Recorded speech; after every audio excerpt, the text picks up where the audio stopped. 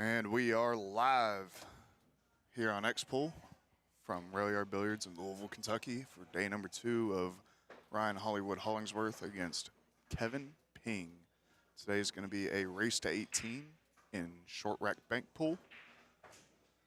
Ryan won set number 1 yesterday playing 9-ball. I do not recall the final score, but today if Ryan wins, we will end. If Kevin wins, we will have a day 3. Steven, you want to go ahead and take it away, my man? Yeah, man. So yesterday was a little bit of a rough one there in the middle patch for both players. They weren't playing their best, and I'm pretty sure they both knew it. Final score was 35 to 31, and it stayed really, really close all the way up until that final score. Um, there was a little bit of an exchange at 9-7, and then we pretty much went game for game all the way till about the 20 game mark. Um, a little bit of an advantage for, uh, I believe, Kevin up 26-23, 26 all, and then from there it was just kind of a couple instances where neither player was doing anything great. They're winning games, but nobody's creating a big advantage. And there at the end, Ryan was just able to sneak away with the advantage. So it's been an interesting match so far. Um, and I think it's going to get even more interesting today because I think this game favors Kevin, in my opinion. We talked about it a little bit yesterday. No favorites here, just going off of what we know. We we believe that Kevin may be the better banker of the two, but after some of the mishaps he had yesterday, is he feeling good? Because it's a pretty big part of it is just feeling good. So you never really know what's going to happen on these matches like this. It looks like we got the serial ball roller himself, Mike DeLotter, in the house. And rolling those balls better than ever. Only joking. Only joking. So correct me if I'm wrong, Sean, if you're still there, but I believe today is going to be a race to 18. Is that correct? I think it is. He may be working on some other stuff outside of the booth, but I believe it's a race to 18, and it's going to be a straight race. No wait, no games given.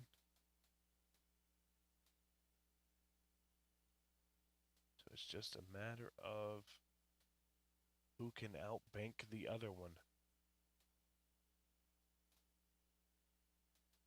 Should be interesting.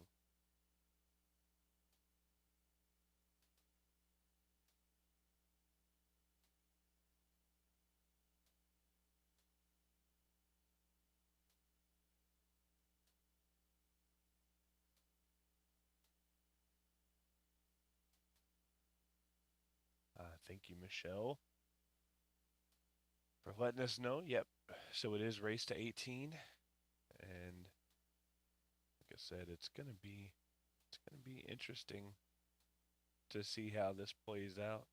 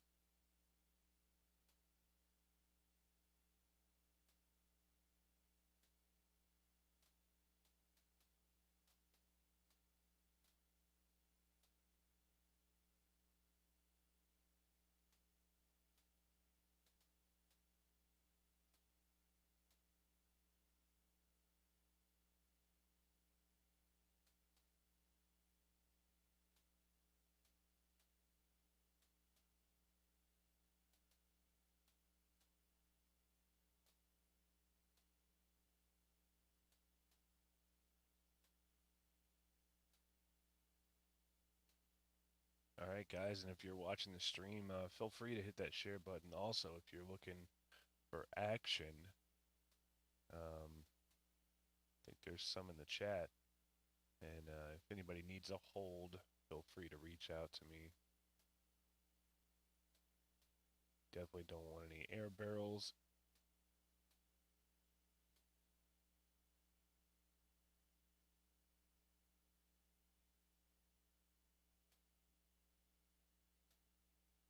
I think the guys are going to be starting here in just a few minutes.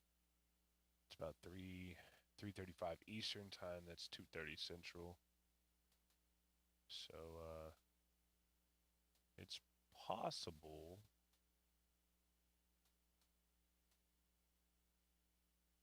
that they may be starting around 4 Eastern, 3 Pacific, or 3 Central.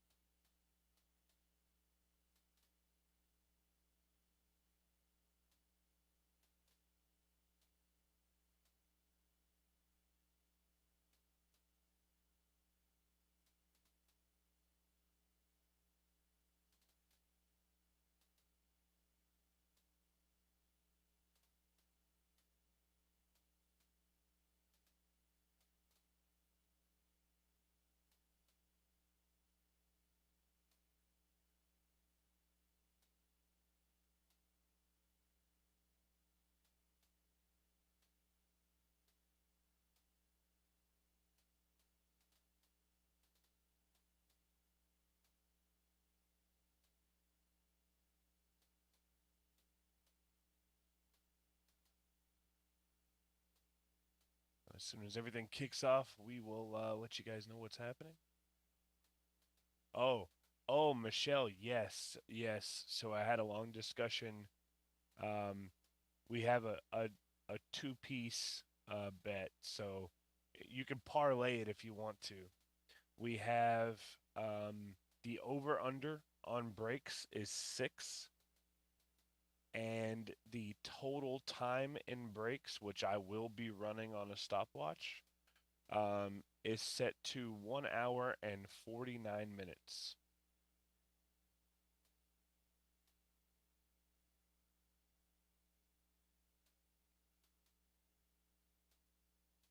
So over under on break 6, total time 1 hour 49 minutes. Parlay it.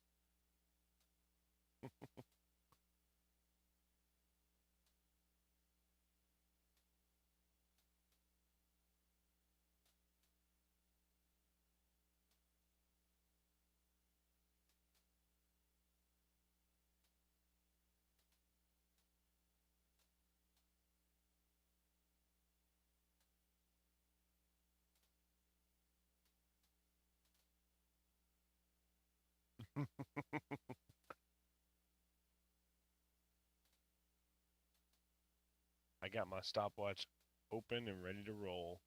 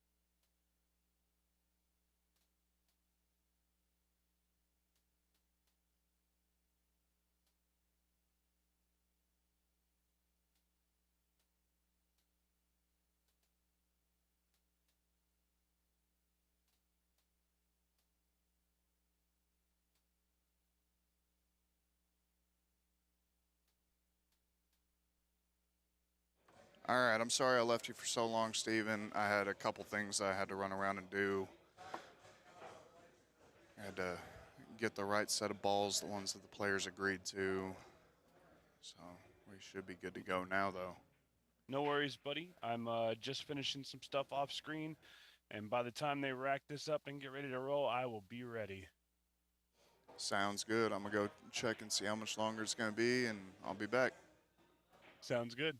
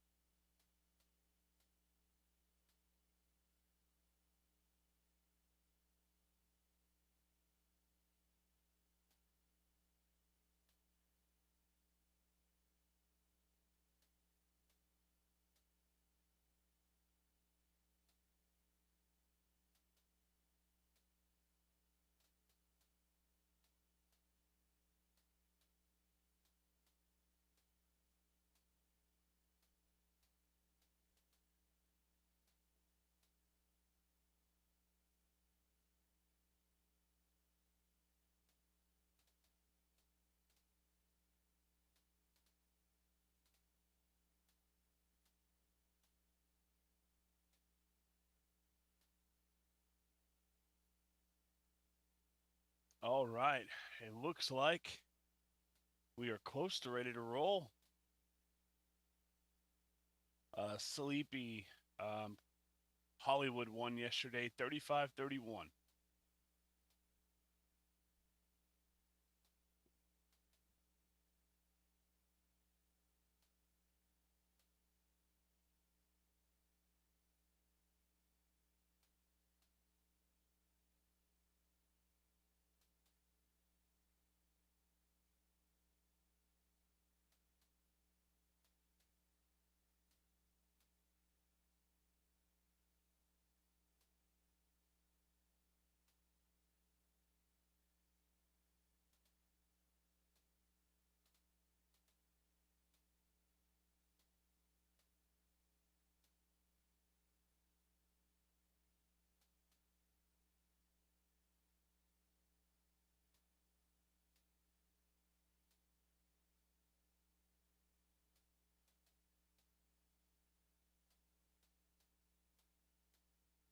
All right.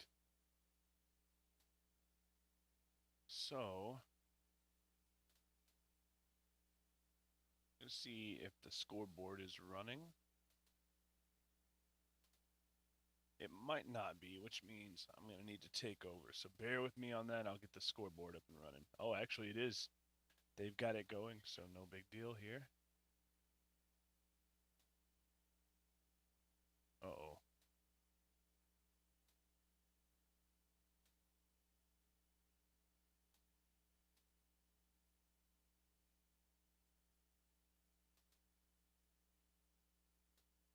That's a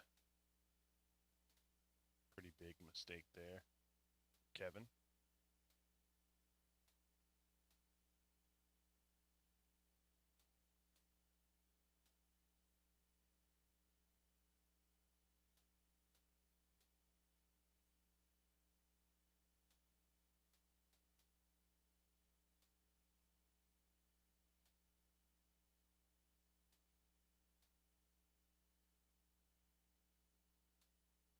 as it stands, Wayne, right now it's just myself and Sean Denny doing the commentary.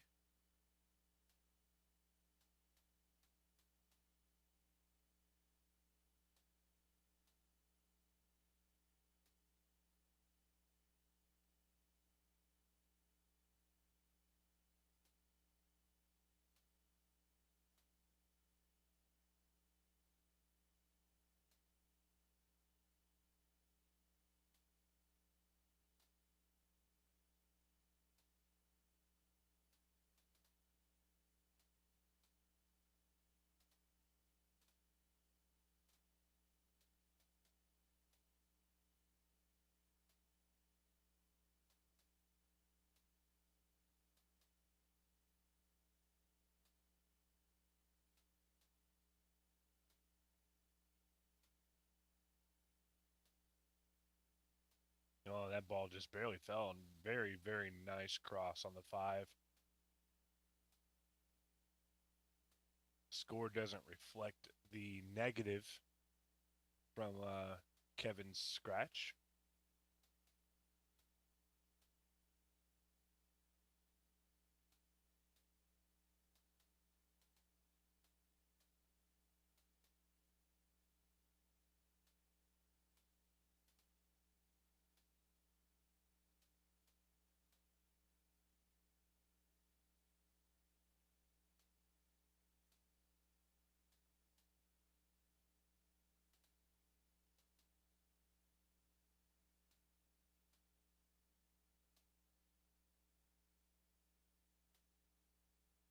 Oh, and it's a lot of things that went wrong right there.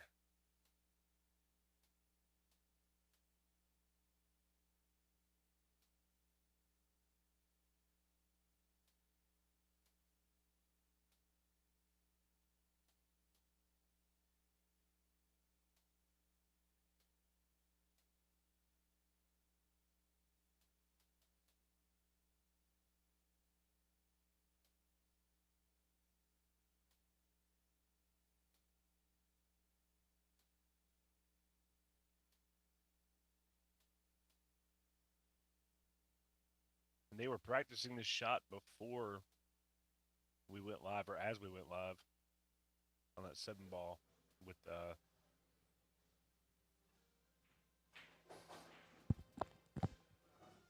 no luck. So there's a good chance that we might have seen him try that had he been making that in practice.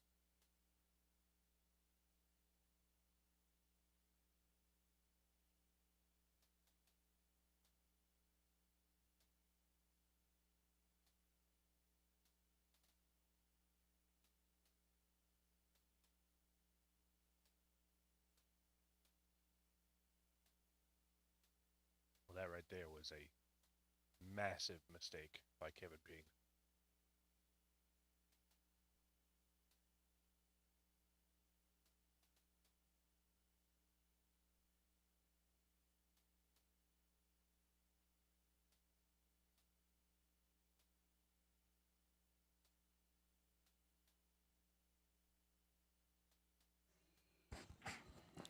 Hello, Mike DeLauder here. Hey, how's it going, Mike? Hey, what's up? How you been? Pretty good, man. Well, I'm happy to commentate with you, and we'll hopefully we can get some knowledge to these viewers. You know what I mean? Yeah. Well, I mean, you are one of the best bankers in the business, so we got a pretty good outfit here. Huge mistake by Kevin there just a minute ago, trying to follow that ball or trying to stop the cue ball and just following it right in. Huge mistake.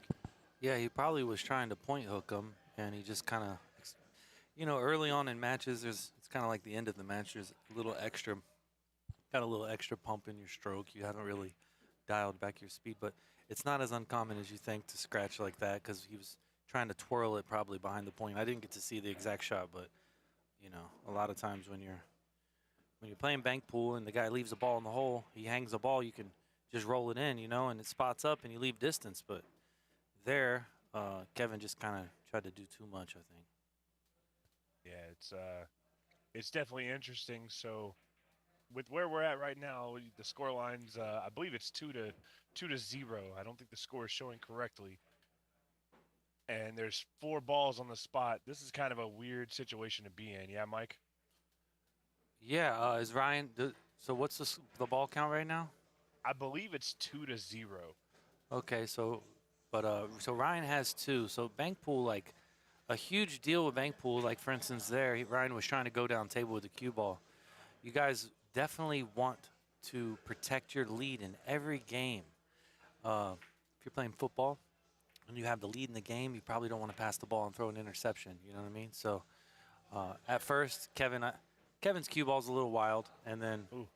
I also know Richie taught me when I was younger. He's like, Mike, when you're in the negative, even if you lose the game, you still want to make the correct decision and break your opponent down and try to let him know the style you're representing. Kevin's kind of a little bit of a gunslinger, so is Ryan. So I think the person that's going to win this match is the one that's the most patient. On a dirty table like this, guys, the straight backs are not nearly as an ally for you. You know, those straight backs are going to be 50% tougher in most cases.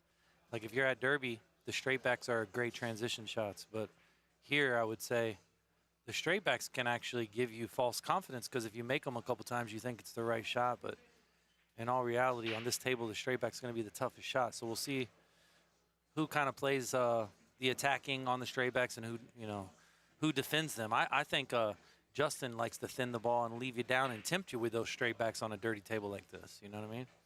So.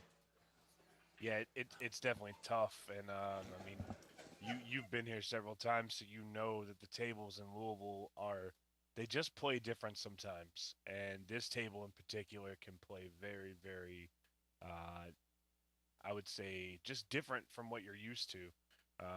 It's also a pretty tight table, so it's tough.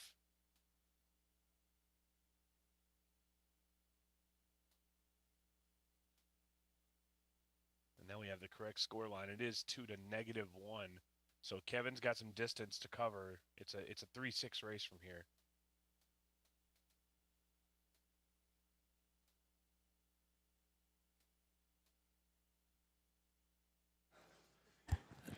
Sorry, the Janik just came up to me, so I had to buzz off there for a second. So yeah, Kevin plays the 4-railer there, but you got to realize he didn't really protect, right? So when you play banks, guys, if you don't have like a 75 or 85 percenter, you really want to focus like totally on the cue ball. A lot of times these types of shots that you shoot kind of desperately, you give away your position. Like right there, that's a high percentage shot for Kevin, so I expect him to shoot it and kind of freely go about landing wherever he may, you know. Position wasn't perfect, but the entire key is on the tough shots. You want to play more cue ball, and you want to leave your opponent funny looks, if that makes sense.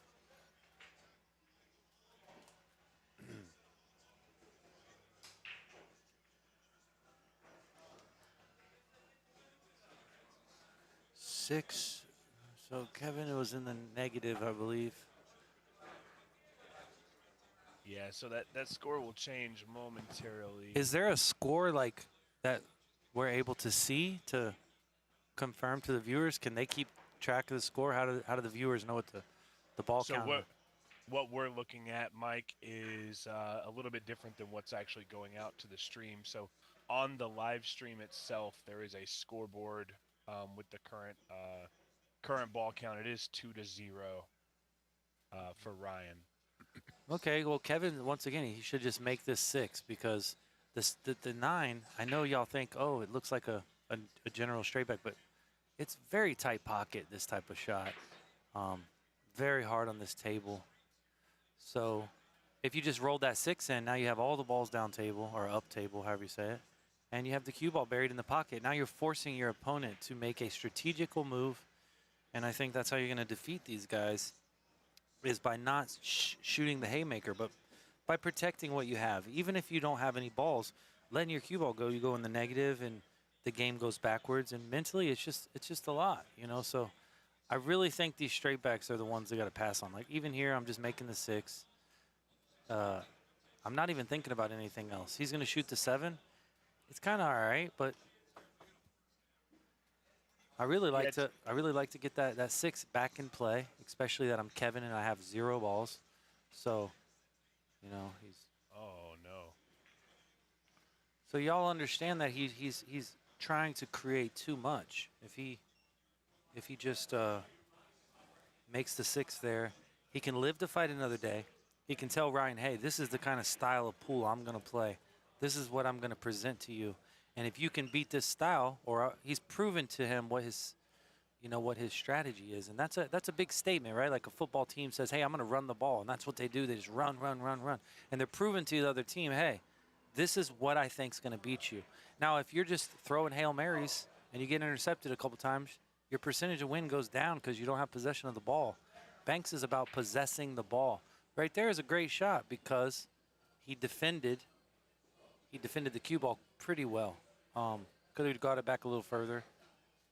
But back to that 6 again, That 6 should already have been in the hole, Kevin's he's a young man. He's an attacker. He's also a father, and he's a avid bank pool player. So, I mean, I look to see him as he learns the game more. He could be one of the better players. I know he's one of the better ones in his region. Yeah, I think it's a little tough for him because, so for one, his back's against the wall. Ryan won the first set yesterday, so he has to win this to keep the match going into a day 3. Yeah. But also, I think he's the favorite in a bank game, and we know he's probably the better banker, but making decisions that aren't good for the game you're in, the situation you're in, could cause him to lose this match. I mean, I don't necessarily 100% agree. Kevin banking, like he loves banks more than Ryan does probably. But Ryan's actually more seasoned, and Ryan's been at Derby I think we played Derby 18 times together. And Ryan's very seasoned with the strategy. I think he doesn't shoot as many desperation shots.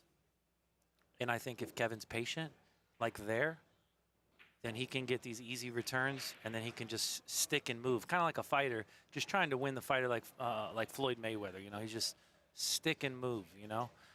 It's these types of shots that he just shot, leaving it out in the middle of the table. You have to be more detailed and try to get that ball on the rail, because when you're playing bank pool, it's the guy that gets you froze first normally wins the game. When that cue ball gets froze down the table, it's a way different look than it is when you have a whole ball and your body's comfortable and you're laying out on the table. So, yeah, another big part of bank pool is measuring distance to that end rail. And I think Ryan's going to do that better, 100%. You know what I mean? Look, you see Kevin's cue ball? Came off like another. He got lucky. If it don't hit the point, it comes out 2 feet. My point is if when I play Justin, his ball's frozen, my ball's off 3 inches, that 3 inches comes up at the end of the match. So, yeah. You know what I mean? It's a huge part of the game you're expressing to your opponent, this is what I'm going to do to beat you. And they have to, counter you. And normally Kevin just pops them in and he's going to run his opponents over, But Ryan's a formidable defending a player, so I think Ryan could I don't know who the favorite is, but I feel like Ryan's definitely, he's showing patience. This is fun to Ryan. I don't think this is fun to Kevin. Ryan enjoys this little style, and then he wants to prove to you that he can break you, Kevin kind of plays the same style no matter who he's playing. He doesn't really adjust his gears. He's just more, his way, or you know what I mean? Ooh, yeah, it's that chess match mentality, right? You wanna just prove that you can put your opponent in a position that will literally cripple them. Yeah, you got to make them understand, hey, I feel you're weak in this area, and this is why I'm playing you this style. To where if you played certain other players like that, you might lose. You might have to be more attacking of a style. But on these conditions, I'm trying to tell you, this shot right here, you got to smooth it. You can't hit it hard. You got to smooth it, or it's going to stiffen up and hop off that rail. See, just like that. Oh, my goodness.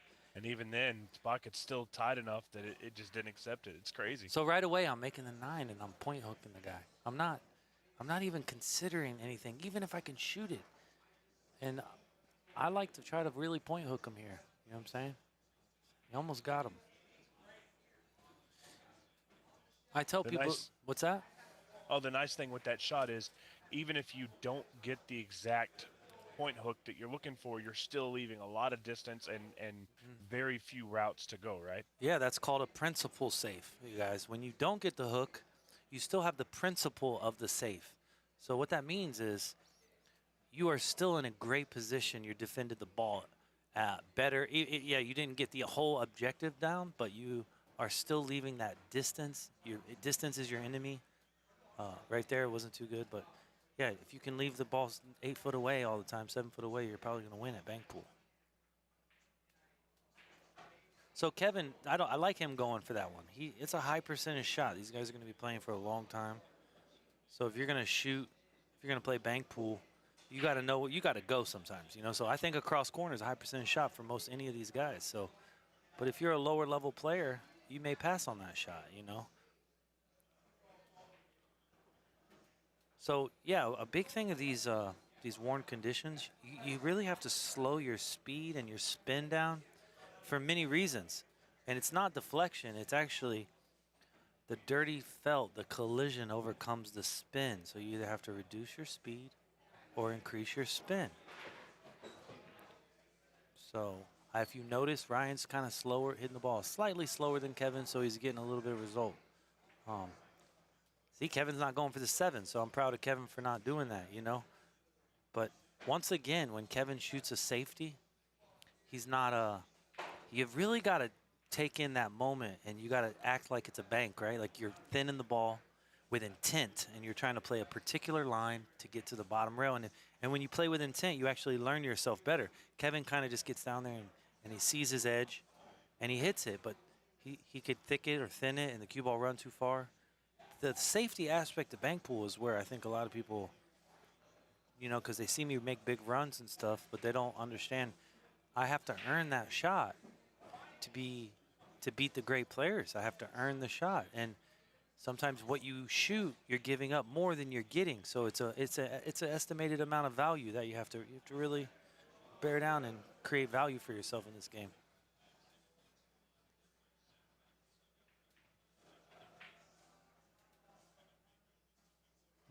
Good attempt there. Yeah, you're exactly right, Mike. It's a lot like one pocket. You know, you see the highlight videos of the Chohans and the Billy Thorpes making these great outs, but what you don't see is the 37 shots before that where they're slowly pushing things in the right direction to where they can even make those runs, right? Yeah, And like it's the same thing with banks. Sometimes you have to slowly position yourself to make the runs. in straight pool, they call that key balls, right? You're like manufacturing balls to breakout balls, right? Like you want to manufacture balls. You rearrange furniture to create the maximum value for your run, you know? Having a backup break ball is a great idea. If you get out of line, you have an insurance ball.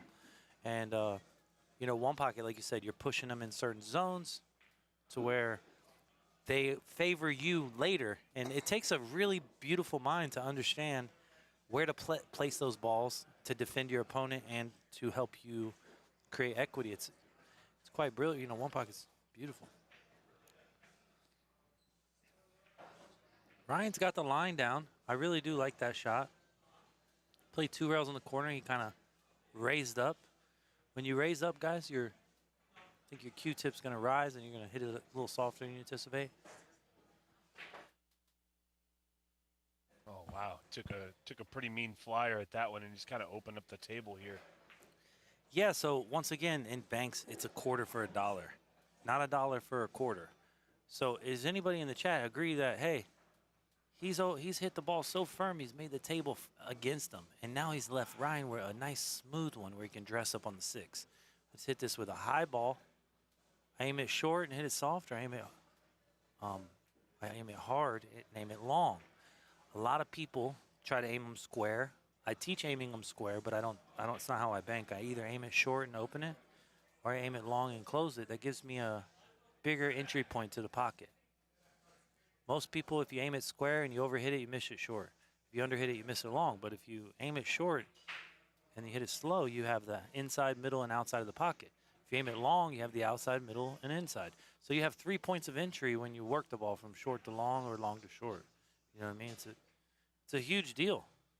If you're not aware of how to work the golf ball when a tree's in the way of your line, unfortunately, you're going to hit that tree and you're going to put yourself at a disadvantage. But if you could play it around the tree or above the tree or below the tree, you have different options. And that's what Banks is. It's being able to play all of those options, if that makes sense. You know what I mean? Yeah, it's definitely one of those games that, you know, anybody can look at it and say, "Oh, I can bank the ball. Let me try this." But there's so much that goes on around not just shooting the ball, but positioning for you, positioning for your opponent, positioning of the balls. There's so much that goes into it. Yeah. That until you get on the table with a high-level player, and even then, Experience it. if you're on the table with a high-level player, but you're not picking it up, they're not telling you anything, you might not understand it to the point that, you know, you would need to even be, you know, I guess. Yeah, I mean, you have to have a threat. you have to have a brilliant mind to see the future of the because you have value in each ball in each zone of the table, and you have your strengths and you have your weaknesses. So where you place the ball allows you to work off, you know, you can defend your weaknesses and you can apply your strengths. But if you can't position the balls and understand what you're good at, it's going to be hard for you to put them in the correct spot. When you first start playing bank pool, you just kind of randomly go down table with the cue ball. You don't really know where the object ball's going if it finishes. Now I feel like, you know, I'm going to hit it like right there. You don't want to overhit the 6 and leave this cross side. So he did a good job there. So he defended a lot more than just an average player, because an average player just goes to make the bank, and then wherever the 6 lands, nobody knows. Well, it's probably going to leave a duck that way with that mindset, you know, eventually. You know what I mean? So. Yeah, absolutely. And just to answer some questions in the chat, so the total up for grabs, as far as I'm aware, is 40,000, which is 20,000 a piece. They've split that up into sets, but if it goes 1-1, if for some reason we go to a third day, then they're going to be playing for all 40. So no matter what, somebody's walking away with 40K on this one or more. There may be some bet behind the scenes that we don't know about, and that's between them. But yeah, lots of money at stake, and it's nice to see players like this who aren't the champions of champions putting up a little money and putting themselves in action. It's pretty nice to see the action come up the way it does. Hey. What's up, bud?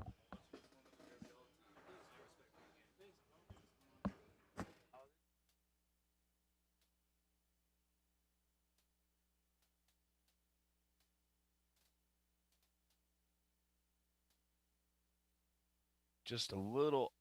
Oh, wow. That was really nice.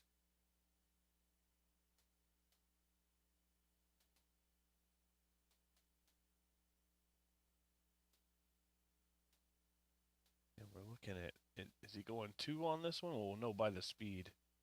He might just be trying to squeeze the 1. But now he's going for the 2, and it's going to straighten up off that second rail.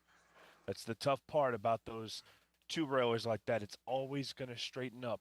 It's not always going to straighten up, but if you play it with outside, listen, guys, on Derby, that ball not going to straighten up. It's going to lengthen off both rails because of the slide, right?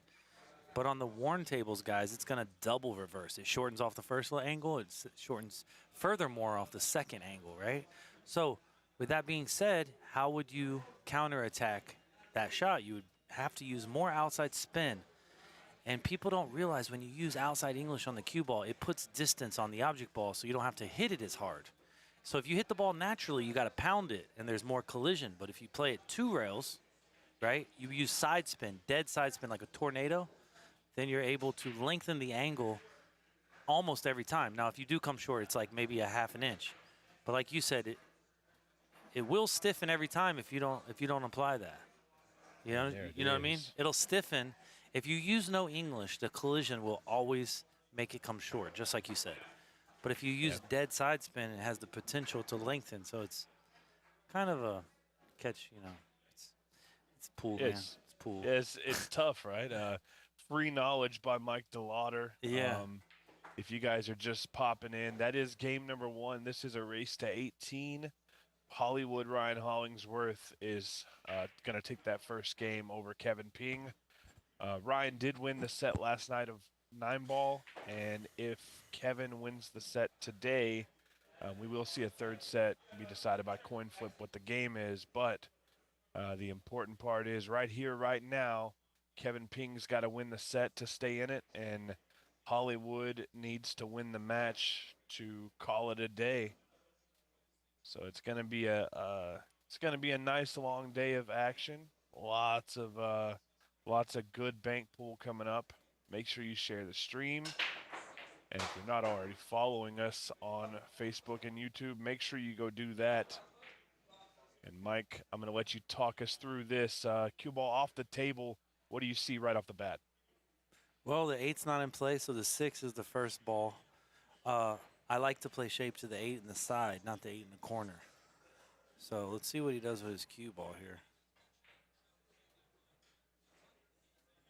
So he did good there playing the 8 in the side, because you guys got to realize the side pockets are much bigger than the corners. And people are like, well, man, can't you hit that rail going in on the corner? I was like, yeah, but not on these tables.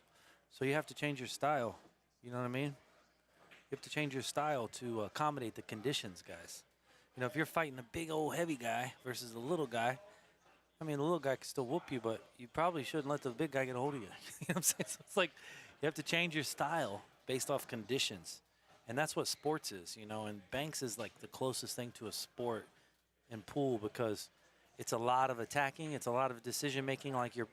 It's almost like your teammates are the balls, Instead of the coach teaching the team, he's just, you're the coach and the balls are the teammates. Maybe that's kind of weird, but it is true, though, No, it makes sense coming from a fight fan. I'm a huge UFC fan, and I get what you're saying, because every opponent is going to have a different strategy. And different strengths as well.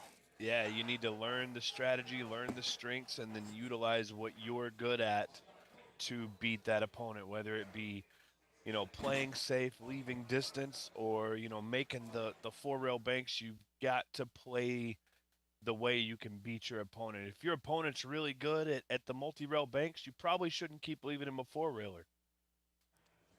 And you should definitely slow your speed down to where you protect that 4-railer. Most people, they don't defend the 4-railer because they've hit the object ball too hard. But if you play the correct speed, you actually can play the 4-railer, play the cue ball, and defend all aspects of the table. And once again, free knowledge by Mike DeLauder. Y'all pay attention if you don't know much about bank pool. This is one of the guys that you can listen to that can teach you a lot just by listening.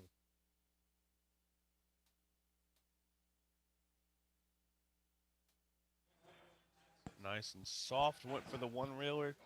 But what did he leave? He left a pink 4, 2 rails in the corner, straight back.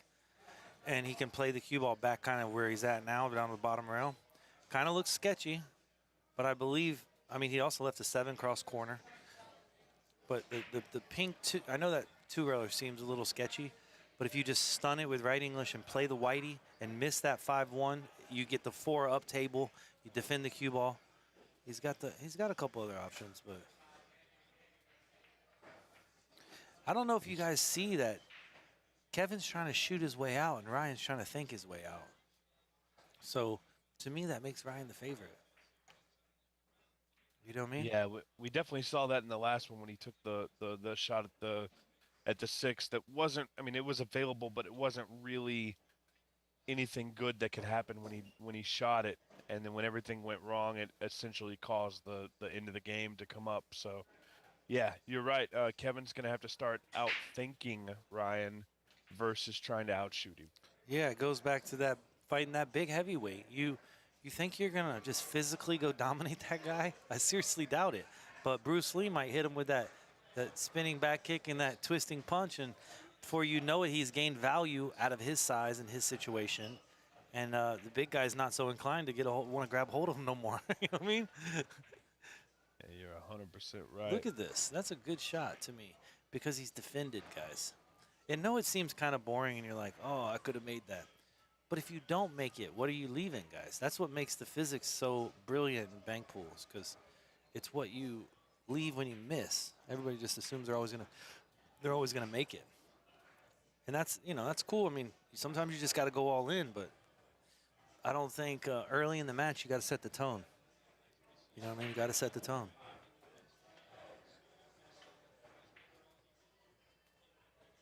Ryan got a little fortunate there.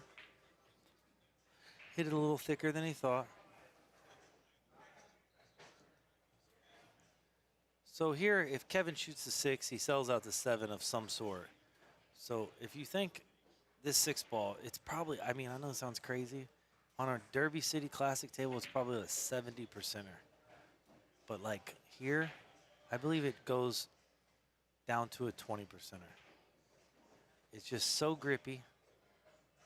And, I mean, you might be able to make it, but when you miss it, because if you're going to play it softly, you got to pinch it with outside, and you're just leaving the 7 dead, straight in if you miss it. And then the 6, you could sell out the 6 as well. I really like trying to maybe, I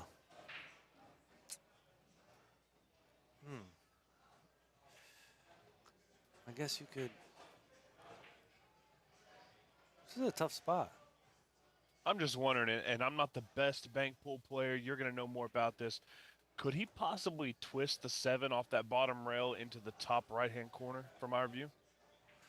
I like both. I think he can make it both ways. So whatever way he can play the cue ball, I think your shot's good. Only problem, if you hit the 4 here, you sell out the whole farm, and you sell out the 6. You know what I'm saying? So it's yeah. So he played cue ball only. That was actually not terrible, but he's left that 6, guys. So that tells me that the 7 wasn't the shot if he's left a 6. Does that make sense? Yeah, I actually thought he might have tried to play forward on the twist bank and try and get down to the bottom of the table. Yeah, but you go down to the bottom rail, you're leaving so much cross sides, so much. It's just the 4 ball, the 2 ball. It's you want to be away risk, from right? the balls. You know what I'm saying? You want to be opposite end. I mean, I don't blame Ryan if he just shoots this, but it looks like a scratch right off the 5. Because you could scratch in either corner off the 5. It's like an identical mirror image. I'm not sure why Ryan made that ball. If I was going to do anything, I would shoot the 6 into like one of those balls and just played Whitey down to the bottom. But yeah, they're both lackadaisical. After they see what decision they're going to make, they kind of just go after it real quick. See how he's thinking right now? He's above the ball. He's got to do all the thinking standing up. Yeah, and we saw this a little bit last night with the rotation set. Again, not down on either one of these guys because they're the ones who got up there and put themselves in action. But we saw Kevin miss some shots that just, not too many players are going to miss. We saw Ryan do the same thing, and it's tough being in these matches because not only is it stamina, but it's mental drag. The mental drag of a long pool set can be really tough. Yeah, I mean, definitely there's fatigue.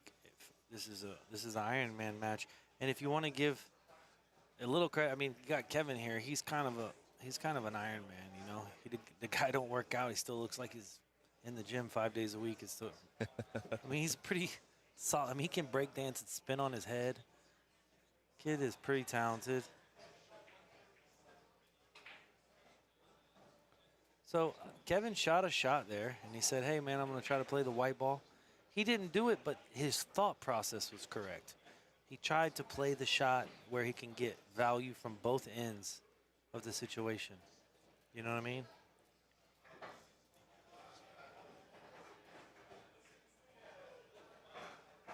Now, let's see whose cue ball freezes first. Every time they go down table, everybody put $1 in and then pick a side. When one of them freeze, you know what I mean? Like, do like a gambling game, because you know how hard it is to freeze the ball? It might not do it the whole time. They might not freeze the cue ball one time the whole set. You got me, Mike. I'm trying to tell you. I'll try the action. That sounds like a blast. Have you ever lagged? Have you ever lagged the ball? I'll tell you, I've only frozen it one time in like 7 years. The lag. I'm just saying it's way harder than it looks. You know what I mean? I'm trying to remember the last time I lagged. Yeah, I lag every time because I want to feel the conditions of the table. When you flip the coin, you get no read. The thing about the lag is when you miss it, when you lose, you've still learned. The coin flip, you just learned you're unlucky.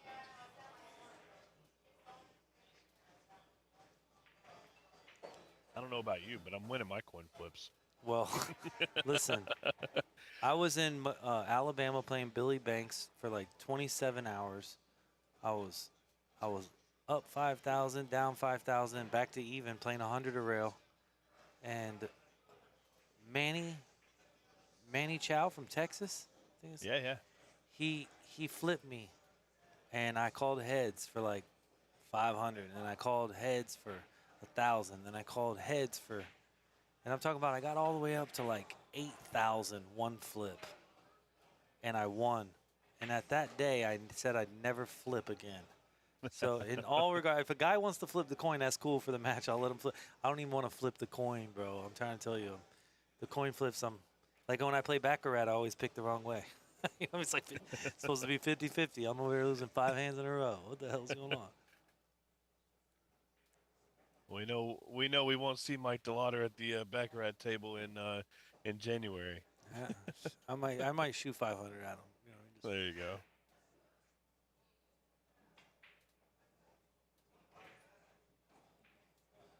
Wow, so he played a correct shot, played a 2 rails, he over twisted it.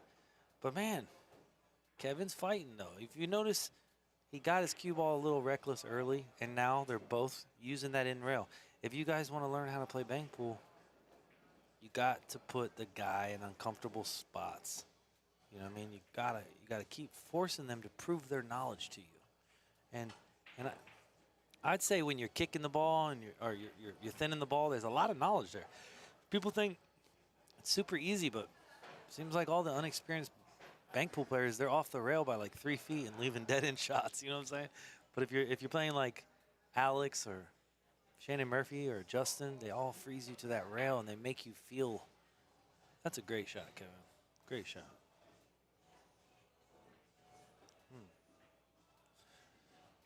Yeah, the last big one pocket match that I watched, or that I was doing commentary on, was Levan Corteza and, man, who was it? It was in this arena. It may have been John Mora, Levan and John Mora, or Levan and somebody. Either way, and I was just astounded by how many times Levan left the cue ball frozen to the in rail on, his opponent's or his side. Like, it was just so easy to watch him do that, and it's crazy how many times players will actually get that freeze playing this game or playing one pocket, because it's so important, especially at the highest level. Yeah, I mean, I think the reason why Levan, the reason why he's able to do that is because he plays on the really worn equipment, so you actually have to have a big stroke to get it there. I think it's easier for those guys to kind of reduce their stroke on the new conditions, and it makes it almost like effortless because they're used to really having to work the ball, if that makes sense. You know what I mean? Them dirty conditions, shooting certain shots is very challenging, but when you get on Neufeld, it like glides. You don't even have to use the whole stroke, if that, you know what I mean? Yeah, this table's decently worn. I think they refelted it just before the Federer and Shane rematch, and it definitely hasn't been changed since then, which was, what was that, back in June, July, maybe, something like that, maybe even before that. But yeah, it's definitely got some wear on it. The ball still turns pretty well though.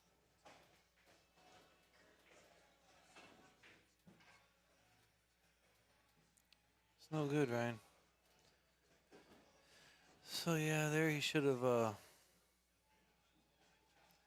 just kind of defended there. I know the 2-railers seem enticing, but you're almost destined to leave a cross side there. So yeah, that was a big shot there for Ryan, because that put him back to even from the one that he owed.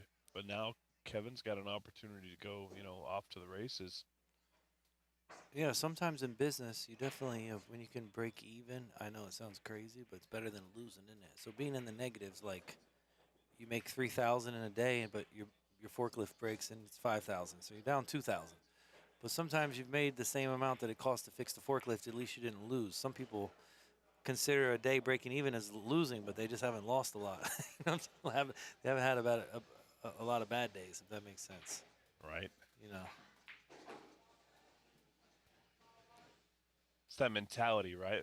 Like breaking even kind of feels like tying, kissing your sister or whatever you want to call it. Until you've lost, and I mean, like say you're an irrigation guy, and you bust a pipe, and now you got to pay for that, and it cost you more than you made.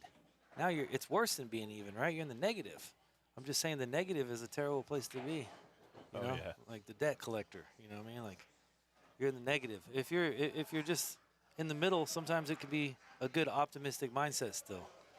But when you're going backwards, it feels like you can't get out of it, if that makes sense.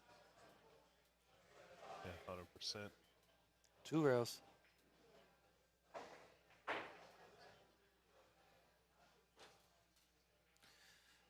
This ball most likely will come short. You called it.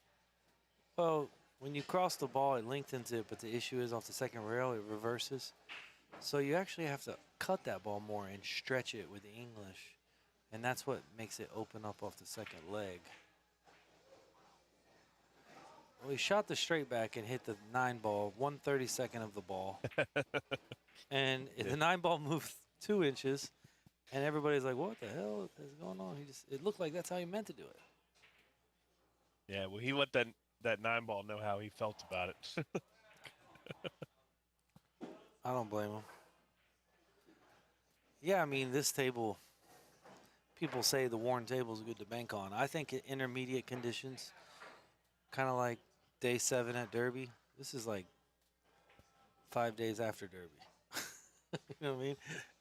Super worn.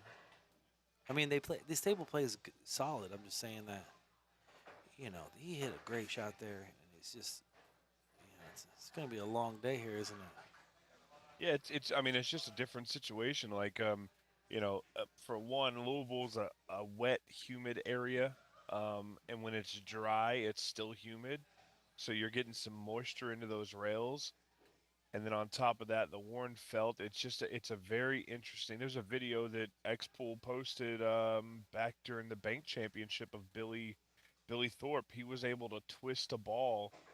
I want to say he twisted it all the way up by the 3rd diamond, and it twisted back and came back down to the corner. So, Yeah. I mean, Louisville's it's a different animal when it comes to banking the ball. It's got, you can do things here that you can't do anywhere else. Kind of just like down at Buffalo's. You can do things on that table Florida's the same. at Buffalo's Florida's the that same. you just can't do in other places.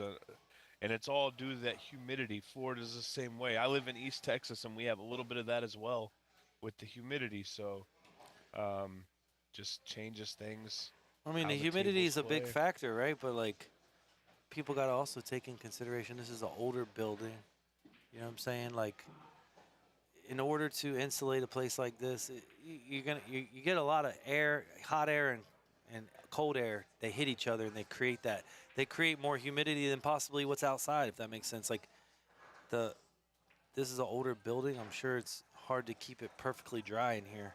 So I think that's going to make it break down more. But, I mean, there are ways to prevent the humidity from coming inside. But you have to have, like, dehumidifiers and stuff like that. Or you could have heaters under the tables.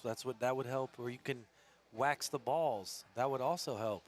Yeah, and actually, if you look probably where you're sitting just to your right up against the wall past the TV table, if it's still there, they have a dehumidifier there, but I'm not sure if it's running or not.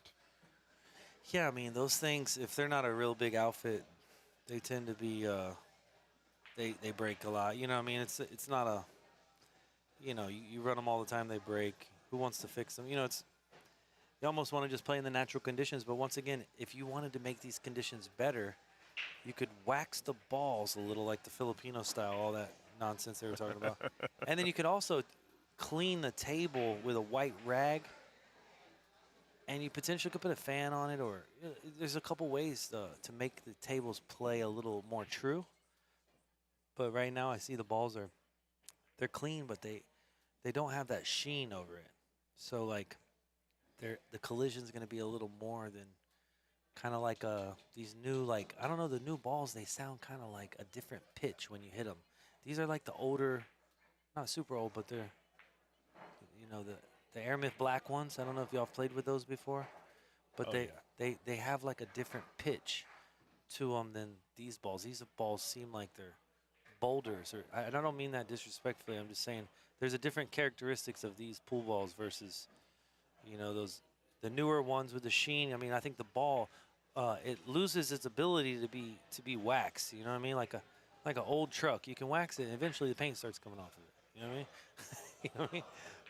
But That's it. You're 100% right. this show is gonna take a while, guys. But I think as you break down these conditions and you decide what style you want to play, I think it's gonna become a more beautiful game here.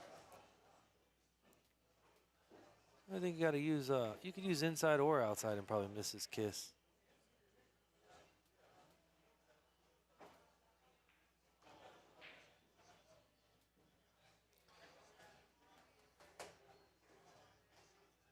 You can tell a lot from like inexperienced bankers when they're shooting particular shots and they're not really sure if there's a kiss there, but they shoot it anyway, and their body kind of shows their panic, I guess. You can kind of see, you know, that's a weakness of theirs. They're not actually aware of the kiss. They're just shooting it, kind of observing it more than executing it, if that makes sense.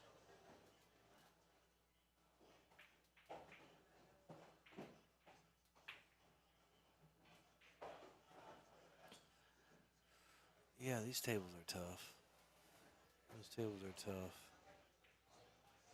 I feel like It's these kind of tough to watch sometimes because you know, especially for somebody like you, you can see kind of what's going on, but it's tough to be able to make those adjustments when you're playing.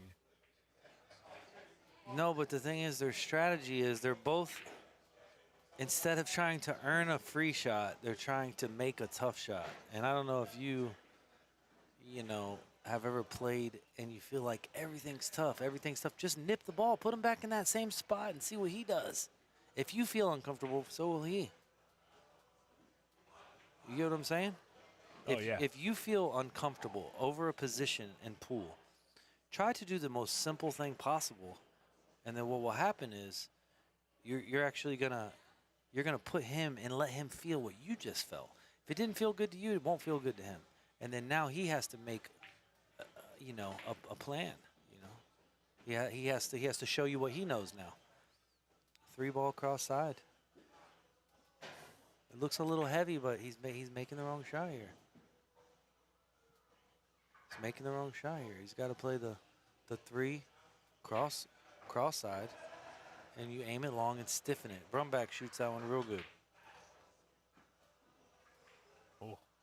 So you see what I'm saying? He's allowed this man back in the game because he's chosen the shot with the biggest angle, which he made Whitey move too much, you know. So when Whitey comes out there, you know you've shot the wrong shot if the cue ball comes out 2 extra additional feet, you know what I mean? So we just given your opponent an opportunity to gain confidence, and that's the thing you can't do with Kevin. He's a young guy. You don't want to give him no confidence. He already wakes up fucking a lot of confidence, doesn't he? So why put him in a position to be fruitful? Yeah, and that's one thing that you can never have enough of as a pool player is confidence. When you give your opponent free confidence, you're giving them the game.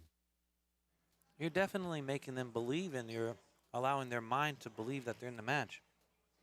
If you take it away, you cripple them. It's kind of like fighting a guy that does jiu-jitsu. I mean, the guy neutralizes all your forces. He proves to you that there's nothing you can do about it. And then he talks in your ear and tells you, you know, you're messing with the wrong one. You know, Now, if you're just fighting two guys that are throwing punches, yeah, those guys are cool, but man, they're not going to have a long career and they're going to be busted up. You know what I mean? Attacking all the time is not the way. You know, attacking when necessary. If somebody's got your family in harm, then you attack with reckless abandon. You know what I mean? You got to attack, right? But you just don't go out looking for that aggressive style. It's going to get you busted being too aggressive on this table is what I'm trying to tell you. And for a guy who was sitting -1 for quite a while, he is now in control.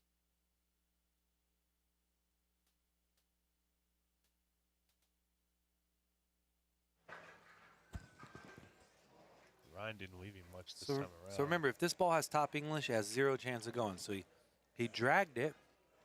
Oh, no. It wasn't going to go, but he had the right. He tried to drag it a little bit, and when the cue ball turns over, it'll produce more collision, so it'll lengthen more. 2 rails in the corner. Just play the cue ball forward.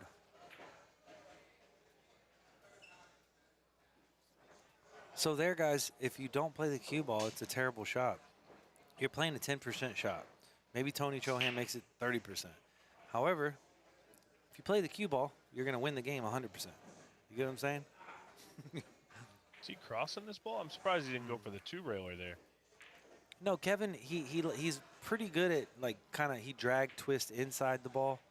On new felt, you can't shoot it like that because too much deflection. But on worn felt, sometimes you can kind of aim that ball up pretty good. He overcut it, obviously. You know, deflection's real. You know, you have to really subtle your cue ball so when it turns over, the object ball grabs the English. I think in that case, it kind of got away from him and he thinned it, so it straightened out. I don't disagree with his shot. I just don't think he executed it very well. You know what I mean? That's going to be a shot where you play at slower speed, where you can get the ball to turn and you can play the cue ball better. This shot likes to go. Let's say this is short.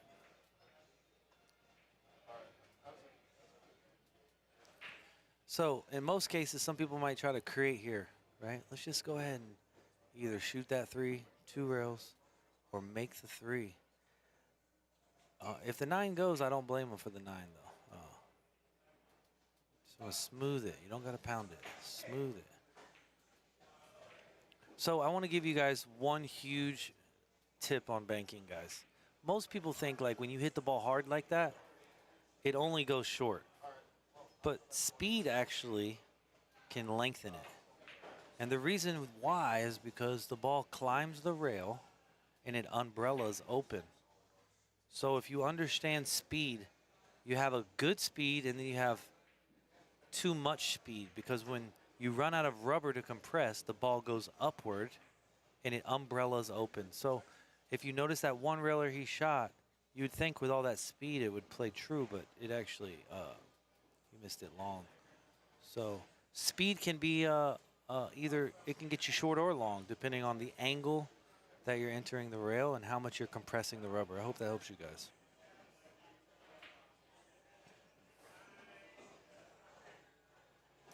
Cue ball, guys. And he hit it hard enough to leave him the off angle. Small percentage of scratching here. Very unlikely, but you want to aim at this ball thick and masse into it. So it takes the English. Everybody misses this ball short, or they just way overcut it. So if you aim that ball thick, your cue ball is going to not move as much. You have a lot more control. When you aim it like that, man, cue ball gets away and you've left the guy another golden opportunity. So Kevin likes to shoot this 1 rail, but to be honest with you, you could also shoot it 3 rails and you could just play whitey. But I don't know if the kiss is there or not. It's kind of hard to tell from here. I think there may be a kiss, to be quite fair.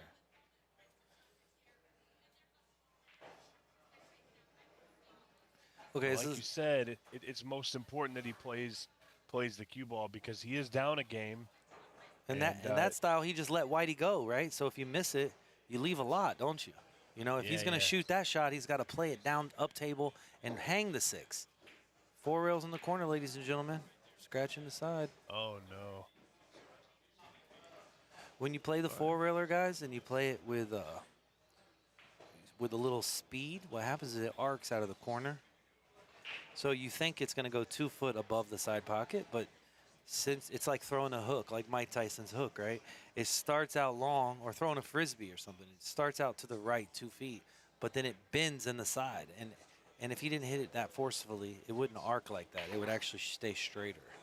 That's why I use the spin, not the speed. The spin allows you to carry distance. The speed arcs the cue ball. So it's like 2 different equations. You know, whether you're hitting it hard or you're using the spin to make the distance. Most people don't realize spin transfers distance to the object ball. I mean, Kevin 1 4-railer away from taking down game number 2, but it's not meant to be there. Kevin with a ball count of 4. Ryan with a ball count of 2 after that foul.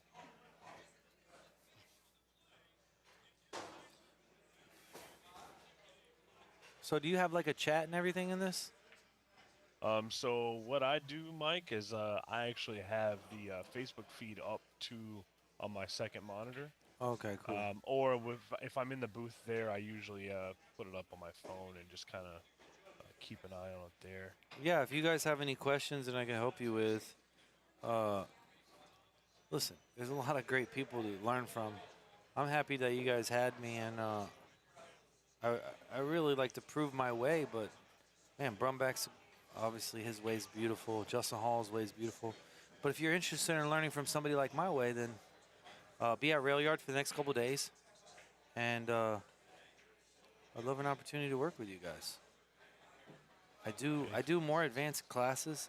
Doesn't mean beginners can't learn from me. I do fundamentals and stuff like that, but I really enjoy the physics and the conditions and the spin and the speed.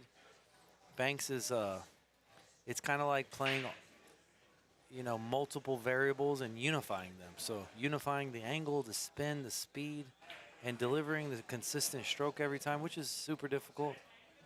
But I'd love an opportunity to work with you guys. I have a couple people here that are interested in doing some lessons. I do like group lessons, like 5 at a time. So if y'all are at Railyard and you want to come up and see me or whatever, it'd be you know, an honor to work with you, obviously, you know.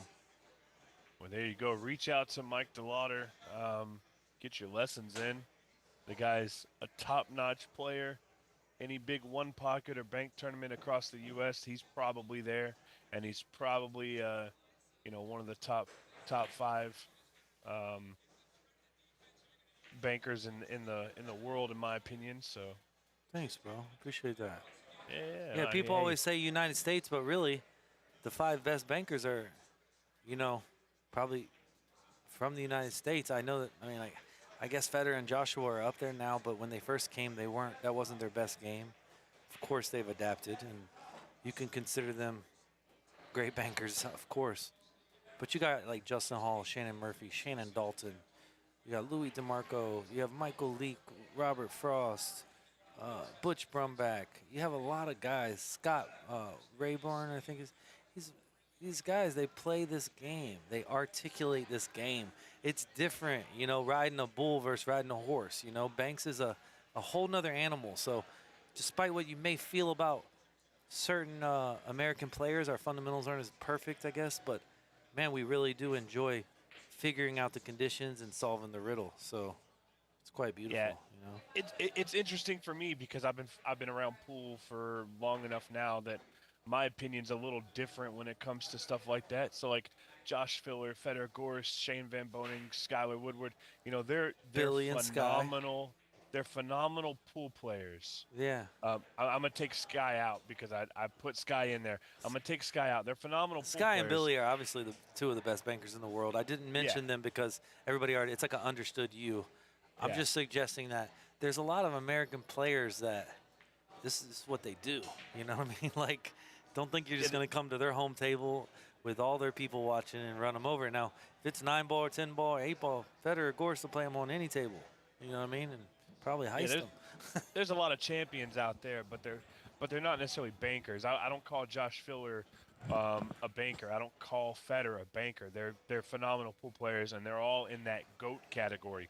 But when you're talking about just people who specialize in banks, Yeah. there's about a handful of them, and they're all from the United States. Exactly. I mean, Dennis is a great banker per se, but he didn't know all the little tricky ones when he first came over here. He obviously adapted because he's Dennis Orcolo. He's a legend. Yeah.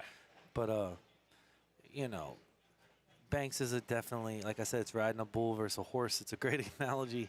You know, it's just a different type of style. You know. But yeah, I'm honored to be here, guys. If I'm gonna try to pull the chat up. If y'all have any questions, you know, feel free to shoot. I don't know how many viewers we have right now, but Well, that's the thing. So we're sitting at 55 people watching on Facebook. I'm not sure about YouTube, but in my opinion, that's not enough. So if you're watching and you like the free knowledge that Mike's putting out and you like the pool that you're watching, go ahead and hit that share button. It doesn't cost you anything. It's 100% free. Hit share. If you want to go the extra mile, tag, you know, a couple of your favorite local players and get them watching. Definitely need to get a few more people in here because there's a lot of cool stuff going on between Mike DeLauder commentary and this great match between Kevin Ping and Ryan Hollingsworth, which now is sitting at the 1-1 mark on the game count. That score will get fixed in just a moment. And the score is 1-1. Make sure you hit that share button because we want to get everybody watching this match. Big break here, and no ball down.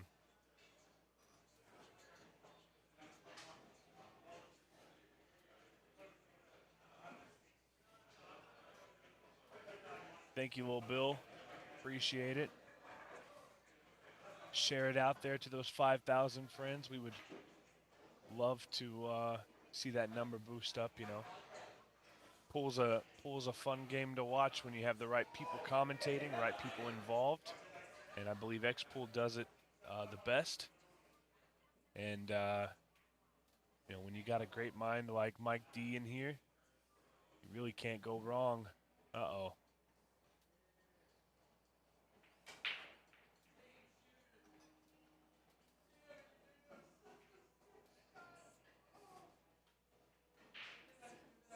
That could have been disastrous, but I think he just turned out okay.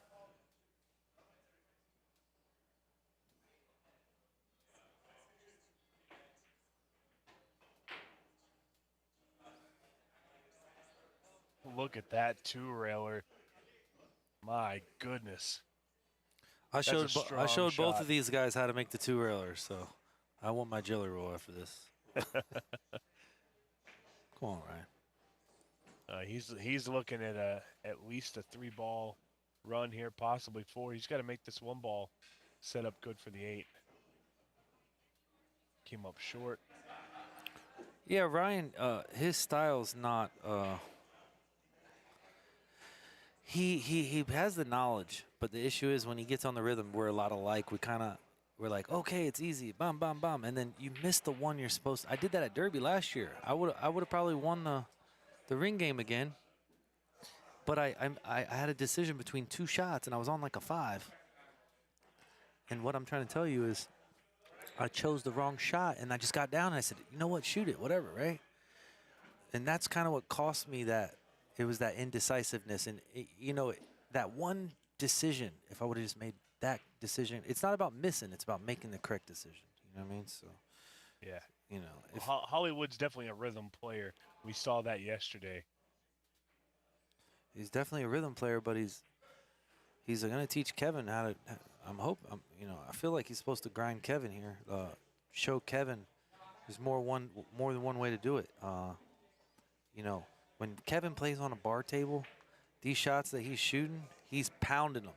And he looks like a monster.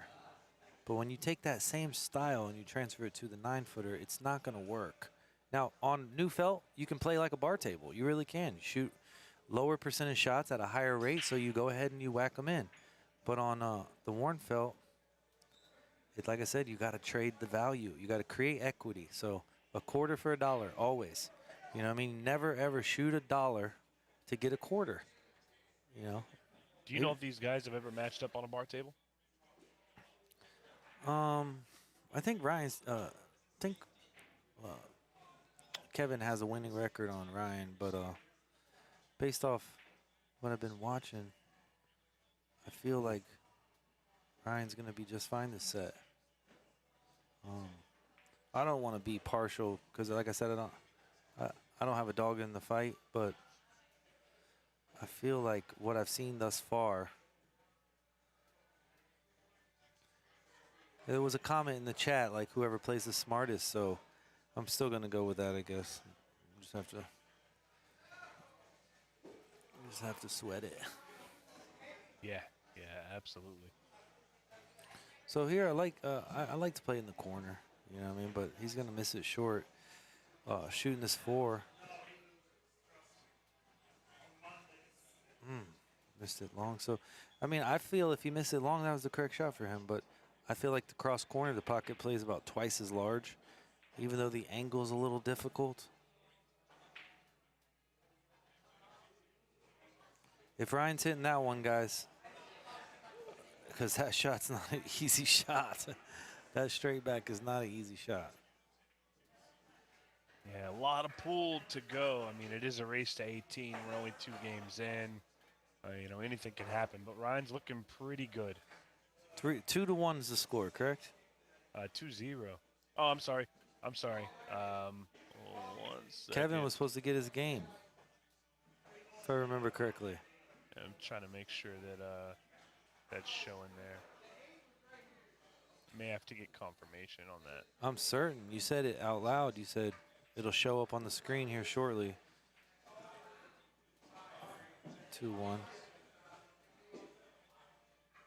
Shoot a message over to our production guy and see if we can get that fixed and get confirmation on it. It says it 2-1 on the live stream, so I think it's okay. Does it now? Yeah. Okay, good. Because I was behind. That's my fault. you remember you said it verbally to me. You were like, yeah, it'll come up here in a second. I remember you saying that about marking Kevin's game. Yeah. I do remember that. Right here. You go for the easy 4? Yeah, on the dirty tables, you have to use a touch of right English, and see if you hit middle ball there, sometimes it'll stiffen on you. So you kind of, when you have a back cut to your corner pocket, you kind of want to hit a little running English. It like reduces the object ball's friction and allows it to track straighter to the pocket. He's been hitting this one pretty decent.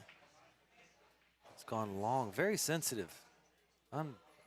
Unreal, that ball barely touched it, just jumps off the rail. I don't know if anybody else has seen it like that. I mean, he hit it like 6 miles an hour. It looked like it came off the rail at 9 miles an hour, which if you're getting a different speed off the rail as you're coming into it, it's probably not going to act the way that you're thinking it's going to act. This is a 3-railer, Ryan. You got to just go ahead and shoot it, bro. 3 rails in the corner, right in the side.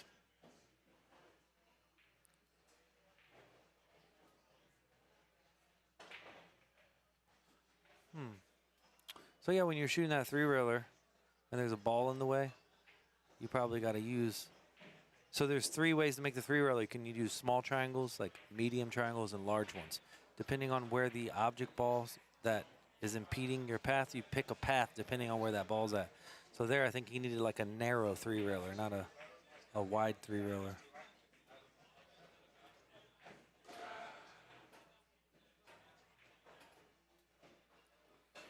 Kevin's popping up. Little run here. He's popping up a little bit, though. If you notice when he shot that cross side, he kind of no, he didn't pop up too bad. But it's just I noticed when you kind of pop up, I think you tend to overcut the ball. You know what I mean? Yeah, I think that's a good call, and I think it's definitely happening a little bit for Kevin. And then, like you said, it's a long race, so. But here's that shot again, guys. You remember Kevin just hit it with center. Holly was hitting it with high. High stiffens it, so.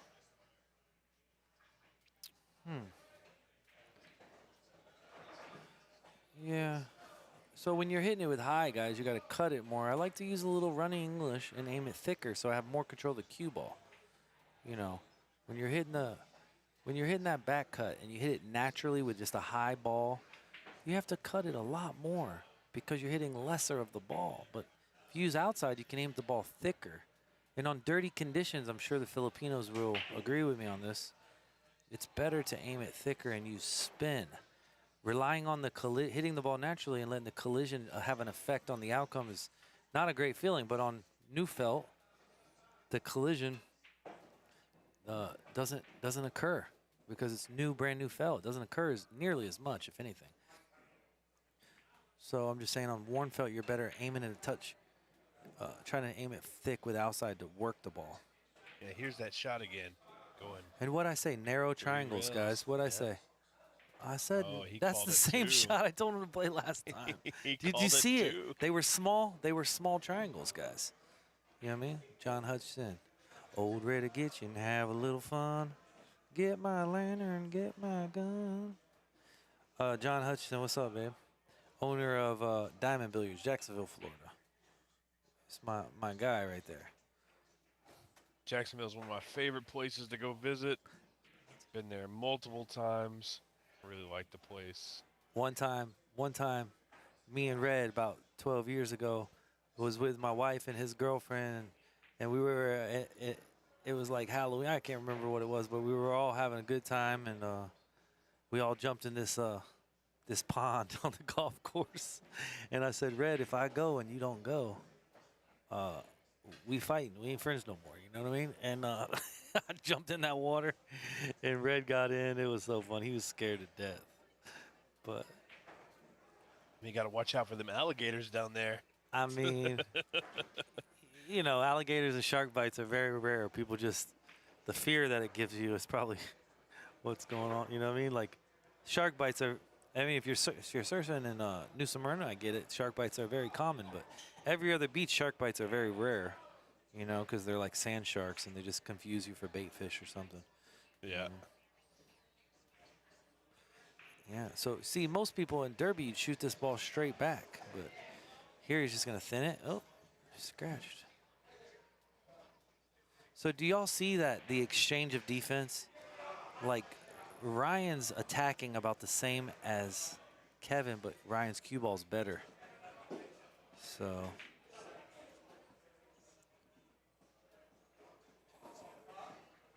And there it is. You talk about the cue ball, getting it close to the rail versus not getting it close to the rail can make all the difference. Think about it like this. If Muhammad Ali, like say you're boxing Muhammad Ali, right? And you're fighting him in a closet. You know what I'm saying? Like, what I'm trying to say is being on the rail, you're very uncomfortable. You know what I mean? You want to fight, you want to keep that guy away from you. You know what I'm saying? But my point is there's a major advantage by putting the guy on the rail, you know. And you'll see over time how it has an effect. You might miscue, you might miss the ball, you might scratch. So there's a lot of things that can happen when you're uncomfortable, if that makes sense. I don't know if my Muhammad Ali hit home run there, but Frankie Ruiz, what's up, baby? Frankie, one of the most improved bankers in America. Frankie, to be honest with you, bro, I'm so happy that I got to play you. And me and Hollywood play Frankie and Neil Jacobs and Derby the last couple years, and we have this rivalry. And I want to tell you, Frankie, I want to tell you something that your guy won't admit to, but I'm going to tell you straight to your face. You have played better than him both years, and if he would play his style, I think you guys have a better chance of beating us. I think he doesn't trust you enough, and that's why you've been on the losing end. You know, he needs to trust your style because, bro, you shoot the multi-railers just like I do, bro. You know what I mean? Down to one. So this ball's close to the rail, guys, so it's gonna stiffen up a little more, or it might kiss. So I think, man, most people overcut this ball.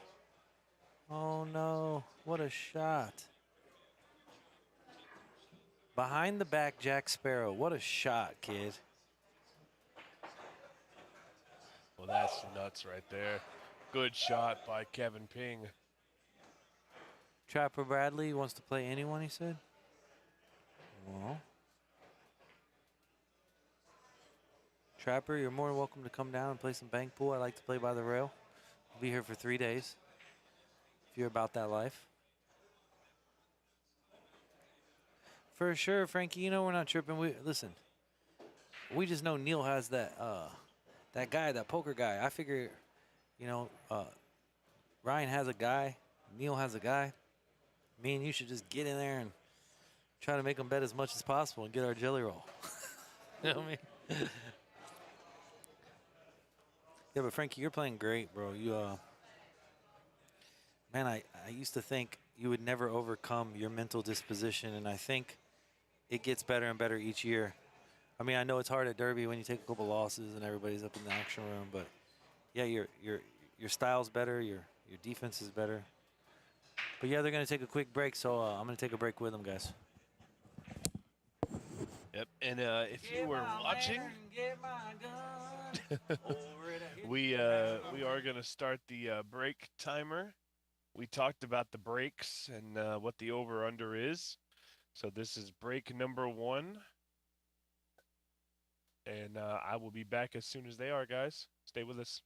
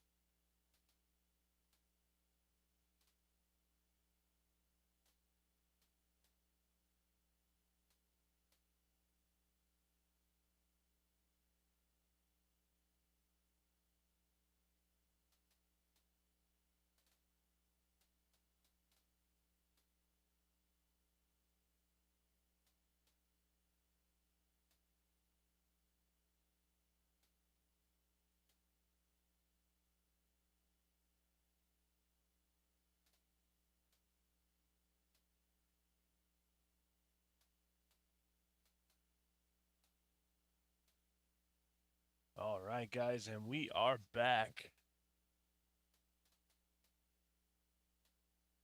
I believe Mike D will be joining us shortly. More Banks action.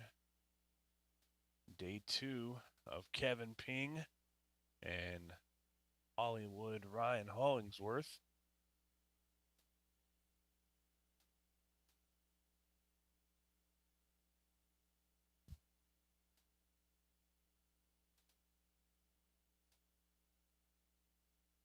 Current game score is 2-2.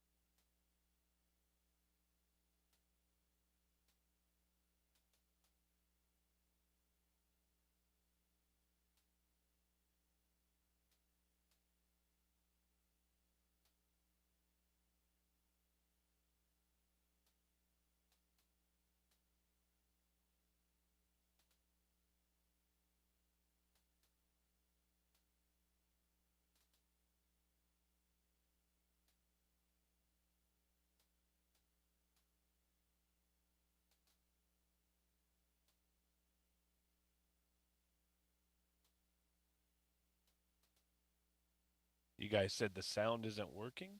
Is that what I'm seeing here? Want to make sure that's correct.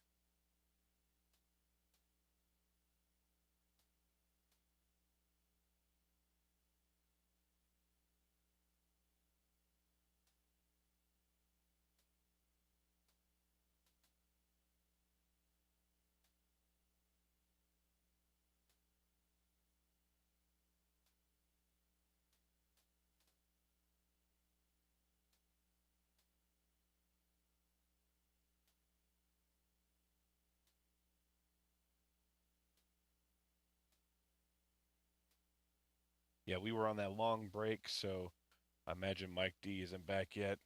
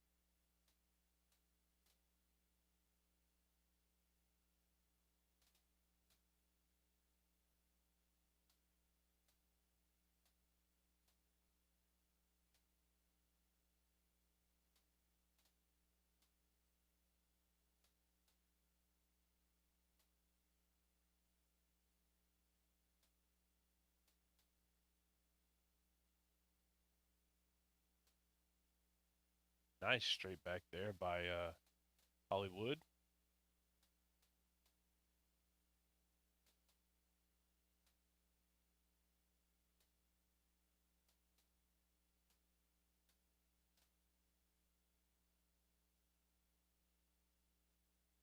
Tried to do it again.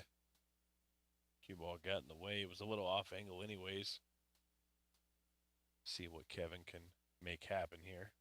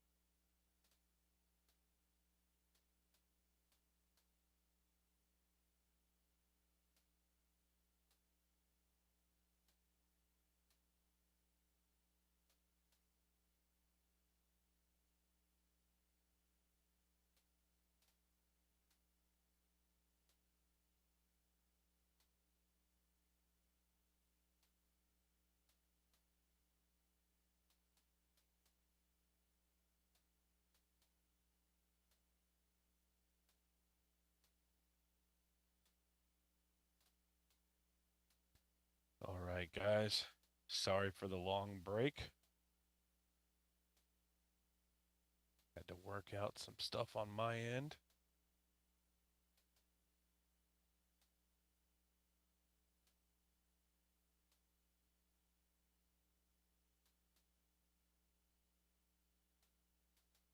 From what I'm seeing here, Kevin has got a game up and I guess has been in control of this match or this game so far, but I may be looking to make the comeback here.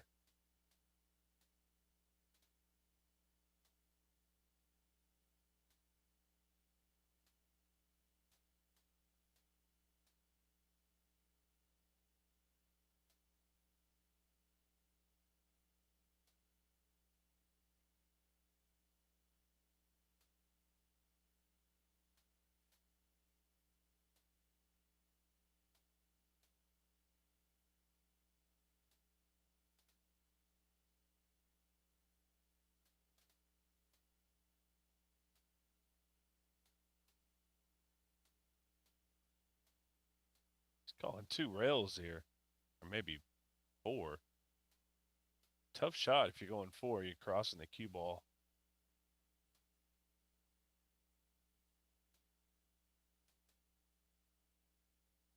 Yeah, just didn't have enough juice on it, and he's left something. Might go 1 back here. Yeah, he tried. Tough angle. I might have tried to go 2 or 3 there, back and forth. But it looks like Kevin's going to have the straight back here, which again is not easy on this table. Might be going 1 cross corner. No. Tried the straight back and didn't quite work out for him, and he's gonna leave. He's gonna leave something.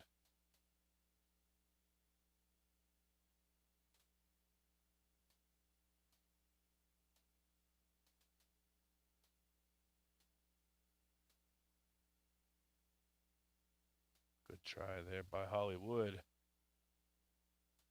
Might try and go 4 here if you can get the angle.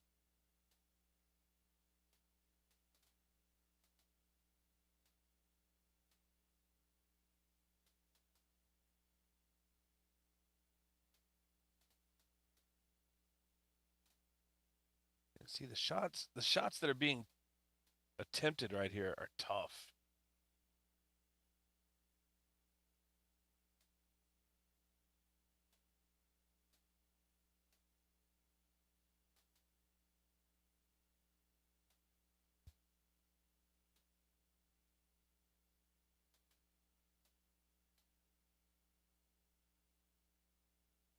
I don't know about this one.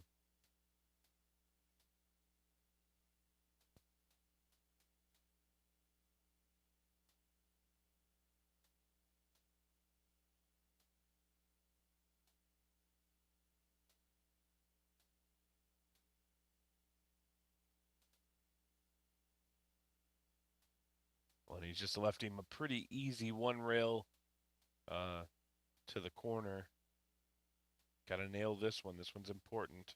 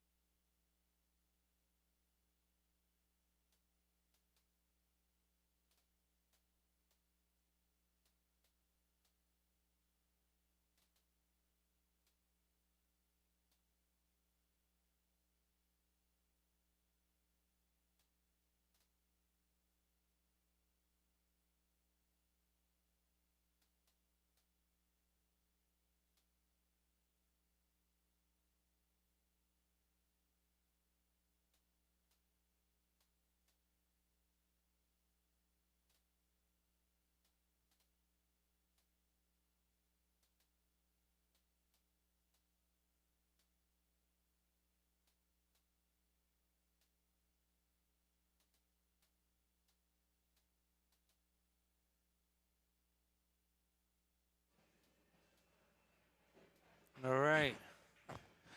I am back.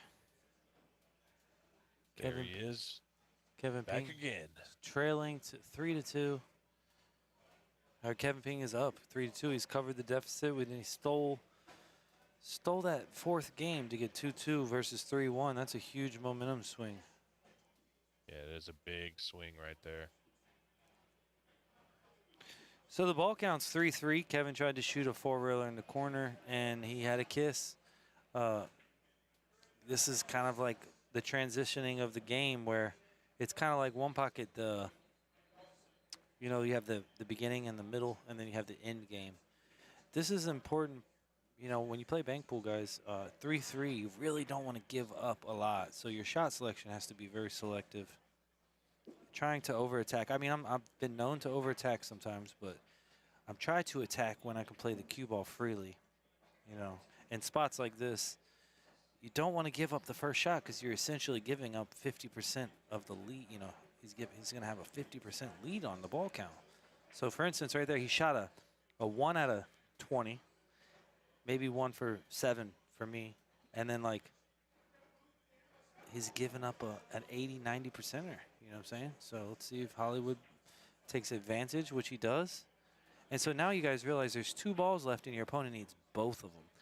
So you're in a huge disadvantage. You've given up. You were just at even money for the day, and now you've lost 50% of the value that you've acquired. So I don't really like what Hollywood did there, because now Kevin can just make the second ball, which is going to put his pawns in play so he can acquire victory. I don't like shooting the straight back here. I like making the 7 and then make Hollywood put both balls in play. Oh, okay. I think I'm watching my phone. I'm tripping. Yeah, you're a little behind there, but yeah. It was an interesting play that Kevin made, you know, going all out to try and make that ball when he knew he was behind, and then Hollywood obviously being able to take advantage and make the ball in the corner and send him up to the top rail and force him to try something. So, but the moral of the story is, like, you're not in the deficit at 3-3, guys. There's no deficit. So if you can neutralize the forces, then if your opponent makes a mistake, you got to account for fouls, possibly clipping the ball, missing the whole ball, ticky scratches. There's so many times where if you just neutralize the game, you'll get a better look moving forward. So something to think about. yeah, something Hollywood struggled with all day yesterday was the break, just making a ball down. He did get one there, but he struggled with it for most of the day yesterday. So looks like he's kind of got that under control, but that is not controlled. He's gonna start off -1 for Kevin's first shot at the table. I need to spot some balls. Kevin needs to spot some balls. Yeah, he does. There it is. He needs to get his coin out, guys. I want to speak to you guys about keeping score. I would say most people that play one pocket, I think they're very good at understanding how to play the score.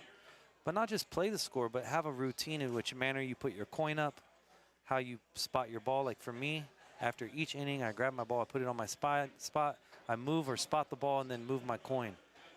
I want you guys to consider having a routine in how you keep score. When I play 9-ball, I try to move the coin right before I break. Sometimes people double jump and they move the coin twice. I think you'll really like. If you have a way that you do every time, you won't have anxiety. Oh, did I move my coin? Or, you know, and sometimes you'll cheat your opponent on accident because you forgot you moved it. You move it twice, or sometimes you'll cheat yourself. So the whole point is, and you have to have a plan in how you want to keep score. So I hope that helps you guys.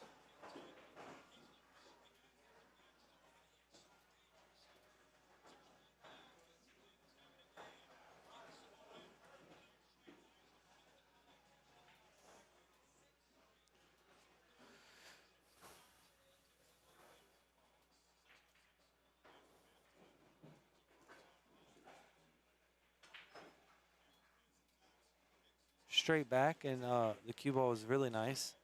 I think he's probably going to try to take on the 8 here. You really want to get low on the ball, aim it short, let the draw stretch the angle. Now, Brumback would tell you to stiffen that ball, but unfortunately the 9 was in the way now to stiffen that ball. So it's very important to be able to work the ball both ways. Like, for instance, the 9 impeding you from your stiffening angle, you would want to play it from short to long, which you would aim at the bottom rail and open the angle up.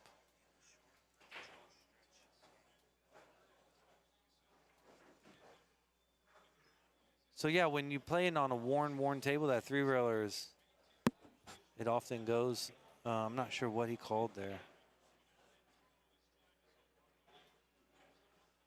Patience here, Ryan. There's no need to shoot. I knew he didn't have a shot. So incidentally hitting that ball, taking on too much of a tough shot there. You know, now you've given your opponent a free look and letting his stroke to, he's kind of building his confidence. It's like,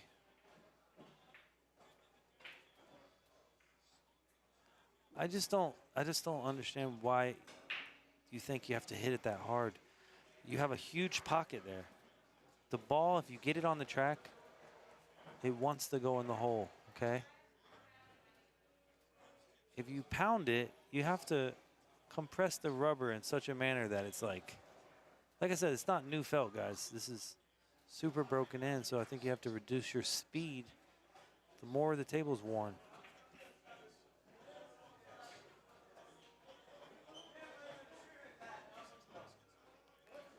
So yeah, I mean, some people would consider this match, you know, these guys are actually excellent banking ball pocketers. I think Ryan's strategy is a little better, but if you notice, Kevin's cue ball tells a story, doesn't it? It tells a story. And the story is that he's focusing more on the object ball than the cue ball. And once again, when you're in a low percentage situation, you want to embrace the cue ball more. It'll set you free. Yeah, this is getting tough. How many balls we got on the spot here? 8, It's a 7 or 8. ridiculous amount. 3, 6, 8, I think. It's all 9. I don't think I've ever seen all 9 before. All of them on the spot. This is interesting. I've counted it twice, and I've counted it by color, so I know it's 9. That's crazy. So look at this shot here. You only want to put one ball in play, and it's a 3, and you want to duck the cue ball down by that chalk.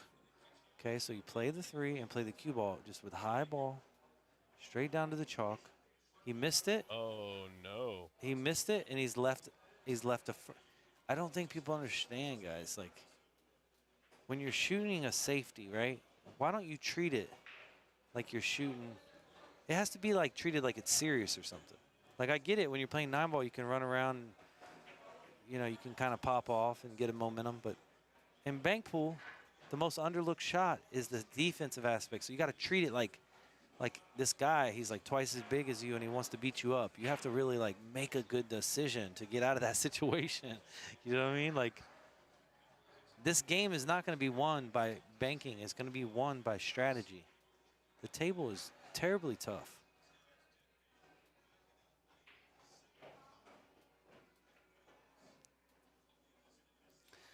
The only problem shooting this 4 rails like Ryan's probably going to do is you can't play the cue ball. He's going to run into the stack and leave a duck. He's going to go off the 3 into the 5. Okay, I like that shot, Ryan. It's okay. Play Whitey back down table. You know, that's showing experience on Ryan's behalf. He's elected to shoot the shot where he can play the cue ball and leave his opponent in a very precarious position.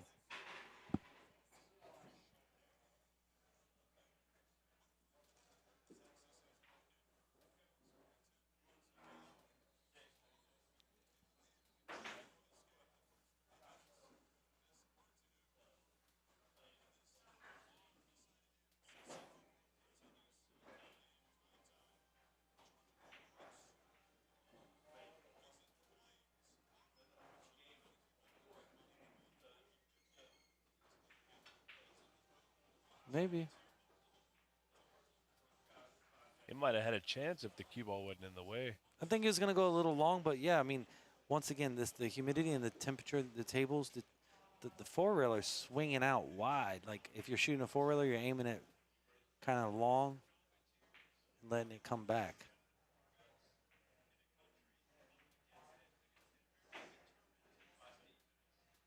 But on Neufeld, guys, I'm aiming the four-railer short and letting it open up. So here's the speed, right? If he pounds it, it could just come straight across. You got to just smooth it. I'd give that a 9 out of 10. Listen, he could shoot the four-railer right here, but look, he knows the table's tough. And Ryan's elected to even just, I would have point hooked him there, but Ryan's elected to put him on the bottom rail. Now he has literally nothing but the top part of the ball, which I would say in bank pool, when you leave the guy on the rail, even in 9-ball, you leave him on the rail, just tend to miss him every once in a while. You just don't contact enough surface area on the cue ball for it to, for it to be easy. Well, I'll tell you, and it's no disrespect to man, I think Ryan is playing his opponent a little bit. He knows that Kevin is going to go for something, and he's hoping for an open up shot. He's hoping for him to open up the table and give him an opportunity to run some balls. Yeah, the term it's called earning the shot. You know what I mean? Like, it's kind of just, I know you said you were a big fan of fighting. It's kind of it's kind of like a guy throwing a couple feints at you to get you to make a read, and then now he's got you out of position, so he's able to earn a shot at you. Where if he was just throwing one shot singularly at a time, you'd probably counter him. But the feints kind of give you reads on him, and now you can earn a punch that you wouldn't have gotten if you just were to throw the punch at the beginning, you know? I don't know if that makes sense or not. No, you're exactly right. And now the table's opened up a little bit. There's not a ton of opportunity. He's going to try the straight back on the 5, I'm sure. Yeah, but can he protect Whitey? It appears that he can. He can hit like a low stun, aim it long, and stiffen the ball, and play Whitey around. I play like just below center, aim it long, and just play Whitey around.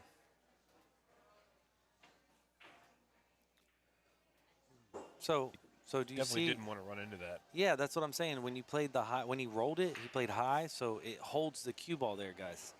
But if you play a low stun, it kind of like zings around. It looks like Hollywood's going to have a shot at the 9-ball across side, and he'll be able to protect the cue ball a little bit by just trying to play it low. Obviously, you'd like to create distance, but No, I think you're supposed to play to make this and try to dress up on the 8. I agree with you that. So when you're playing bank pool, you gotta, I consider this a high percentage shot. just a little short. Do you know the But ball? he did. Do you know the ball count? It is 2 to -1, Ryan. Okay, so Ryan he rolled that ball, and I think what was so beautiful about that is that he took a ball out of play, didn't he?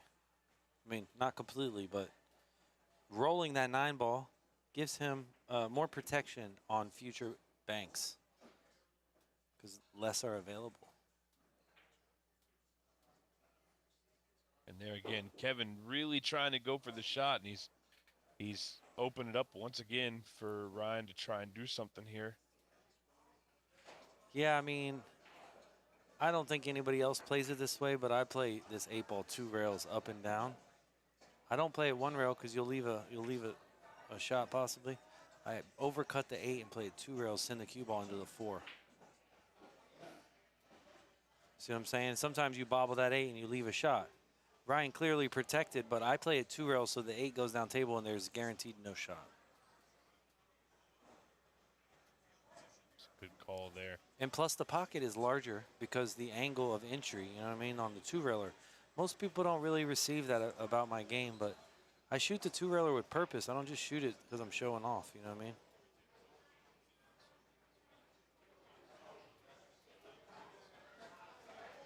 Now, what do we have available here?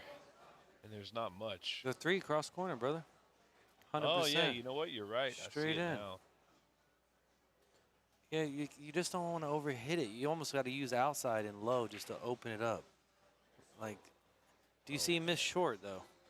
He's got to slow his speed down, or he's got to increase his spin, because the conditions are turning the ball short more than opening. So it's kind of like fight versus good versus evil. Uh-oh, he's moved those balls around. I'm probably going to play the 9, 2 rails in the corner here, under the 8. If you can avoid the scratch, that's definitely a good attempt at it. Yeah, I don't think there's no scratch, and I think it's only thing is you're going to sell the cross side on the 1. Maybe Ryan should keep it simple and just roll the 7 in, put the cue ball down underneath the 5 there, because the 9 is protecting every bank going to the. You understand? So, but he's trying my shot. Let's see what happens.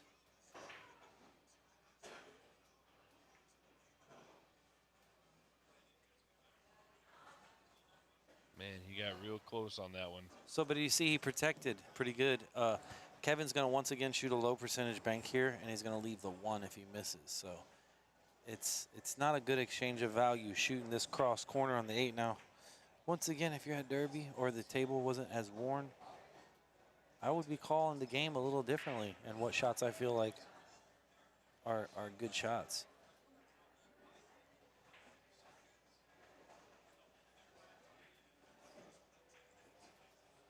So look, he just sells out the 1 straight in. I understand he's thinking, oh, I'm going to make that. But on this table, guys, and I know it sounds terrible. I keep saying that. It's not. It's not like the owner's fault or not. It's the table's playing tough, and this is what you want when you're playing for 40,000. You get to really see what they're made of. You know, if you're playing on a 5-inch pockets, you're not really learning much about your opponent, are you? Man, what a shot to overthrow that ball. That was a big angle to open up. So for me, I think most people miss this ball short about 3 inches, like 9 out of 10. Yeah. Well, you know, on that cross side, you got to aim it a little long and kind of hold it with the outside. You know what I mean? Most people think you got to stretch it, but Billy hits it with left, the opposite way you would think to hit it. But zoom. Almost made that one. And Ryan's playing this the smart way, because not only is he playing his opponent, he's kind of saying, oh, okay, I can leave him a little something because I know he's going to shoot at it, but he's also playing the score line pretty well. It's 3 to -1.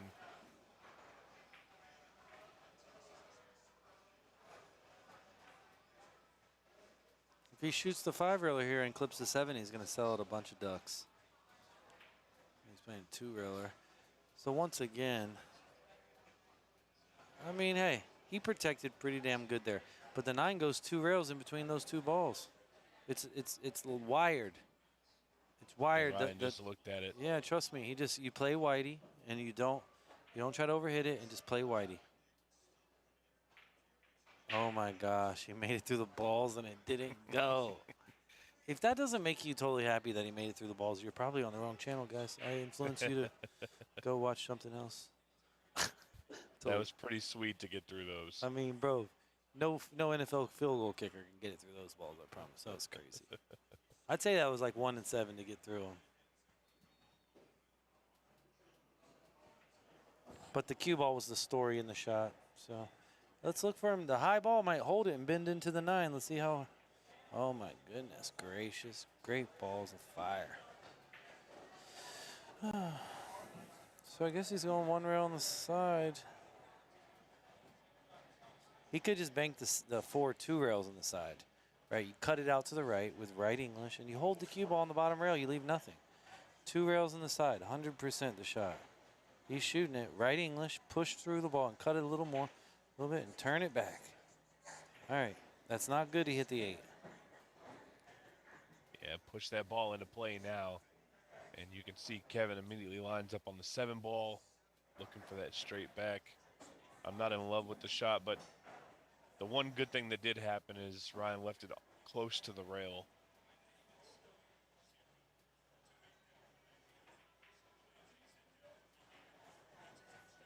This game's now over, guys.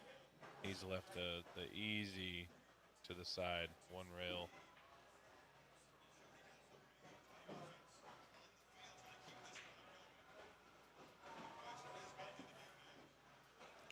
Two rails, guys. Same shot he just shot.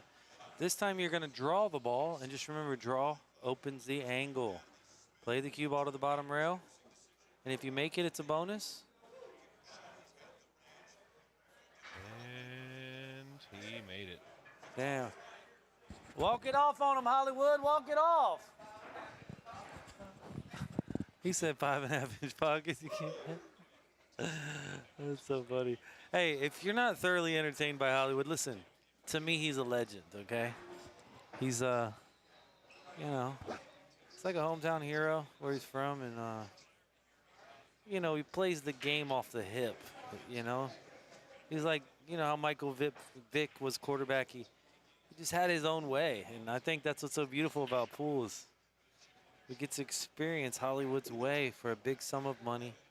Kevin Ping's a young player.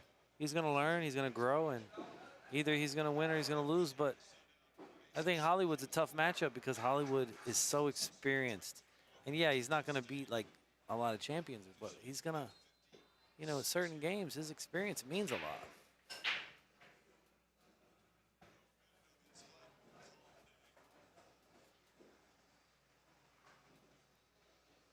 So my first question was, somebody breaks like that, do they play 9-ball?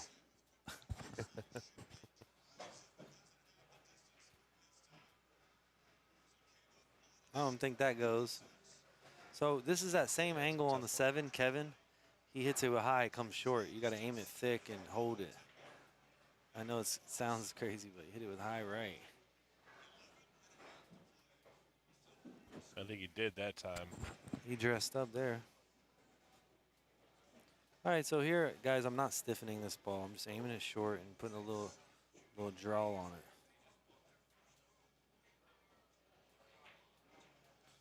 Do you see what I'm saying? Don't y'all realize, like, when you're banking, if you ever watch Shane bank, he puts draw on the ball on the symmetrical angle, and that allows him to hit it square. It allows him to hit him firm. And he's actually puring the cue ball. When you hit center, guys, it's like super sketchy, right? It's a big area of miss. But when you're at the base of the ball, I believe you can truly hit the ball the same every time.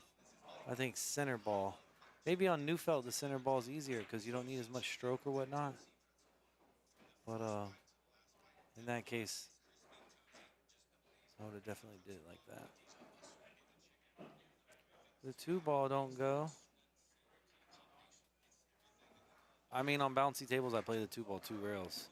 I think Billy makes it 1 rail, but I shoot it 2 rails.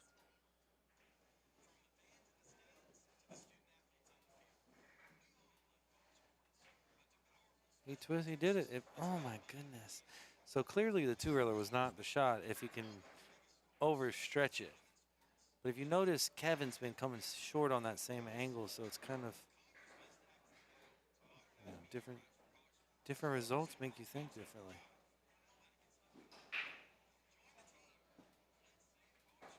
Kevin's just getting down on, you know, these guys don't really look at the line, the angle that it's going into the pocket. They kind of have like muscle memory, I guess.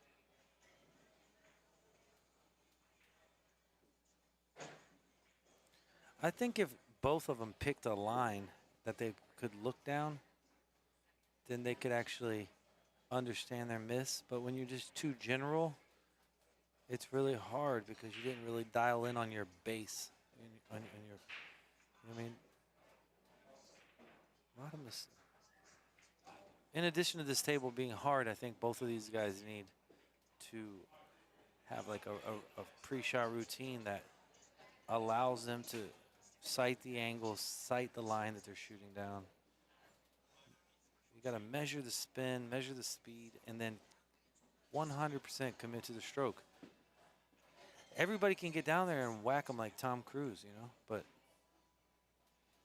when you earn the shot, that's when you got to even just be more patient because you finally got to the waves, you know, don't dog it, you know. What a shot, Ryan Hollingsworth. Oh, man. What a shot. That's pretty sick. I mean, a lot of old school bankers bank this 3, 1 rail on the side. Now, you're saying, why would you do that? Well, yeah, if you have to lead the game, you just play the cue ball forward. He did a better shot than the one that I came up with, because then I believe Kevin would have just made the 6 next. So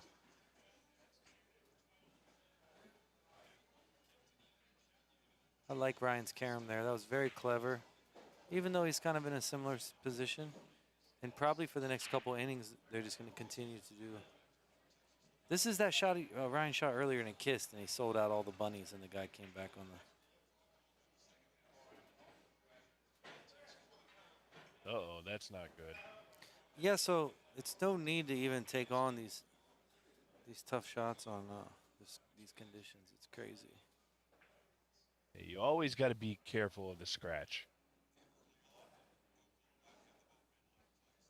Always got to be careful. I mean, I don't really like his starting angle. It means he's cutting it out and is inducing the ball. It's going to come short. It's just my opinion. I don't know.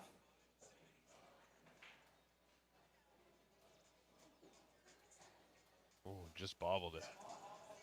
So, yeah, like, I feel in my heart that you need to have a little bit wider of an angle because the ball's going to shorten based off the conditions. So he was aimed short, and then he put a pretty damn good stroke on it, but he still came just that little bit short. He had to move his cue ball out to the left a little bit.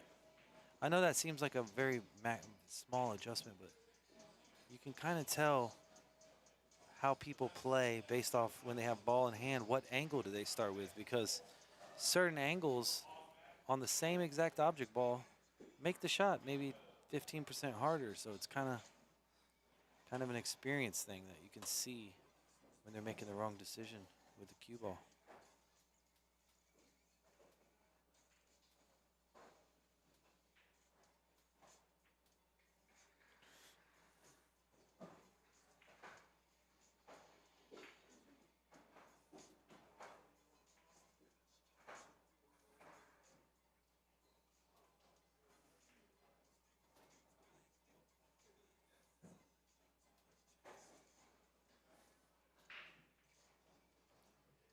Hey, how do you see the chat?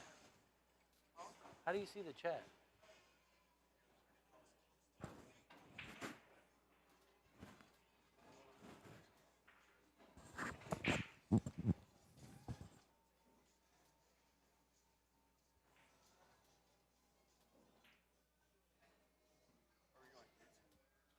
I don't know.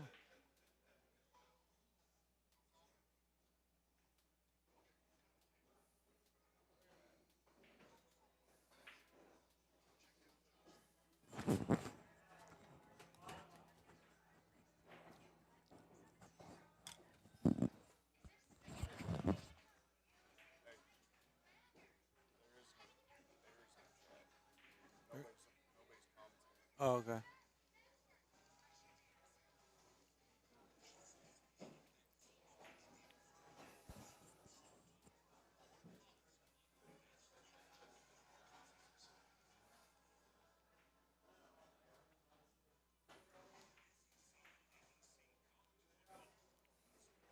that's a heck of a shot he just tried there. Kind of surprised that he didn't leave his cue ball in the row. He's been doing that pretty well. Left Kevin a shot that if Kevin shoots at this ball and he doesn't make it, he might open up the whole stack. Yeah, I think he's supposed to thin the 6 ball, go down table. I agree with you, but I think he's going to try the 1. It's that same angle where it wants to come short. Let's see if he cuts it out a little more. That was an awkward shot. That was just, Kevin does the most peculiar things. I can't imagine you're ever going to leave a free cross side where you can defend the 1. Ryan doesn't want to slip out on the bottom rail here and leave him a free cross on the 1, though. See what I'm saying? You got to hold that ball behind the 3, guys, so you don't leave the 1. Yeah, that's exactly what he's done here. Is he's left that 1 ball cross corner or cross to the side. Everybody shoots this ball short. He finally stretched it. The score is, I think, 4-3, Ryan. I think Kevin's in a deficit this game. 18. Make my rear end hurt here. What's the score? Let me pull up the stream. I just pulled it down for just a second. Oh, I believe it's 4-3 on the game. 4-3. For some reason, it's not pulling up. Yeah, I mean, Ryan, to me, once again, he's been playing at Derby 15, 20 years. He's more experienced than Kevin. Kevin's an up-and-coming banker, and I think as his strategy grows and as his discipline and shot selection change, I think he'll become one of the greats, you know? It's just these conditions, you have to have a lot of experience to make the correct decision. Once again, if the diamond was slick and it was playing a little less friction, the pockets were accepting the ball more, I like Kevin's style better in that intermediate to new conditions. I think on the worn conditions, I favor Ryan. So, you know what I mean? I just think that Ryan, he's more inclined to play the game based off what the table's given. Yeah, so the current score is 4-3 on the game, and on the current ball count, it's 2-2.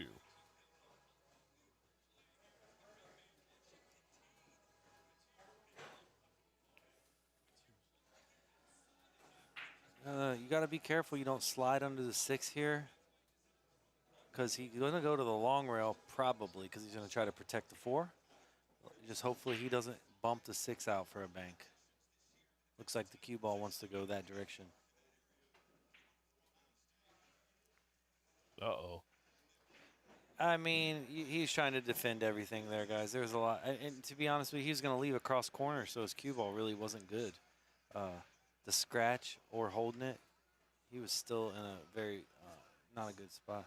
Here I aim this ball right at the middle, maybe a little long, and I stiffen it.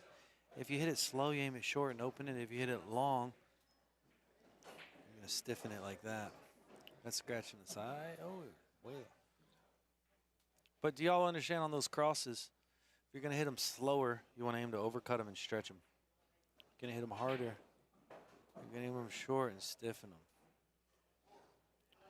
Well, Ryan smashes that ball in. He needs one more. Don't overhit it, Ryan, because I knew you were going to overhit it and hit it short like that. I knew. You know, he's made 2 great banks.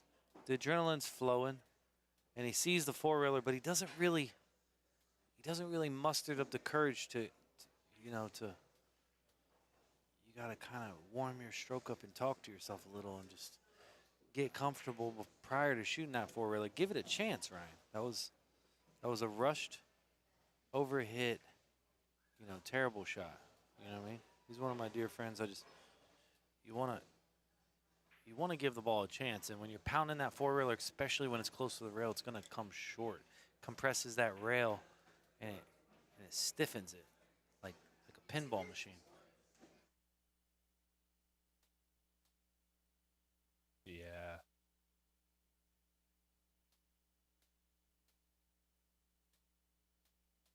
So we got the ball up. Now, does he go for the 4? I think he's going to. He's going twice, and he's shooting the wrong shot.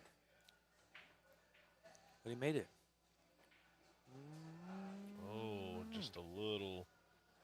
And he's given up a side, a 1-rail bank to the side. That's not good. Well, sometimes when your opponent's -1, you kind of leave them something. It puts them on tilt. But when you play a guy like Justin Hall, and he makes those 2, he makes a ball. Now he spots his ball. He's got 2 balls on. I'm just trying to tell you guys. You know what I mean? You just you give a good player an inch, he'll take a mile. So you just need to protect when you have the lead. That's the best advice I could give you.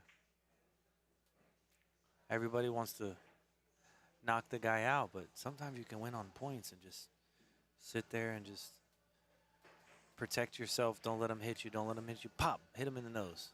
Protect yourself, protect yourself, protect yourself. Pop, hit him in the nose. So it's the same thing with bank pool. It's a matter of when do you want to strike. So if you strike at the wrong time, it works against you. If you strike at the right time, then it works for you. So it's, I mean, listen, I ain't trying to sound like a know-it-all because that's not really. It's how I articulate it for you guys, and I hope that you're enjoying commentary. What a shot! Put it down. Still a great shot. He's got a 3-railer on the side, but once again, this is like Kevin needs all of them. Just make the 6 and the 2 clog up in the hole. That's what I do. I wouldn't even try to make the 2 here. The first one that makes the ball is at a disadvantage. I don't know if y'all know that, but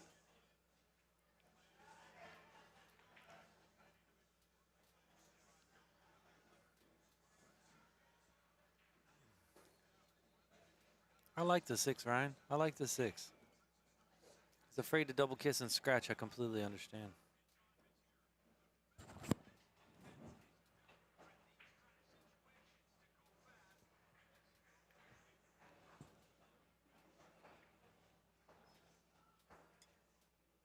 Kevin's in a little bit of a hole here because he needs all of them.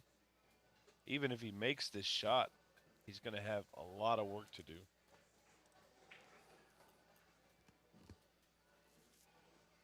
Okay, so even when you guys are in a huge deficit, don't just, I'm guilty of this. Don't just shoot a flyer. A flyer you scratch.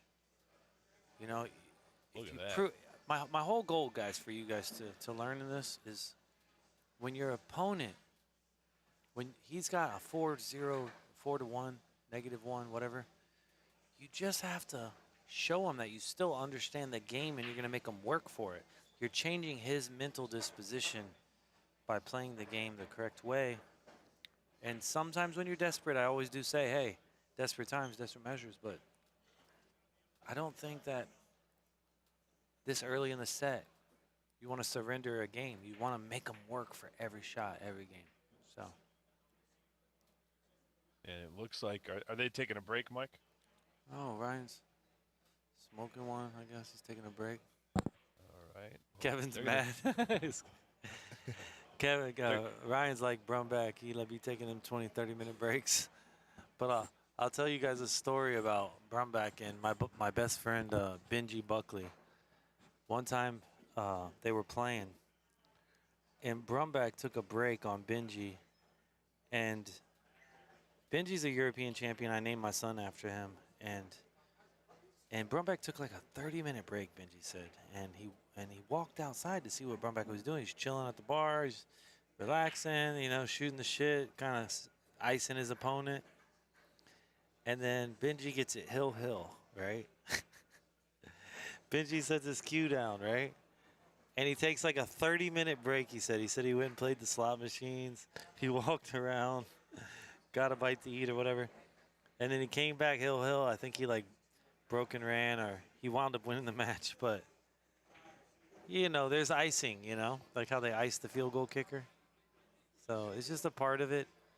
What I do is when people ice me, I try to use it as a time to reflect and overview my mental and give myself credit where I need it, and then obviously address any weaknesses that I think I have, and then just be chilling, Be in a good state of mind when you're in that chair, because it's a great time to really relax your muscles so you have less tension and you can really play the game you want, But I'm going to take a quick break. Okay, I'll be right back.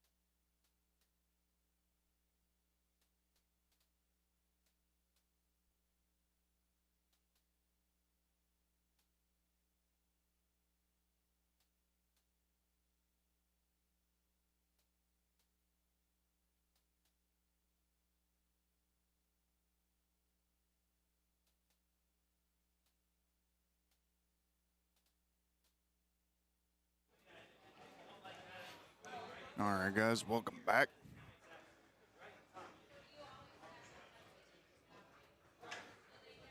Got a pretty good match going on here. I do believe Ryan is in the lead. I've been out and about running around. I believe Steven is taking a quick break. A well-deserved break. He's been in the booth constantly over the last 2 days.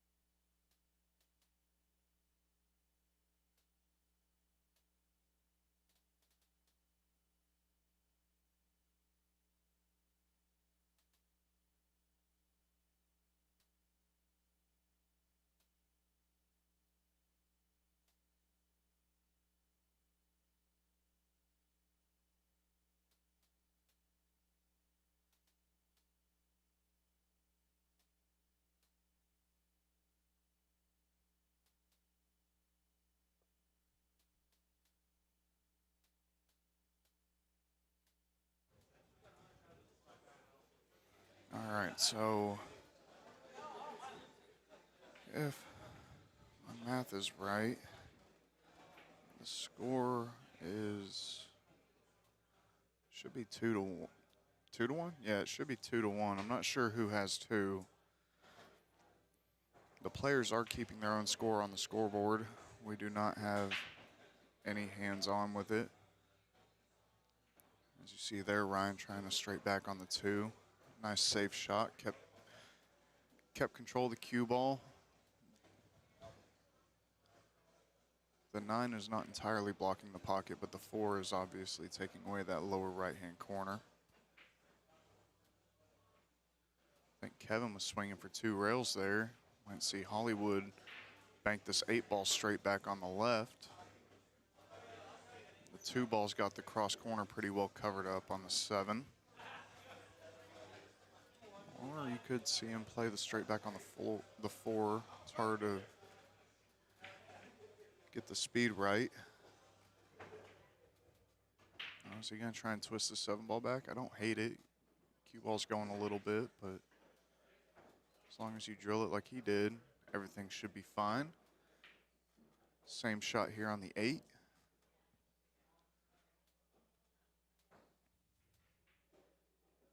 Gone a little wide.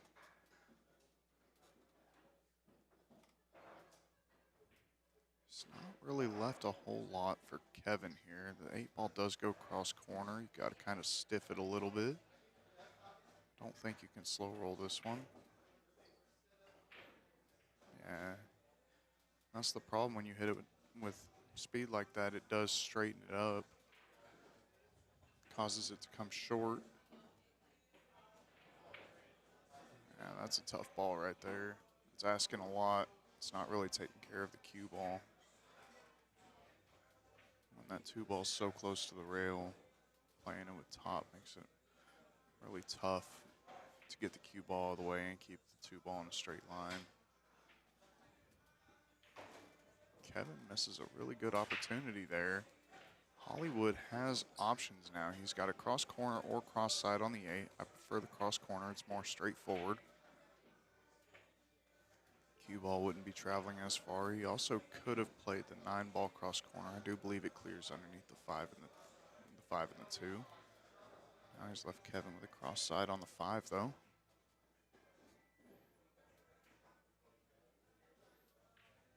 He's gone a little wide. Yep, Hollywood's called it. This could be a scratch shot depending on the English you put on this. Yeah. Made sure he wasn't going to scratch in that top right corner. But he has given up a freebie. All right, Kevin buries that free throw, leads to another. I think he's still relatively good on this 4, just has to kind of hit it with a little bit of pace to get it to shorten up.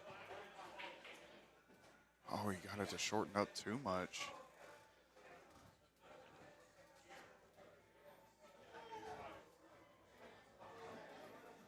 I do believe the score is 3-2 in favor of Ryan for the ball count. Is Ryan trying to play this ball? He's overdone it. All right, so Kevin's got a couple different options here. He could play this 9-ball straight back and try and leave the cue ball down here on the bottom rail, or he could just pocket the 4 and leave the cue ball on the rail, which is what I would prefer to see, especially being down in ball count by a ball. You're not too far down. You might make your opponent make a mistake. He's electing to go here, though. Yeah, it was, he almost had to overcut it. Almost had to overcut it and hit it with pace to get it to hold off of the rail.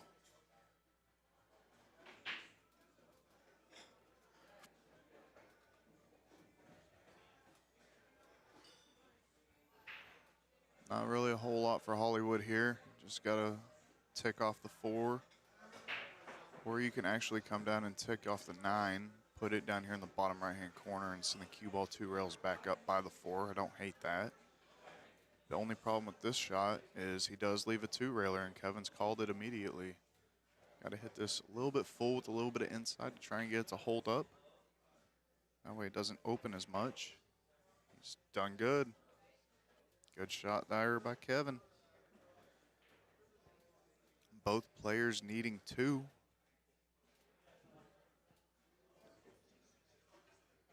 Now I would almost definitely just thin off of the 9 and bring the cue ball back up to the top on the left-hand side.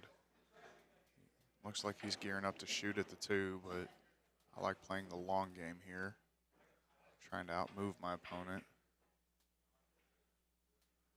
Does not want the 2 ball to fall. It hangs up. Hollywood is going to have, I don't know, I forget. There's a couple different options. 3 in the side is there. I do not believe the 8's in the way.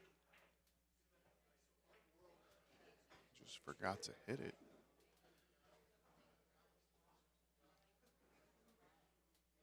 All right, what does Kevin elect to do here? Kind of like the 3 in the corner. You're losing your cue ball a little bit, but play with a little bit of high inside, and you bring the cue ball down here by the 8 and the 2. I think that's what he's trying to do.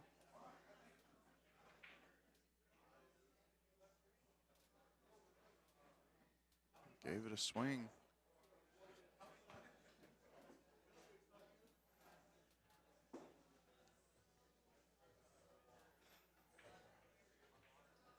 He's gone a little wide on the straight back on the 8.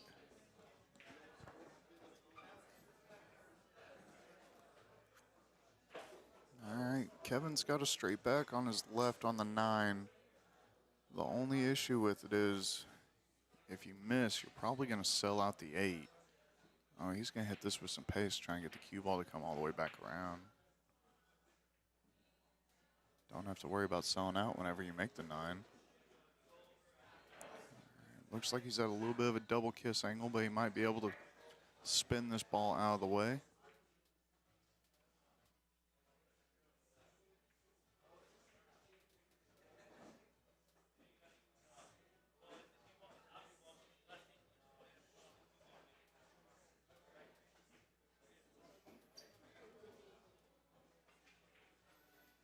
Yeah, he tried. Side pocket isn't coming into play. All right, Hollywood here needs both. I like just crossing over the 8, playing it straight back, playing at pocket speed. He's overturned it a little bit, put a little bit too much inside English on it. You could tell by the way that the ball turned off of the rail.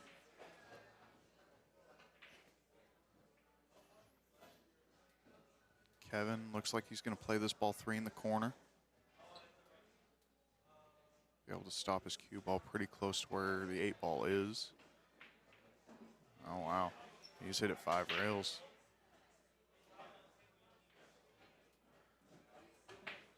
Had to hit that ball just a little bit thinner.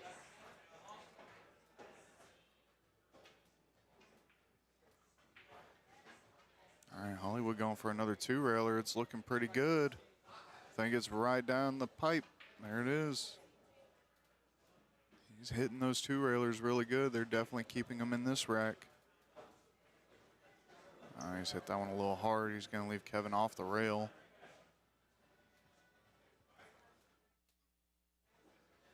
All right, Kevin with a cross corner here. I don't see anything else that you should shoot at. Just a little bit of high ball. Play the natural angle, try and bury it. Oh, he tried to play it straight back. You see, I don't necessarily like that shot selection there. You're not giving yourself the best chance to win the game, and you're honestly not giving yourself the best chance to hang the ball up. Now, I do like this shot selection here. You leave distance no matter what, and you give yourself a chance to win the rack. With the 4-railer, you know the cue ball's coming back down to this end of the table. You know the 2 ball's going to stay up there unless it happens to catch a point on the side pocket.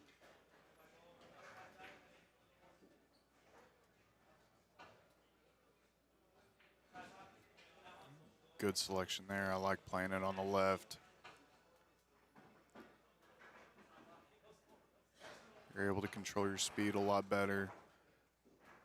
And you're able to leave distance a little bit easier.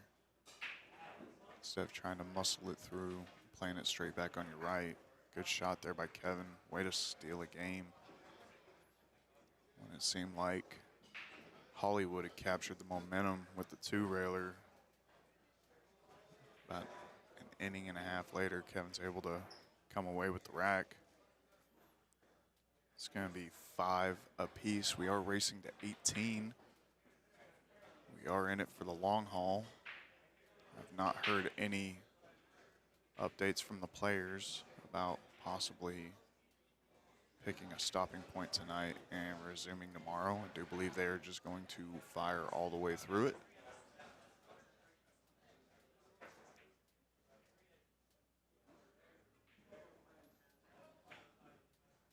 Oh, he's hit that one pure. Is it not going to open up enough? That's a good swing, good try. Just left Kevin a cross side here on the 8 if he wants to take it on. The cue ball is going to go a couple rails around the table, but I do think you are supposed to tackle this one. Might even get lucky and go into the 6-3. He's hit it too thin.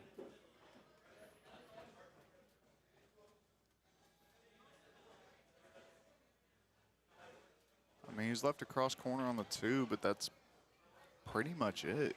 I mean, he's got kind of fortunate. He left him in the patch, in the honey hole, and didn't leave him more than one option. Kevin's not even looking at the cross corner on the 7. It might be in a double kiss angle, but he didn't even glance at it. Instead, electing to play the 5.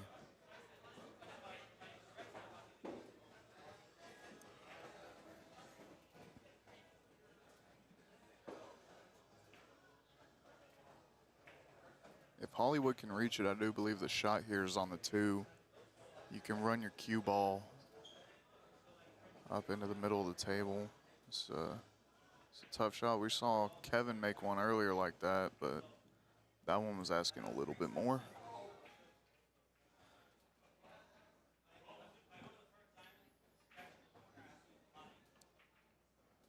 Yeah, if it hits the rail anywhere near that second diamond or above it, it's just not going to fall on this table.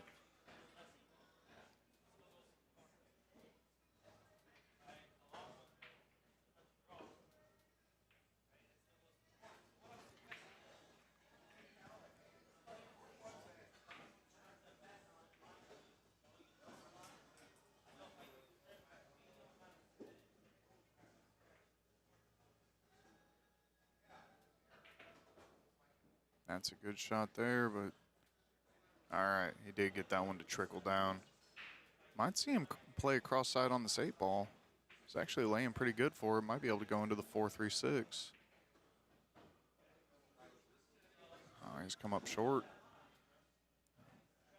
And I can't tell if he's left a cross side on the 3 or not.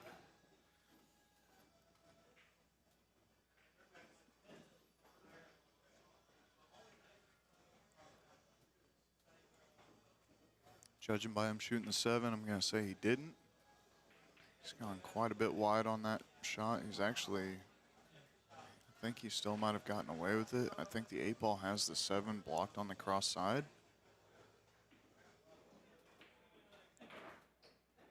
And if that's the case, there's really not a lot for, he's going to play it twice. Kind of curious to see how he chooses to attack it. I think yeah. He's done well with that one. I was going to say, I think you have to cross over with inside and hit it with some pace to try and get it to turn a little bit. All right, we're on a 2-ball run. Probably going to play this ball cross corner.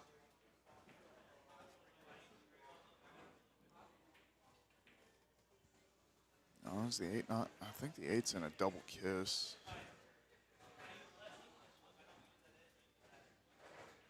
Yeah, I think the cross corner's the shot here for sure.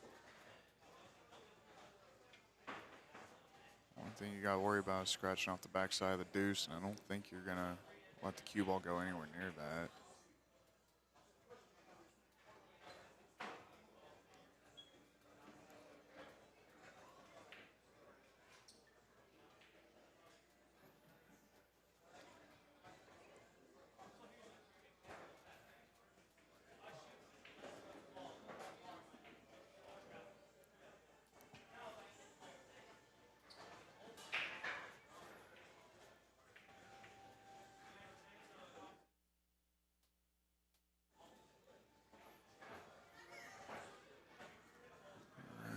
Not really seeing a whole lot for Hollywood to shoot at here.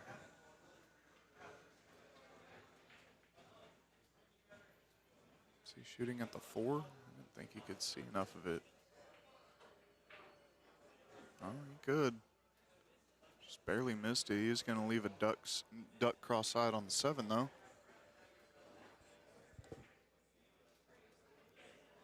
Oh, Kevin's gone wide.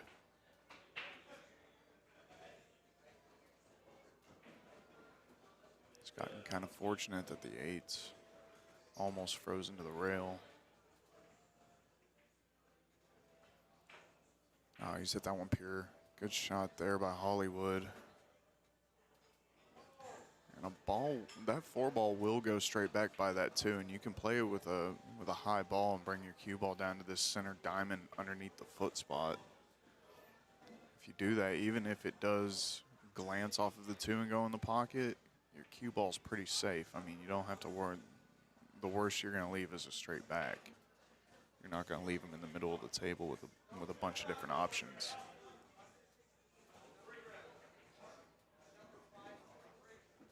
He's going to play it 3 rails. Is that what he called? Yeah. Yeah, that ball really has to straighten up in order to get there.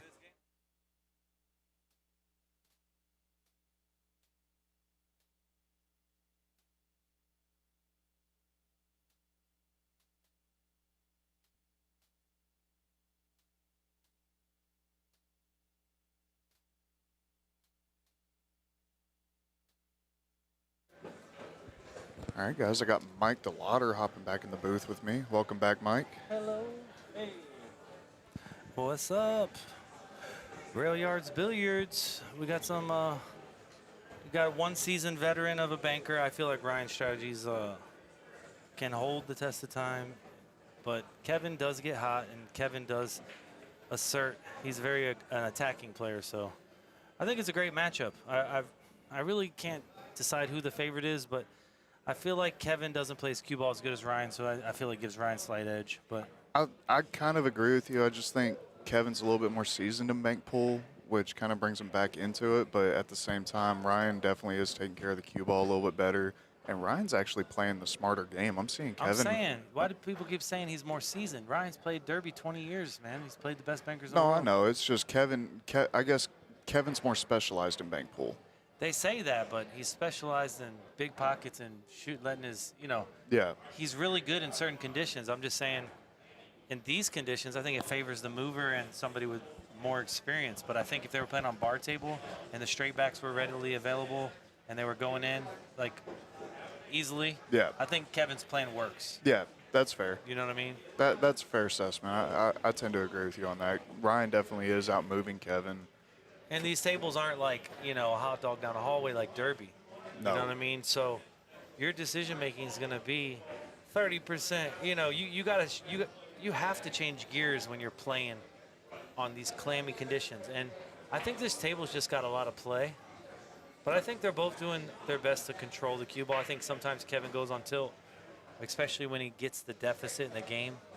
Try to tell the viewers out there that when you're playing bank pool, no matter if you're winning or losing, you got to force that guy into a mistake. You got to force him. You got to show him, hey, I'm going to fundamentally try to break you down. Even if I'm 4 to -1 with Justin, I'm going to try to make him squeeze and make a mistake, make him foul, anything I can to prove to him that I belong on the table with him. Yeah, a lot of people don't realize, like, one pocket's definitely the ultimate moving game, but bank has a lot more moving than shooting if it's played right. I mean, one could say defending 6 pockets is harder than defending 1 pocket. Exactly. My friend, I mean, you gotta think about every single ball on the table, every single pocket. I mean, banks is the best game for this very principle, that you're defending all aspects. Every ball has value to either you or your opponent. 1 pocket, you can really neutralize your opponent's value by taking balls out of play, and you can do the same in banks. But I'm just here to tell you guys, bank pool is a brilliant game. And it's kind of like playing back pocket 10 ball, 1 ball, 1 pocket. It just helps you understand the totality of pool. And I think, a lot of other countries, they're kind of getting that, right? I think Americans, we have to continue to pride ourselves on what's always done well for us is all around. Yeah. All aspects. We can't be weak in any aspect if we want to compete with other countries, right? For sure. And bank pool is, and we call it, in Kentucky, we call it the purest game in the world. Everything's got to go clean. You got to call everything. There's no mistakes. There's no slop. Everything has to be planned. That's 2 scratches in a row by Ryan. That's kind of. Dang, Ryan. Come on. We were talking about how good his cue ball's been, and then all of a sudden, here he goes going backwards a little bit. I mean, 1 game's not going to kill him as long as he doesn't keep a trend going. Yeah. I'm just trying to, let the viewers know earlier what I was talking about is the straight backs are so tough on this table. And if you don't hit them about that speed, they play real small. And that's how I've been trying to preach to people. You see Shannon Murphy, Shannon Dalton, all these great bankers stiffening their rock and, just stiffening the object ball. But here, doing that, it's super sketchy. That speed, look, that's the speed you have to play on this table. Yeah, everyone always asks how tight this table is, and I tell them if you measure the pockets, they're 4 1/4. But if you take into account the conditions, they're 3 7/8. They play 4 inches, maybe 3 even tighter. 7/8. It is a very tough table. Yeah, and so that eliminates certain strategies, right? Like a lot of times at Derby when I'm playing, I'm like, I regret baiting some of these champions with a tough straight back. They just shoot it, and if they miss, they sell out, but they're making it because the conditions allow that style. Yeah, everything's sliding. The pockets are eating everything up. I mean, you can hit almost at the 3rd diamond at Derby on certain straight backs, and it still goes. Exactly. But if you're playing Justin Hall by the beach and you think Josh Filler's just going to go in there and run him over, hey, Josh is probably capable But I'm just telling you, those conditions change the strategy, and your experience dictates what shot to shoot based on those conditions. Yep. That's why I'm writing a book called Conditions of Play, so people can actually understand what is a good shot based off the conditions. It's a beautiful subject. We could talk about it for hours, you know what I mean? Right. Yeah, the conditions here are definitely always pretty tricky. I mean, you hear it on almost every one of our streams, how humid and clammy and how it makes the tables tighten up. And you don't have that in places like Arizona, but you have it down in Florida where it's super Philippines, humid. Florida, yeah, for sure. The Florida Open this year was like torrential downpours. Yeah, man. I I'm talking heard. about lightning storms that were the most beautiful shit. Looked like Hanoi Unbelievable, a week bro. ago. It was, except for Florida, I think we drain better. Well, in Orlando, we're 90 feet above sea level. Right. And it just absorbs all the water because it's so thirsty. Yeah. But I don't think Hanoi has that same. No, they don't have that outlet. I wonder what their sea level, what their level of. Altitude. Yeah, how do you say it? Because we're 90 foot above sea level, so Yeah. that means like beachside in Florida, they're at sea level. So when they flood, they're screwed. When the Right. river can flood them from behind, Yeah. not the ocean, the river. But in 90 foot above sea level, it's really hard to flood my house. I could have 3 foot of water out there; it'll drain the next day. Right. You know what I'm saying? Because it's gravity and it's going down. You know what I mean? Yeah. Did you see any of those pictures of Hanoi with I did, yeah. It was wild. I also, I mean, maybe I'm out of line here, but I don't think it was. People are like, oh, look at me, I'm on a moped and the place I'm at's flooded. It's funny. Yeah, it's only funny because you're not from there. I mean, your grandma's house just washed away. Somebody's grandma's house washed away. Right. And people are, it's like posting a picture of your filet mignon and the guy's starving. Yeah. I don't catch that vibe. You know No, what I'm saying? I get that. You know what I mean? But maybe they should say, you know, sorry for, you know, what you're going through, Hanoi. But, you know, it's none of my business. It's a topic that. What a four-railer. Oh, don't hang up. That's so rude. It only takes one shot. It's, you know, it's kind of like going to the dance hall when you're a young man. You're nervous at first, but once you get the dancing, it becomes easier. So, Yeah. you know, I mean, but it's amazing how he shoots a great shot, comes up dry, and then the guy's dead on everything. So it's just. Bank is definitely a momentum game, and a lot of people don't understand that. I mean, you can miss 6 innings in a row, and then you make one, you see it go in the pocket, and all of a sudden you run 3 or 4. I'm kind of like that in some regards, yeah, for sure. I don't want to be, but you know what I mean? Wish I played good all the time, but it's not how it works, you know? No, I hear it. They forgot to spot a ball after. No big deal. They've got it spotted now. Kind of curious. I was talking about it before you got back in here, but I'm kind of curious. It's 5-5 right now in a race to 18. How long? I think it's 6-5, though. Didn't he just win the last game? It might be. I don't know. 6-5. How long do I think it's going to take? Well, there can be long games, and then there can be Quick. 5 and outs, right? Yeah. So it's about the average. It's like riding a bicycle. You can go 20 miles an hour for 10 minutes and 10 miles an hour for 20 minutes. You know what I'm saying? You average 15. So it's just, imagine, you know what I'm saying? It's just, depending on their high runs and stuff. I think the games will go faster, and then at the end, I think they'll slow down again because the pressure of the situation. Don't do it, Ryan. Oh, man. I just remember we had the bank tournament here a couple months ago, and the conditions for that tournament especially, I mean, if this table's playing 3 7/8 now, it was playing 3.5. I mean, the pockets just wouldn't accept anything, and D. Atkins and Billy and all them, they were here, and they were like, this is one of the toughest conditions we've ever seen for a bank tournament. Perfect. Yeah, I'm coming back next time they have one for sure. Oh, we wanted you to come this last time, but I think something got in the way. I'm not sure what it was, but we definitely Could be one of miss you. 100 things, bro. Yep. 4 kids, they play soccer, they do jiu-jitsu, they do co-op, you know, we do homeschooling, so it's all the time, Yep. all day, every day. I wish I could play pool every day. I really want to go to the Philippines and just bust all of them, to be honest with you. Oh, yeah? I do. But I'm just going to play in bank pool. I'm going to say, oh, you're scared of the tall guy Yeah. from Florida. I play humidity too. I remember, Bank by the rail. Let's go. I think it was like 5 or 6 years ago, one of the times Federer went over and played like two randoms, and I call them randoms, 2 people in the Philippines and Dennis. He was over there on a trip, and I didn't know one of the guys he was playing. They were playing a race to 90, and I was on tilt from a different bet, and I bet $200 and gave the other guy that Federer was playing 40 games on the wire. It was Beseth. It did not go well for me. 40 games on the wire. 40. I was so tilted that I literally, I said, somebody throw out a line. Dominic Dunn reached out and said, I'll take Beseth plus 40. I said, bet 200. And yeah, Beseth won the set, so I did not win the bet. Dang. Yeah, those Filipinos, and it goes to show you their talent is just so deep. Like I had never heard of this guy, and then I look him up on Fargo after the set, and he's an 850, and I'm like, okay, well that was dumb. Yeah, I mean, if he wants to play some Banks by the Rail, I'm cordially inviting him. Oh yeah. I don't believe Fargo dictates. Oh no, for sure. This is an American game, so I take a lot of pride in it. Oh yeah. I'm not gonna sit there. I mean, guys, those European players, they're unbelievable. But we have to still be strong, prideful Americans, and Yeah. we have to fight until they take the cue out of our hand. And Yep. that's what I plan on doing. You Fair know what I'm enough. saying? Yep. I mean, hey, it'd be great to be Federer or Joshua.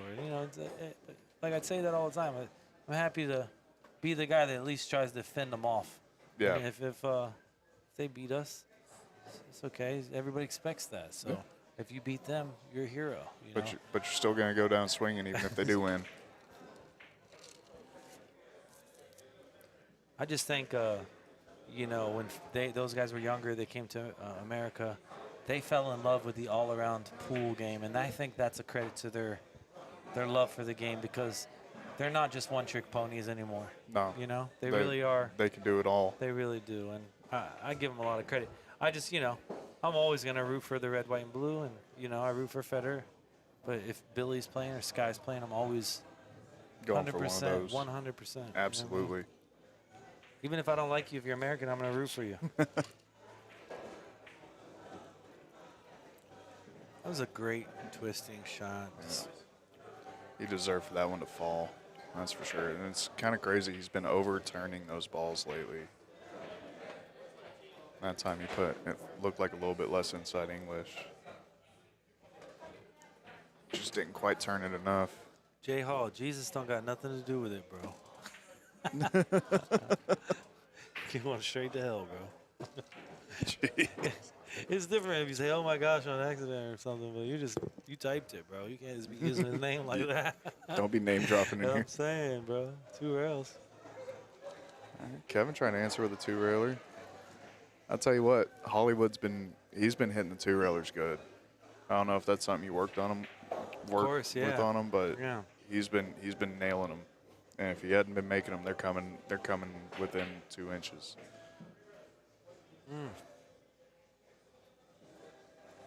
Yeah, I mean, shots like that, you cannot miss them short. No, because you have to let it go long. You have to aim it like a foot long and just stiffen it like Brumback.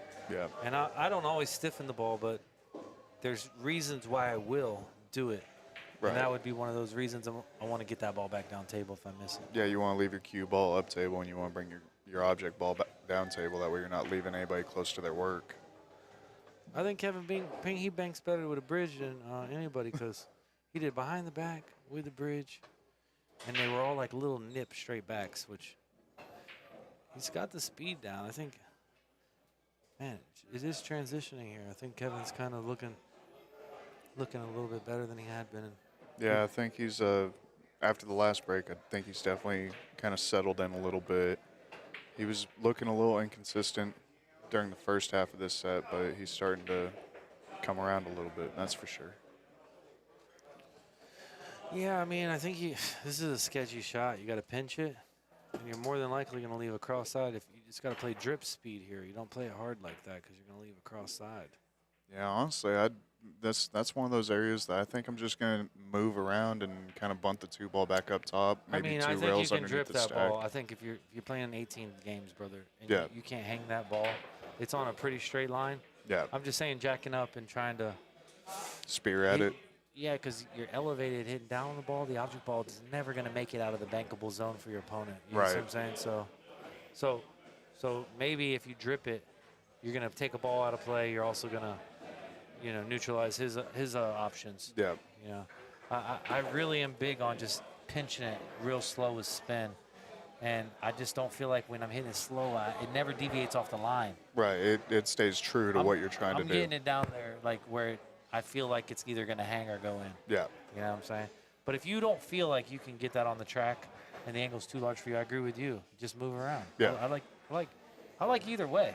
Yeah. Just depending on if you can truly control Whitey. And if I can freeze that cue ball to the bottom rail, I feel like the value in the shot is real. Right. But if it gets away from me, like off the rail, and then the kiss is more, you know what I mean? It's sketchy, you know? I think he's crossing over the 1. Wasn't the biggest fan of it, but I think he's gotten away with it. No, the 5, you got it. I mean, you can You kind of can't shorten shoot a up the straight 5. back. You cannot shoot a straight back here. You got to shoot across corner. See, he's given up a couple looks at cross corners that weren't like dead end straight Yeah. to take on some tougher straight backs. I don't know if he just feels more comfortable with it. Don't overhit it, Hollywood. I really like the speed he played. Everything about that shot I liked. Yeah, I mean, the only thing he didn't do was make the ball, but the ball came back up table and his cue ball floated down. Yeah, he pinched it. He hit it with like a good speed to where I feel like you can duplicate that, right? Yeah. Another big factor here, guys. I was looking at Kevin Ping's tip on his cue, and Kevin Ping's tip is like one slice of like two cards put together. Yeah, it's very, very thin. He's not able to draw the ball. as And I think well, we've all yeah. been there. When their tip gets so little, it's not round enough, and you're actually using your ferro, you're more inclined to have a miscue, Yeah. or you're more inclined to not have enough power.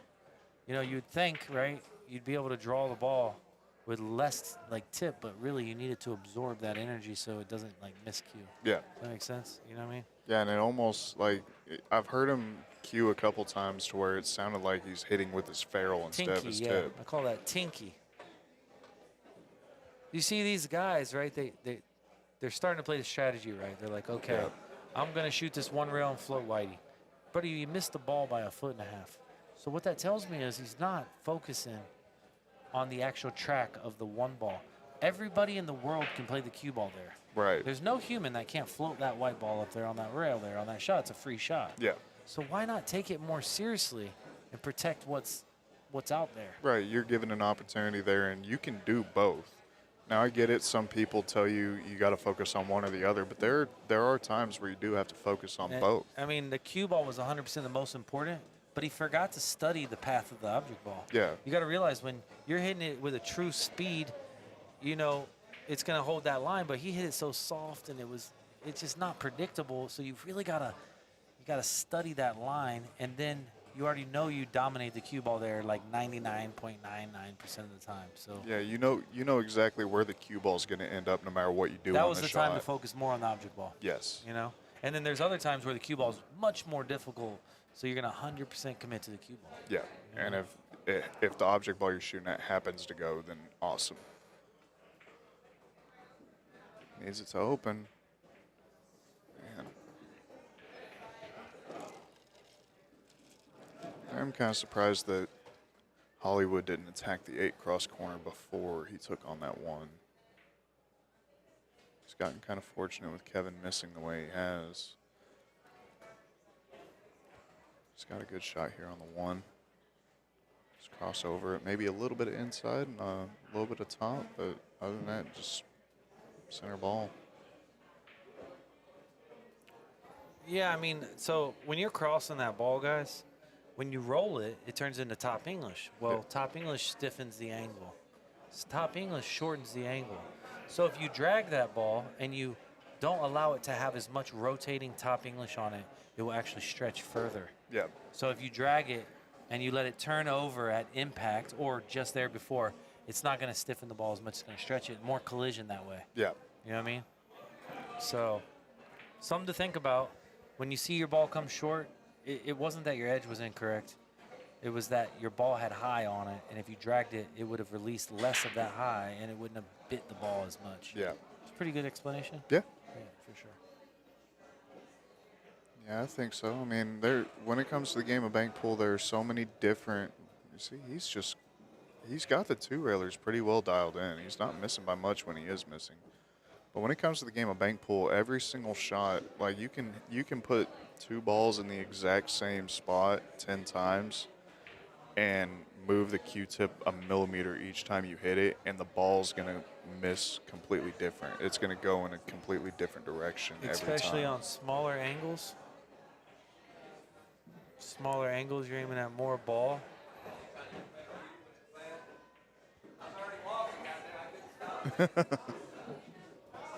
Three rails on the side is a brilliant shot.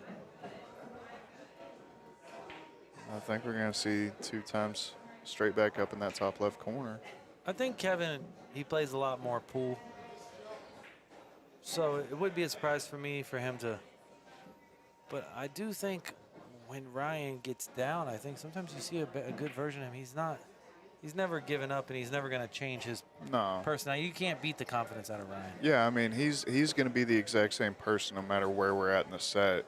He's going to talk the way he talks, walk the way he walks. He's going to, and in my opinion, I think he's the faster player of the two. I think he is one of those guys, especially in the 9-ball set yesterday. He literally just gets down and fires away at the first thing that he sees. It's a nice 3-railer right there. But I mean, he's got confidence in the world, and I mean, right now he's almost free rolling. I mean, he won the 9-ball set yesterday. All he has to do is win today. He's free roll until he loses today and tomorrow. Exactly. He is kind of, but he's only going to be one barrel, so there's more pressure on Kevin. Exactly. Because they can't lose 20,000 or 4. They can't lose 2 bets. Ryan can only lose 1 bet. Kevin can lose 2 bets. Does that make sense? Actually, I don't know if they told you. Oh, So they're playing for all of it the last set. yeah, the last set's going to be for every bit of it. So if we're tied after 2 sets, all 40 is going to be in the middle for the last one, and they're going to flip a coin to figure out what game it is, 9-ball or bank. Damn. Well, I'm going to tell y'all something. Kevin's tip after today, he won't have. I give you my word. His tip's coming off. If anybody wants to side bet me, his tip comes off. I'll take 10-1 on the money. His tip comes off. You'll take 10-1. This match. I mean, yeah, he's got nothing on it. I mean, it's down to like an eighth of an inch. There's nothing there. What a good shot. Nice straight back. All right, Mike, I'm gonna leave you to it for a minute. I'm gonna hop out, go get something to drink. Do you need anything while I'm gone? All right, brother. I'll be back in a few. All right. Hollywood's taking another break. Feel like we've been here before.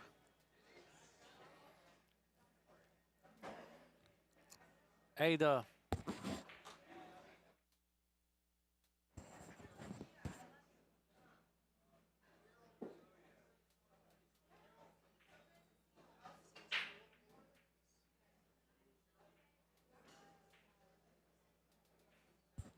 Mike play winner. Yeah.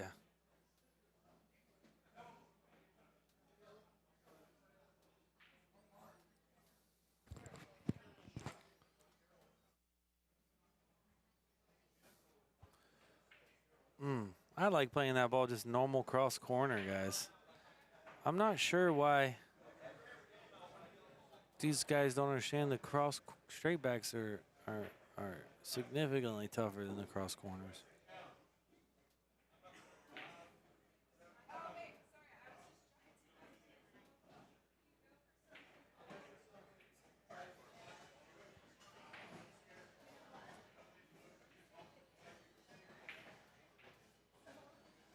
Is cumbersome. Might play winner.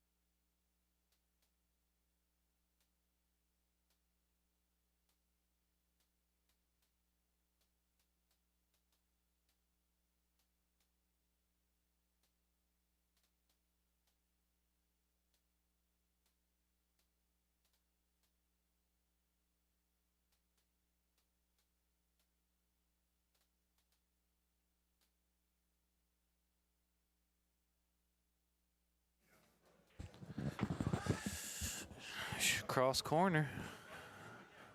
Can't stress it enough. Worn conditions, slow your speed down. No, sir. No. I was just, they were on break. I was just fucking around. Oh, no, that's cool. So if you need to take it, Jeremy. Mike DeLauder, pleasure meeting you. Jeremy, you need to take it. All right, cool. Yeah, I'm just gonna commentate. But you play good? Yeah, I'm pretty good. What's your skill level? I don't know. I used to play like 8 years ago when I was 7. 30 years ago, I was 7. I started playing about a year ago. I'm back. I'm going to be here.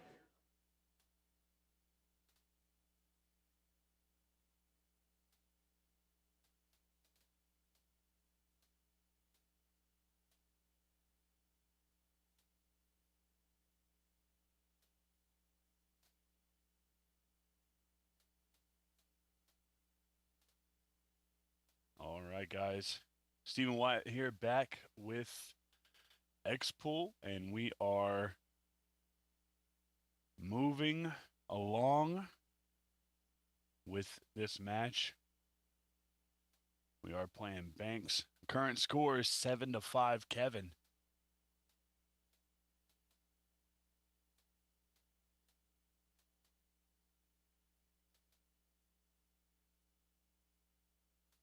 And here you see Kevin at the table trying that 9 ball. Didn't work out for him. Hollywood's going to have a chance here.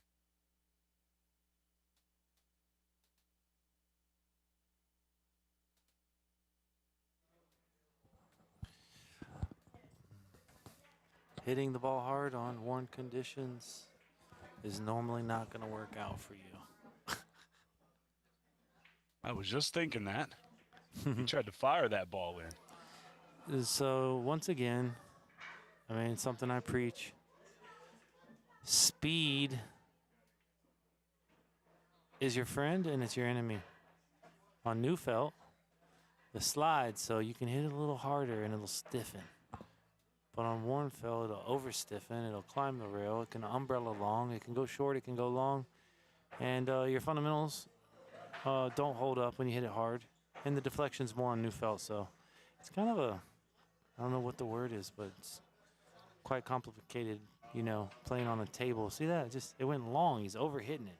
It's got no time to grab, guys. I hope y'all are all aware of that. Like, when you hit the ball hard like that, it compresses the rail. It acts goofy.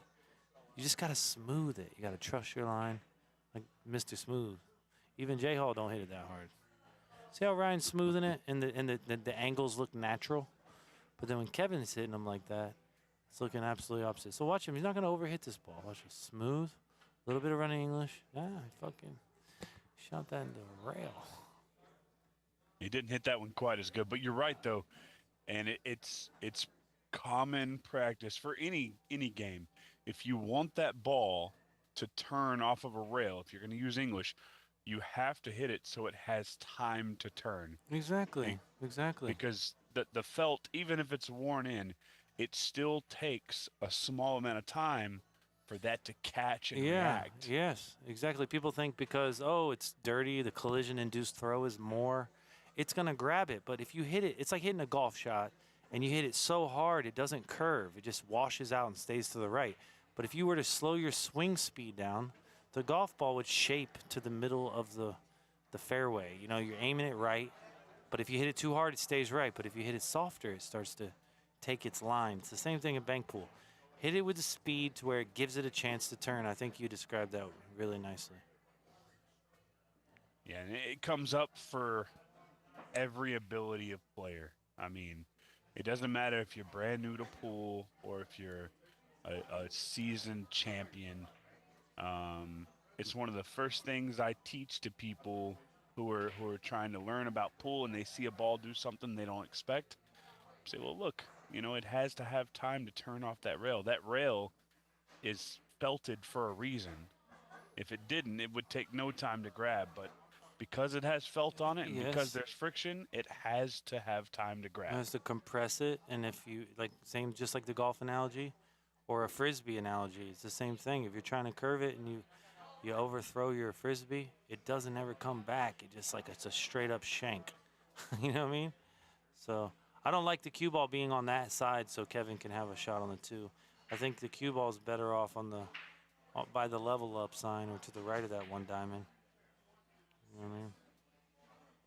But it And worked out. When I was on break, I noticed Kevin was having a pretty good advantage in the matches, and it shows in the game count 7-5 right now. I'm wondering if this last break might have thrown him off his game a little bit. I mean, yeah, it's life, pool, kids. Everything's about balance. So you can drink too much orange juice. You can drink orange juice. It could be good for you. You could drink too much of it. It could be bad for you. So it's Hollywood has a style. Sometimes his breaks may help him. Sometimes they may hinder him. So it's just one of those type of situations where you have to use your experience to make the correct decision. I think a lot of times, you can take a break and you can actually ice yourself, if that makes sense. Yeah, yeah, I've seen it happen. Far too hard, guys. The reason why I don't like what Hollywood did there is he overhit it. That ball came out to the middle. Now, in theory, he could just jack up and draw the ball back down to the bottom rail. If he misses it short, he's going to break up to 7-6-5. See, I don't like hitting it. I like actually attacking that one, aiming it short. But I guess it worked out. I mean, you don't want to leave this 2-ball, especially on lesser 1 conditions. It's like a hanger. But since Hollywood's right-handed, he's a little bit in an awkward stance. I think he's still going to take it on. Oh, goodness. I don't know why these guys are afraid of a bridge, but just get the bridge out. On this 2-ball, you're going to aim it a little long, and you're going to shoot through it with high ball and stiffen it. I think most people try to cut this ball more than they need to, and the kiss is more prevalent. When you aim it thick, and you can hold it with outside, it's called like you're choking it out. You're choking the ball out. So see if he uses inside, I believe there'll be a kiss here. Maybe use outside perfectly. I don't think it's going to get there. But if it does, it's a huge momentum shot. Oh, what my a goodness. shot. Now, do y'all see how the angle played true when he's hitting it slower on the worn felt? So here, don't go ahead and overhit this and stiffen it so much, see? See, he's hitting it so hard it hopped and it went long. Most people say, well, man, I'm telling you, bro, speed is a consequence for speed in this game. Now, if that was on worn table, I'd tell him to hit it. On new felt, I'd tell him to hit it exactly like that. You know what I mean? But the worn felt, man, guys, you don't got to hit it as hard. You got to let off a little. Let off just a little bit. Yeah, something I find a little funny there is after Hollywood missed that ball into the side, when Kevin came to the table, he had called the pocket before the 1-ball ever stopped rolling. Now, I understand, there wasn't really ever going to be another option, but slow down a little bit. Slow down a little bit and give yourself an opportunity to gauge the table. Yeah, especially on your defensive exchanges, I think you're going to want to do what you're saying. You want to really emotionally be involved in the shot. Study both aspects, the cue ball and the object ball. See what's most important to you and attack it. Now, like the co-host earlier, he was saying you can play both balls. You can play both balls, but you can also play one more importantly, because one has more importance than the other most times. And if in a perfect world, I'd like to have everybody play both balls, but sometimes you got to focus more on the cue ball or more on the object ball, depending on the shot. So, like right there, he didn't play his cue ball very well. He's given and I think this is a kiss also. I think he's got to go cross corner to his bottom right. I don't think it crosses to the top left. I think there'll be a kiss if he does to the top left. He played the correct shot. He held Whitey. Another dripper. Smooth. Another dripper. I don't think this one's going to make it. So, yeah, you guys see the same angle to both pockets, but there was a kiss in one. And there was no kiss in the other one. So he played the correct shot. I think impede a scratch. Mental And that's, disposition 101, guys. When you're playing a long race to 18, I understand you're going to be mad you scratched, but show yourself that you're not out of the game. You have the lead. You're playing better. The momentum's transitioning. Go ahead and believe in yourself, especially when you're kind of have the momentum against you. But Kevin's, don't break yourself down any more than you need to, and understand that scratches are going to happen. This game is very particular, so you're going to see more weird scratches than you would in almost any other game. So if you can expect that, then you can deal with your feelings better. But if you don't expect it, it kind of throws you off and it makes you more emotional than you need to be. You know what I mean? Yeah, there's a player that actually a pretty good friend of mine, but I love the way he's at the table. My dad taught me a long time ago, don't ever, slap your hand on the table, don't tap your stick. It gives your opponent free confidence. You don't need to give them something like that.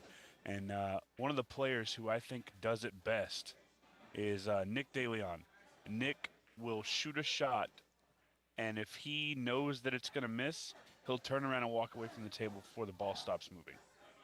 He completely separates himself from the table and the shot when he knows that he didn't make it. And it's pretty smart because it doesn't give your opponent a chance to see a negative reaction. For sure. I mean, it's beautiful, beautiful. That's a lot of fine detail that you just expressed because, understanding. It's like, I'm not Dr. Phil, guys, but understanding your feelings and your emotions and being accountable to them. Somebody says, your mother's a leaf blower or something, right? And you want to just punch them in the jaw, right? But now you break their jaw, you go to jail for 10 years.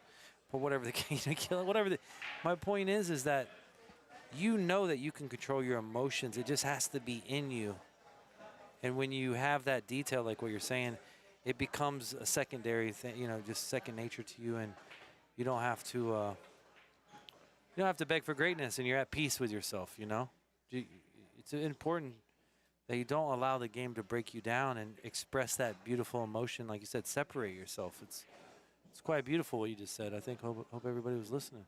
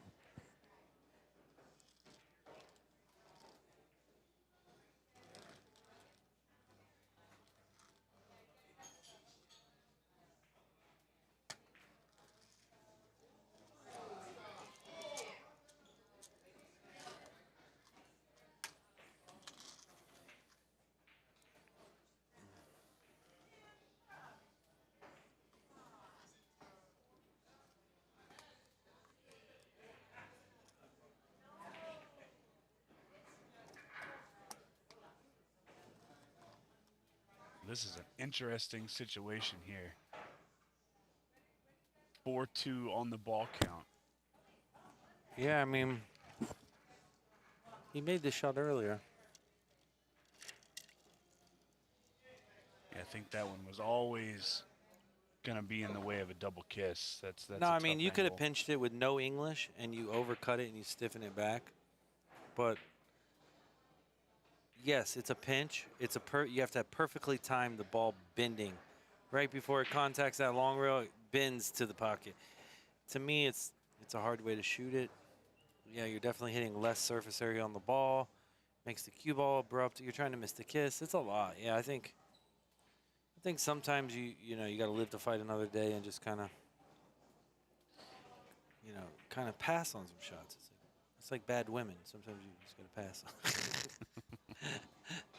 Oh, I'm good. I've seen this one before. You know what I mean? It's like, I don't know what's going on with you, but I've felt this presence before. I'm gonna pass. I'm happily married, so Just making a joke. Stretch, babe.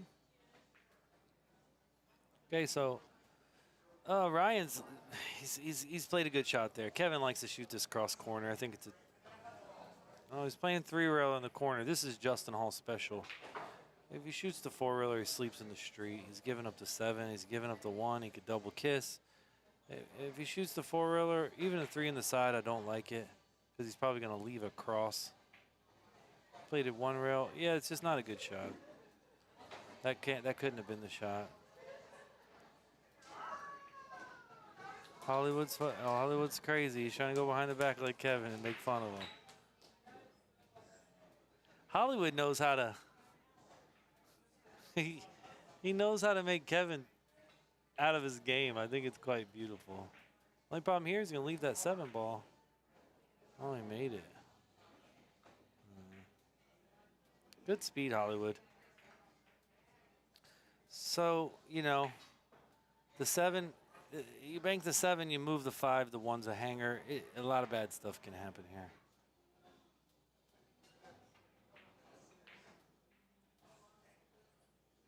The 7 may dress up for that cross side. So once again, guys, your speed can't be time and a half, guys. You gotta kill your cue ball so your object ball doesn't come back and leave that cross. Whether he left it or not, it's too close for comfort. So if you continue to overhit the ball and don't play the value and the weight of the object ball, you're going to give up more than you're receiving. It's going to cost you a lot of matches.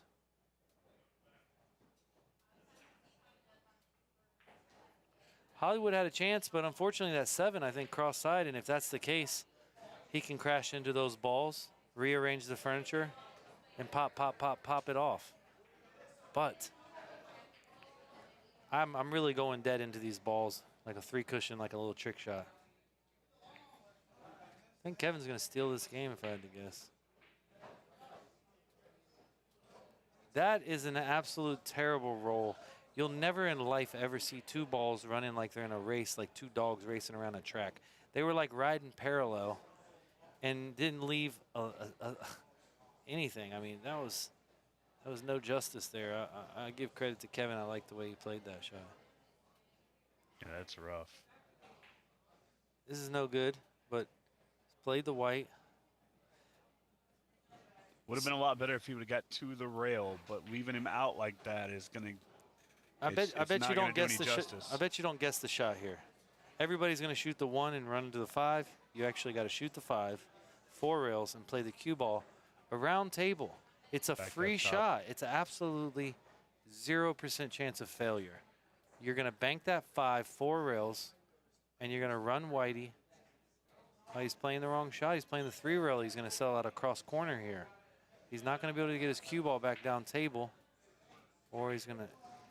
He's going to scratch. Oh, wow. So, yeah, my 5 ball, like, you can bank them both 4 rails, but you have no equity on the 1. You would have had a great cue ball if you would have played the 5. So, something to be thought about.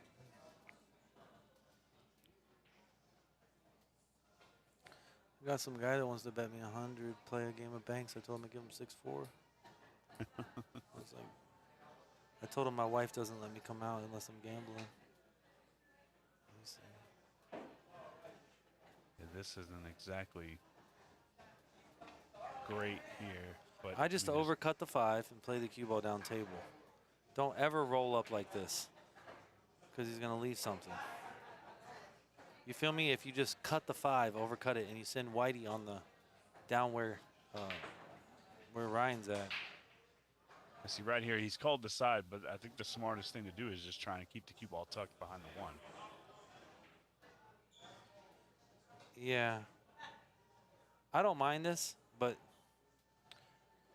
to be fair, the table's playing tough. I'd probably make the 5 here and just kind of hopefully don't scratch. You know, this angle's kind of acceptable. However, he's going to be able to cross corner this ball now. Jacked up, when you're hitting down on the ball, your high runs out, guys. So your high runs out, and it doesn't travel as far as you actually have to hit center and let it turn into high. He kind of flicked it with high, the high wear off, and then you see it kind of thicked it, chunked it a bit.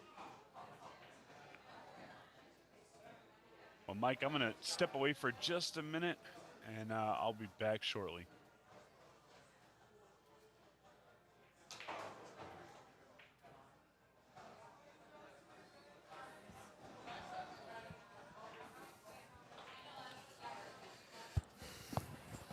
Okay, you can shoot the one cross-side. You can shoot the one 4 rails. You can make the 5. I think making the 5 is almost the move. He's gonna shoot the 2 railer so he can hold Whitey better. I kind of agree. I like Hollywood's shot. Gotta really stretch it. You know, Hollywood, I like your shot, brother. You didn't completely control the cue ball, but if you bank it 1 rail, the cue ball is gonna travel much further than if you bank it 2 rails. So I like the strategical aspect of that shot there.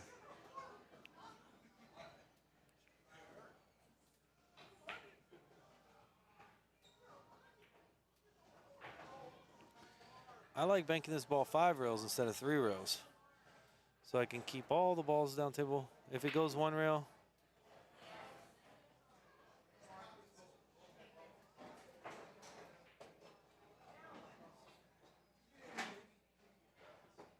yeah, the only difference is I would have not played the cue ball. You know what I mean? Forward, I would have played it backwards, but hey, if you're gonna make it, what are you gonna do?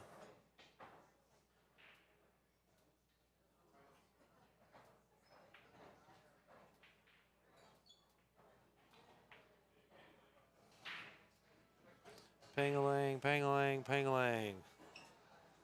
So Kevin has a team called Ping Pang Pong. All 3 of the guys' last names. Hilarious.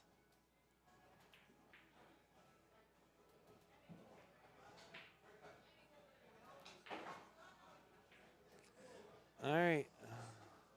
It's a tester for sure.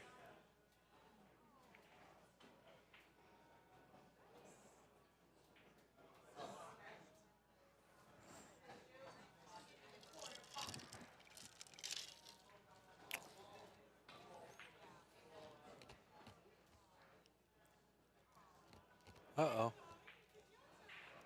I don't agree with this, but once again, on these conditions, that's acceptable play.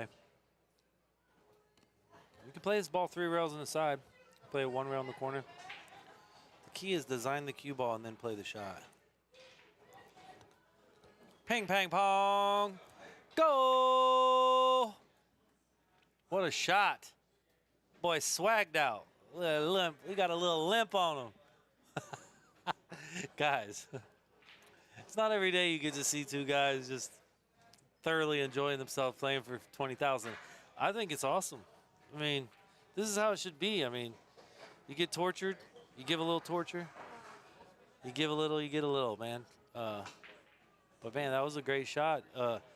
Kevin Ping has showed a lot of resiliency. He's come back, and he's producing fruit. You know, I like Kevin's style. I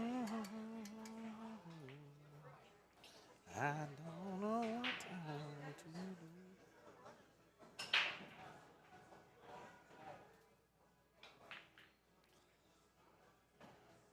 All right, I made it back, Mike, and You missed it, bro. like what happened?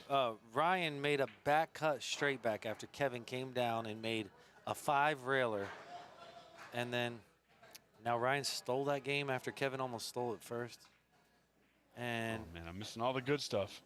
well, I was just talking about momentum and how that Kevin almost stole the life out of Ryan.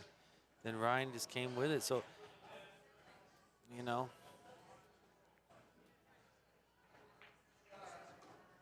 quite a Sometimes beautiful it game. happens like that.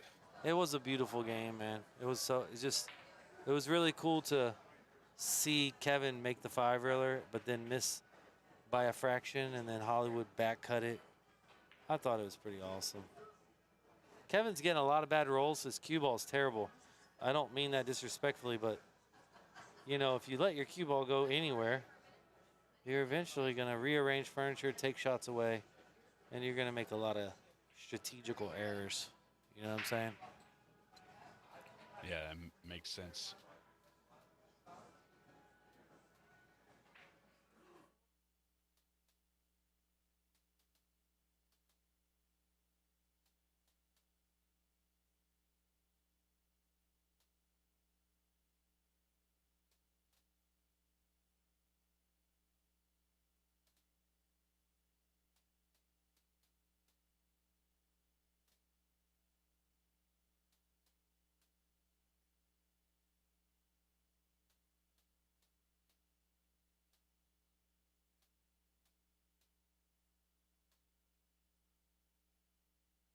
Ryan trying to come out firing.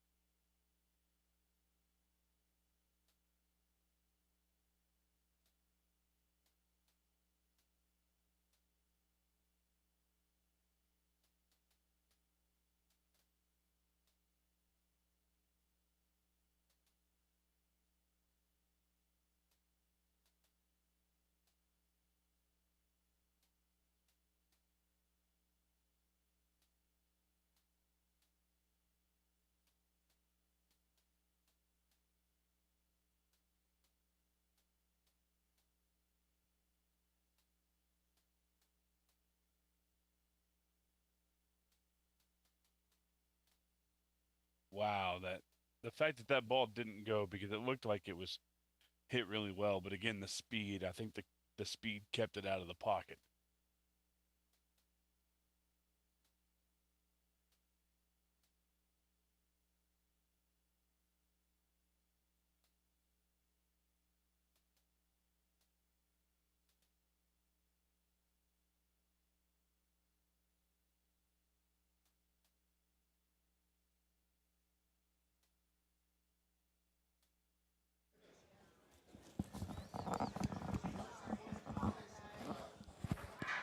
A ball cross corner. Don't overhit it. Just a touch of spin. Let it do its job. Go! All right, I'm a little emotional, but that's a good thing for pool. Yeah, hey man, it doesn't hurt to be a little wild. If you left your library card at home, then you might be for me. I'm just. All right. We got it. Oh, put that thing on it, Hollywood. I don't think anybody deserves a more appropriate name than this guy, Hollywood, man. I've been around him for a long time. And he drinks a little moonshine. He gets a little wild sometimes. But you know what? That's what I love about him. I think he's good for pool. He's very much accountable, and he just had a baby.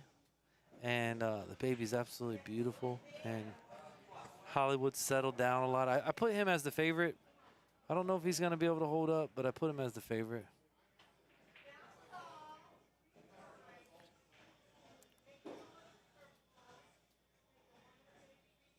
Yeah, this is that one, guys. It tends to go short because your cue ball turns over and top shortens it.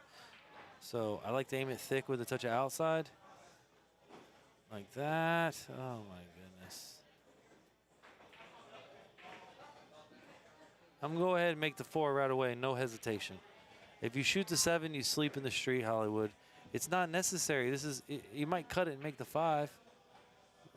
I'd like him to prove me wrong, but just he missed it 2 foot. Shows you that it's the wrong shot.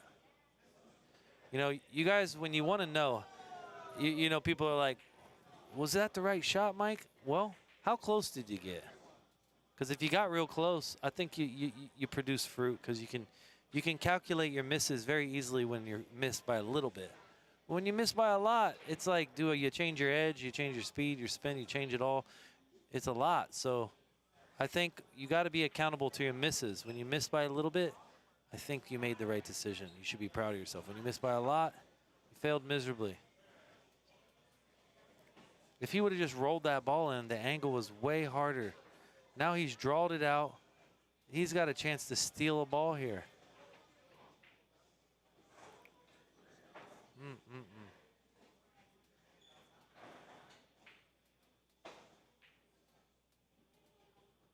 Yeah, that's a. This is a tough shot. Here. You can play 3 rails in the side on the 4 ball. The problem is it leaks out and you leave a cross. So it's Hollywood elected to pass. There was an attacking shot if you were playing by the rail there, but once again, you're playing by the ball, so the percentages are all different. And that's the Kevin Ping that I see quite often. He tries to do too much. You know? You ever seen somebody has something going good for them and they're like, watch this, I'm gonna do something crazy. Oh, you know, it's like, bro, everything's going good for you. You drive a nice car, you got nice, you know what I mean? Just chill out, handle your business. It's the kid who climbs the tree. I used to hear this all the time, and I thought it was the dumbest story ever. But it's the neighborhood kid who he starts climbing the tree outside, and the higher he goes up, the more people look. And then when he finally gets to the top, he goes, "All right, I'm gonna jump." And it's that doing too much thing, right? He says, I climbed all the way to the top, so now I got to jump off to keep people oohing and on, and then he breaks his leg. And then, you know, the moral of the story is you tried to do too much. For sure. Yeah, I mean, pool's one of those games that you got to really know your percentages. You know, you can't. People see, okay, I got this 3-ball or whatever, you know. How many times out of 10 can you actually execute that shot? Can you be honest with yourself about what your percentages are? I think that's the hardest thing for amateurs is that they're not genuine about what their percentages are. They shoot a straight back like it's a 90%er, but really they don't realize it's a 20%er. Or it could be a 35%er, but it's still a heavy consequence shot is what I call those, you know? Yeah, no, that makes sense. I mean, I'm guilty of crossing this 3-ball. I aim it short, I hit it top English, and I overcut it, and I hit it with a lot of pace.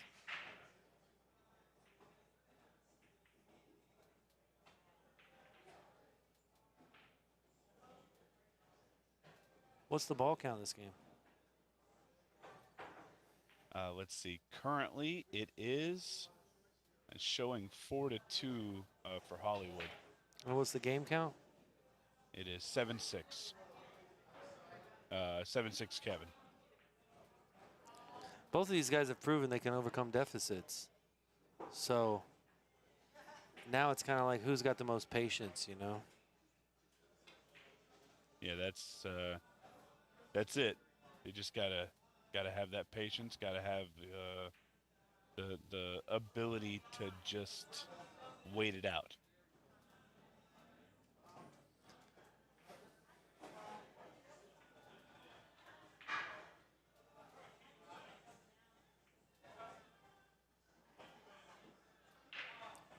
This is a big shot, guys. You got to aim it thicker than you think. You'll put side spin on it. Don't draw it. Just put side spin. If you put draw, it's going to bend in the side. You just put side spin. It'll take a straight line. I feel like this is no good. Hollywood's, they've been missing this ball long, like 2 feet all day. 2 feet all day. Same shot. If you can't convince yourself it's a high percentage shot, guys, I just.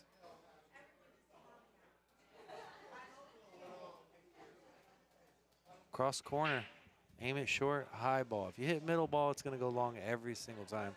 No matter how you hit it, it goes long.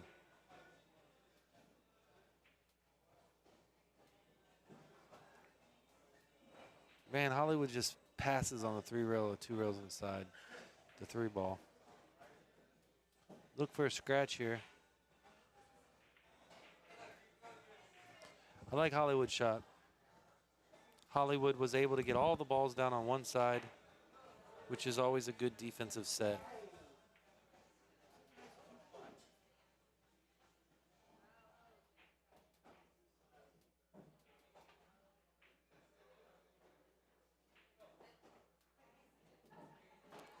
Okay, guys, here's a big shot.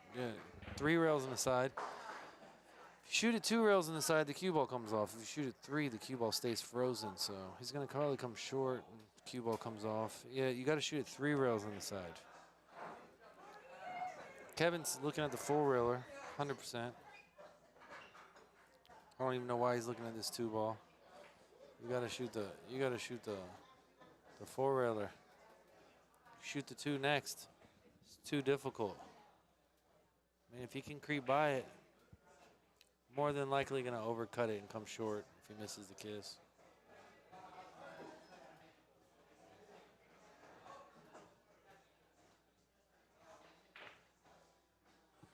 Yeah, those just asking for too much. The four-wheeler was straight in.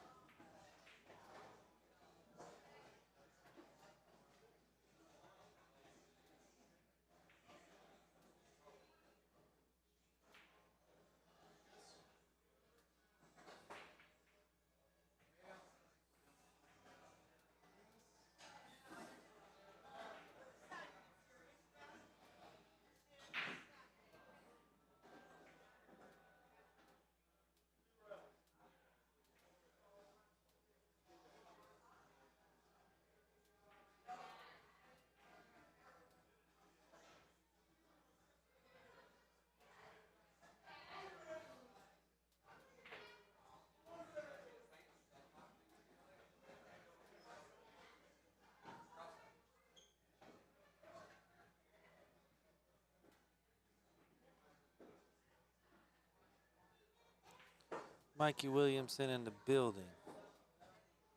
Old school player from the Himalayas. Guy's cooler than a polar bear's toenail, but sometimes he gets a little litty. You just gotta love him because he's part of the pool family.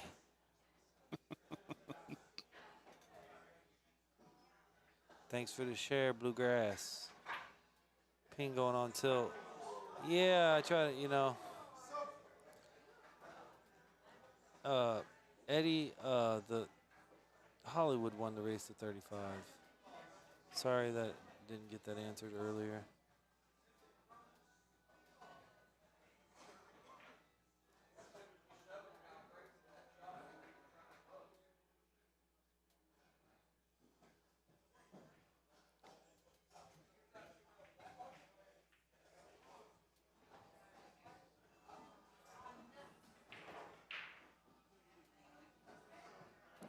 Something's got a hold on me, baby. I don't know what I'm meant to do. Out of my mind. I think pool makes us all out of our mind. Well, Hollywood's breaking good now. This winter breaks, man. Yeah, it makes all the difference. Yeah, can you imagine if like football or tennis or golf was all just, I don't know, golf's a good analogy, but tennis, you get to serve every time you win? No, it's alternate serves per sets. Football, everybody gets a chance to possess the ball, But in bank pool, if you're winning every game or you're winning 80% of the games and you're breaking and making a ball, damn, this guy's a coconut. Level 12 coconut. Why flail, Ryan? I just don't understand why he's flailing. Why can't you just show patience?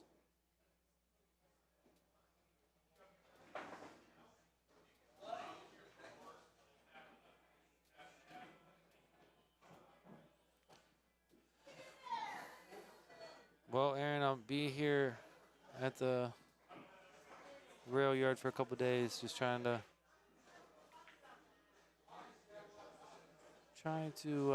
generate interest. I'm opening a billiard academy, and Louisville's always been like a home to me. I'm friends with all the bankers here. Coming to Derby every year, just always felt like, you guys are kind of like my family reunion. You got a little bit of everything.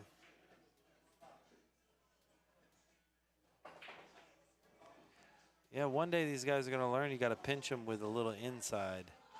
You're trying to pinch them with speed. I know that makes you feel great and everything, but that extra acceleration is not working for you.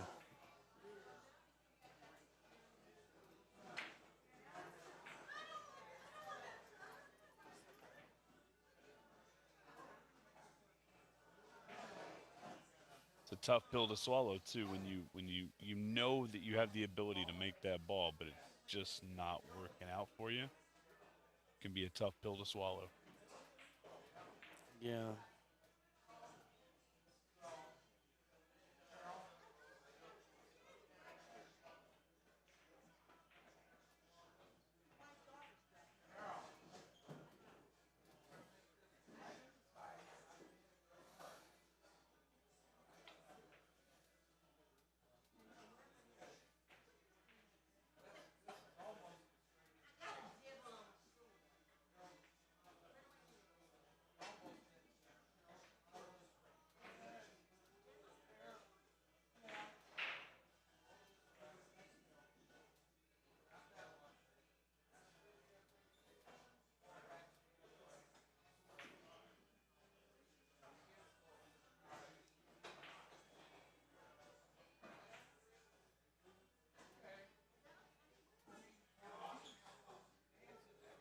Yeah, I'm going to play the no, the 3's no good. 6 straight back.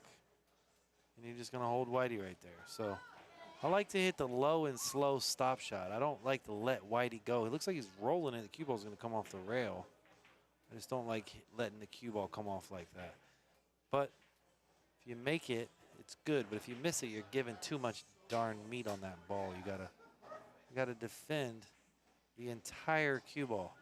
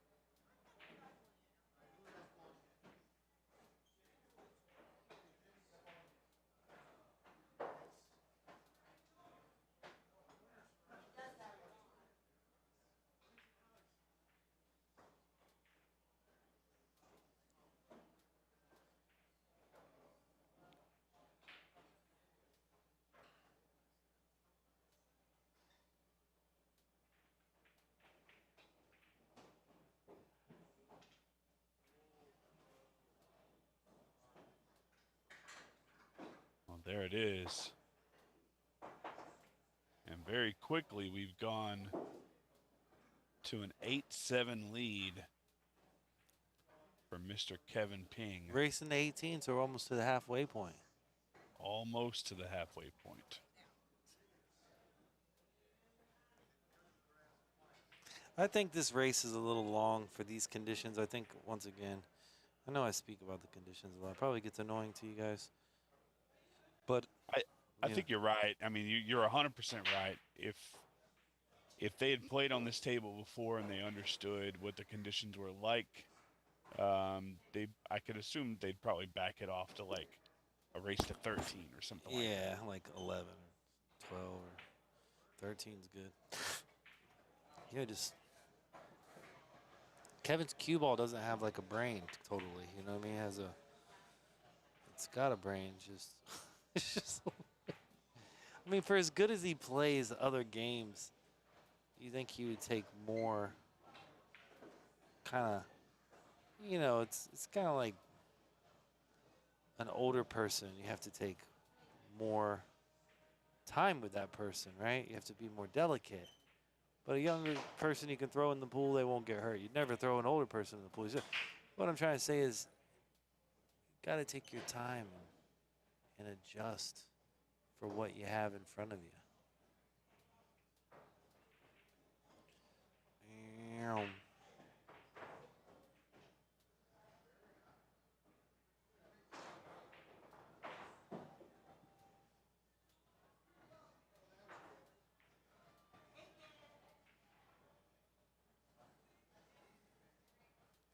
Well, he's only missed that ball short like 12 times. A ball just flew through the pool hall. I don't know. I don't know where. That shit was so funny though. It like went under the lady's like down looking for it. Louis DeMarco's old lady's like, that's so funny. That's so funny. She's awesome. That's Michelle, and she's phenomenal. So I'm friends with Louis, and I'm allowed to say this. I said, how did Louis get so lucky, right? And if I wasn't friends with Louis, that would be but Louis did very well with her. And I think helped him with his style, the way he dresses. I don't know how good his mental disposition is, but I mean, he's got the 8-ball cooler since I met him, since he's been with her, you know what I mean? Yeah. Total compliment, guys. A little bit funny one, but it's a compliment for sure. I think he'd probably honestly agree with you. 100%.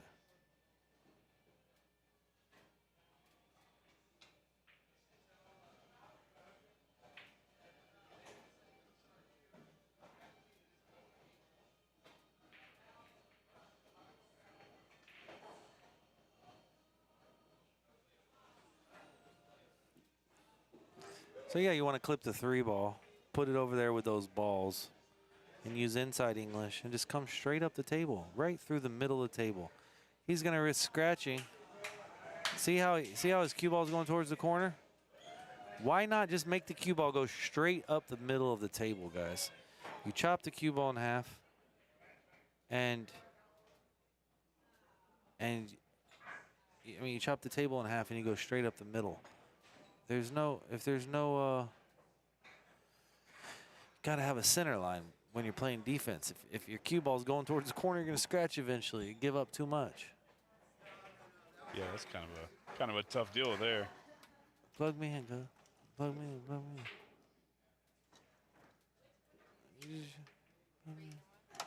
in. I got the iPhone. Yeah. Oh, she is.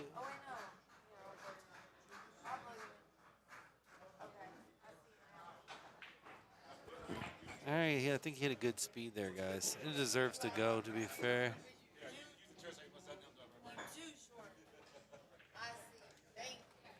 Don't hit it too hard, Kevin. It goes long.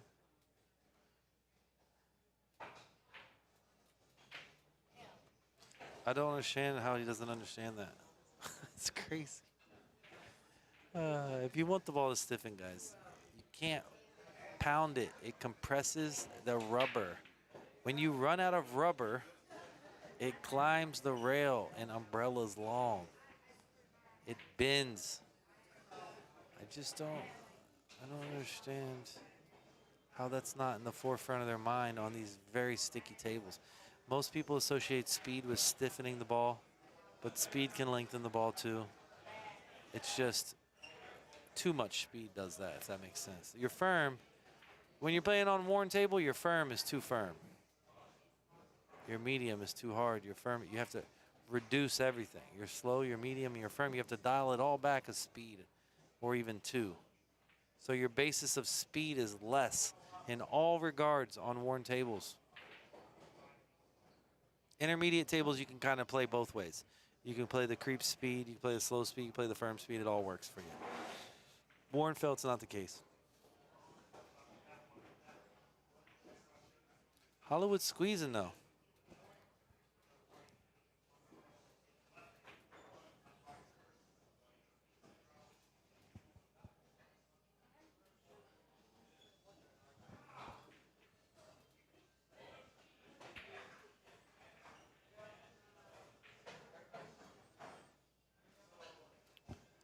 This shot's no good because Hollywood's going to cut it to his right, our left, and he's going to just smooth the cue ball, just roll it. He hit it too hard. That ball's going to come right back out and play and give it an easy bank. I don't understand why he's not rolling that ball to the hole.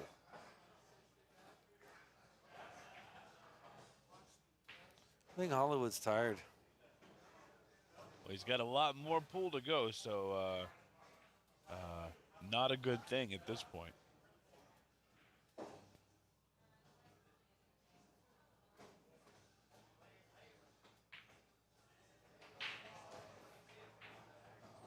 Shot Kevin Payne.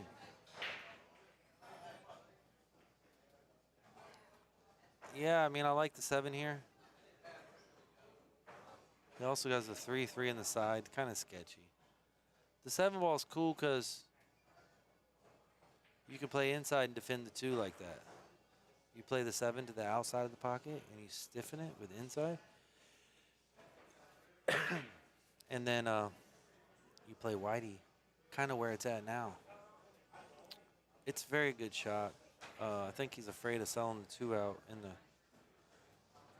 selling the 2 cross side next. So what I would recommend is kind of overcut the 7, play a touch of inside. Oh, he's playing 2 rails. He's going to sell it to 6. This is even worse shot right here. But he made it. He scratched. That's a lot. That's a lot.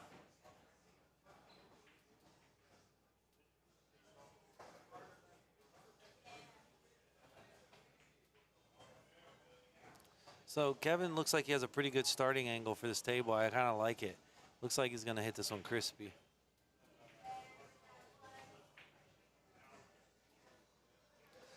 You know, guys, you got to hit it either harder or softer. You know, you gotta take into account what you're leaving. Both of these guys' weaknesses that they play straight backs, and they're giving up an easier shot. Everybody's got to agree this 5's easier than the previous shot. So that means Ryan's won the battle of exchange. Yeah, this shot's sketchy. The probability of him stretching it, I think he could do it, but damn, that 2 ball goes 1 rail under the 7.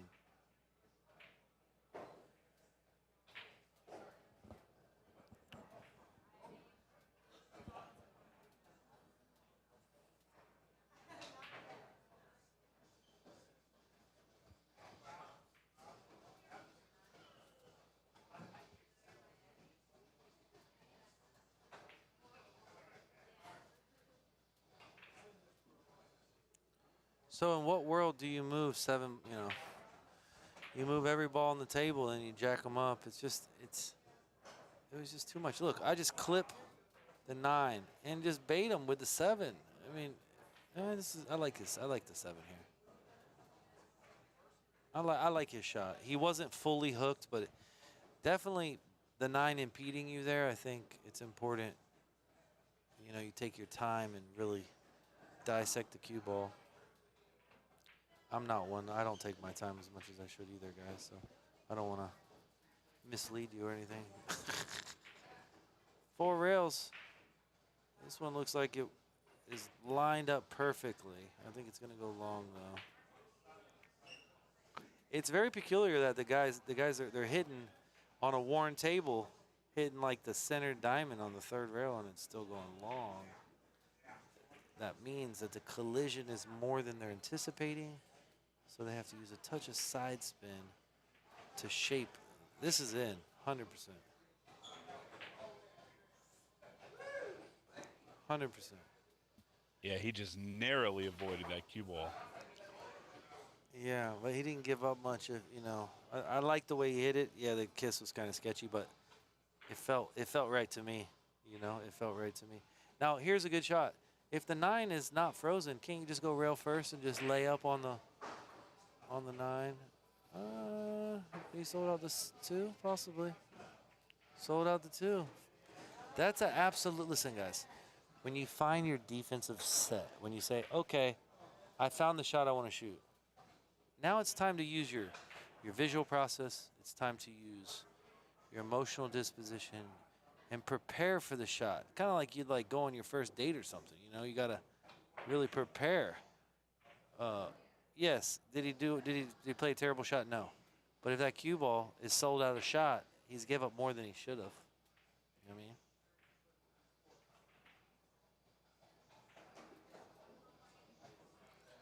I'm a firm believer on these cross sides, and I know, once again, a lot of great players like to stiffen them, but I like to just aim them short and just use outside and open. These guys are aiming at the pocket, cutting it out wide a lot.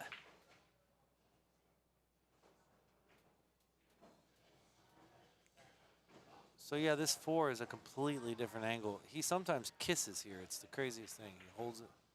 Yeah, it's no good. He's got so fortunate for the 4 to dress up there. Maybe not. Maybe the 4 banks. The 6 banks too here. They all bank. The issue is which one's easier. I think the 4 is easier, but I think you're giving up a lot if you miss the shot.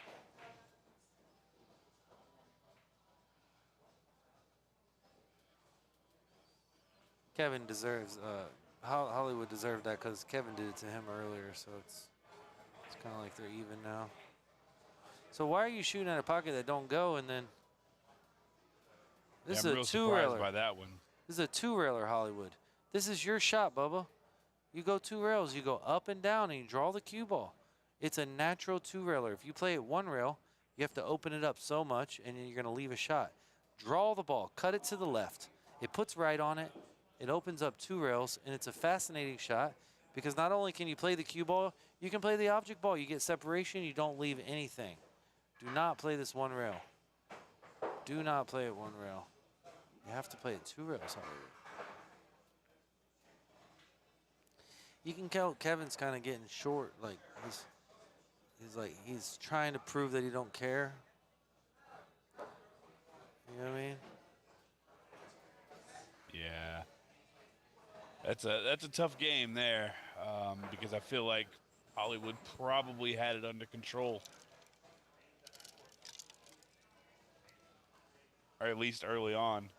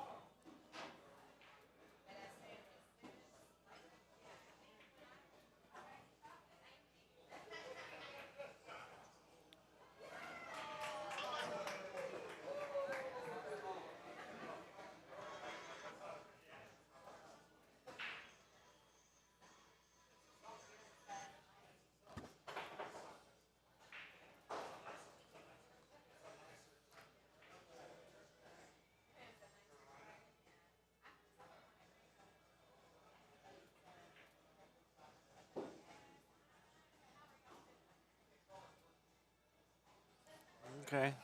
Well.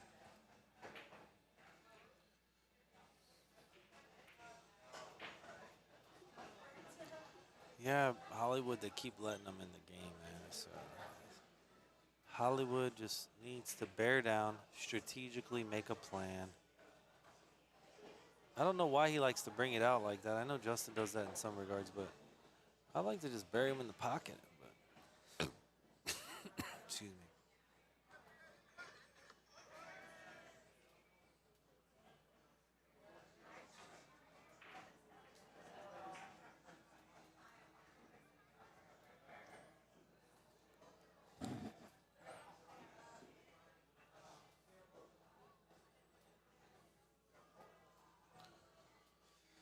Well, if I was playing Banks by the Rail, I'd shoot at 4 rails 1,000%. And I'd bet even money that I go around, go in between the 6 and the 1. I mean, is that the right shot? Probably not. You're going to leave too much. I'd like to play the 2-railer on the 7 in the corner.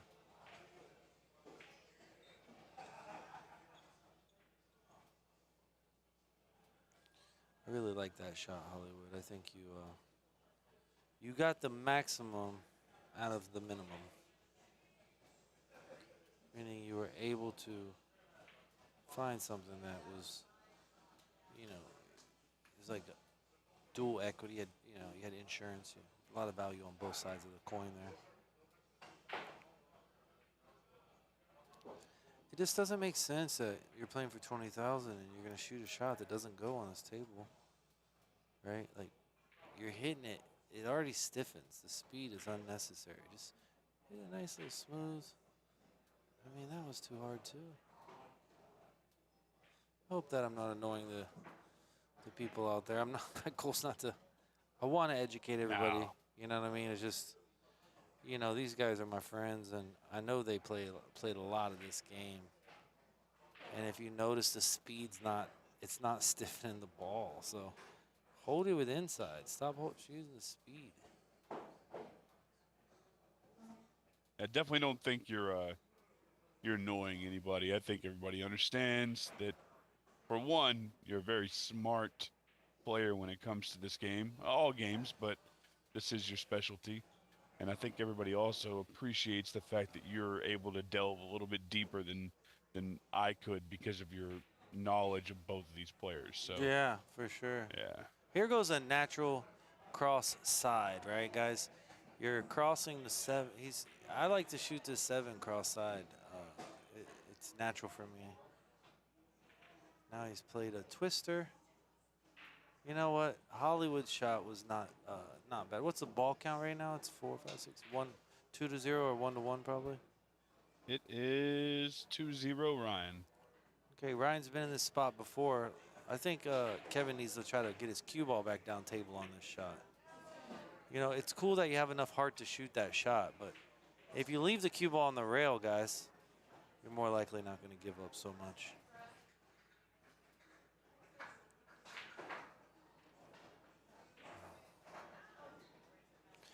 So, yeah, I mean, it's a game of misses. This game is, you know, it's nice to see, you know, the greats put packages together. It's nice to see guys on their home table just mastering the absolute bank lines, right? But this table is not allowing them to be that style. You have to, like there, just, you know, play whitey. It's okay. You're up 3-0. Live to fight another day. There's no need to chase something that you don't need it. You can wait and be patient. Kevin's proven to take bad shots. Look at this. Kevin shoots a shot and just dead sells out like 99%er. So are y'all vibing with me that if you want to beat guys that play good, to commit more to the strategy, commit more to the patience, like a father would to their children, you know? If you're always constantly taking risk. Now, if you got 10 million and you wouldn't invest all 10 million, you would invest 500,000 or maybe 6 times, and you know, you invest 3 million totally, then you can afford to take a loss on one of those investments and still be profiting, right? But when you're giving up 200,000 and you've invested 300,000, you're giving up 2/3, you're giving up too much than what you're getting. The investment's not as good, or you know, whatever the case is. It always makes sense when the guy shoots a bad shot and makes it, but I think that's one of Kevin's best shots, so I think he's allowed to shoot it, you know. I think Ryan's got 4.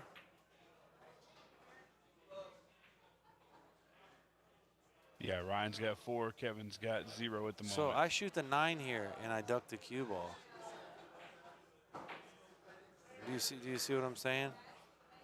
Yeah, it makes sense. I shoot the 9 and duck the cue ball because, heaven forbid, he leaves this 9 straight back, and now, look, he's got all the balls on one side of the table, and he's able to acquire fruit from his tree, right? He's got all the balls down there, and so now Hollywood's 1 shot away from losing the game. You know what I mean? Because the 9's going to be back down there with the rest of his friends. And if he makes it or something, you know. But look at what the spot Hollywood's in now. All the balls are in play. And you're telling me you're going to shoot a straight back and risk selling out that 6? I just don't think.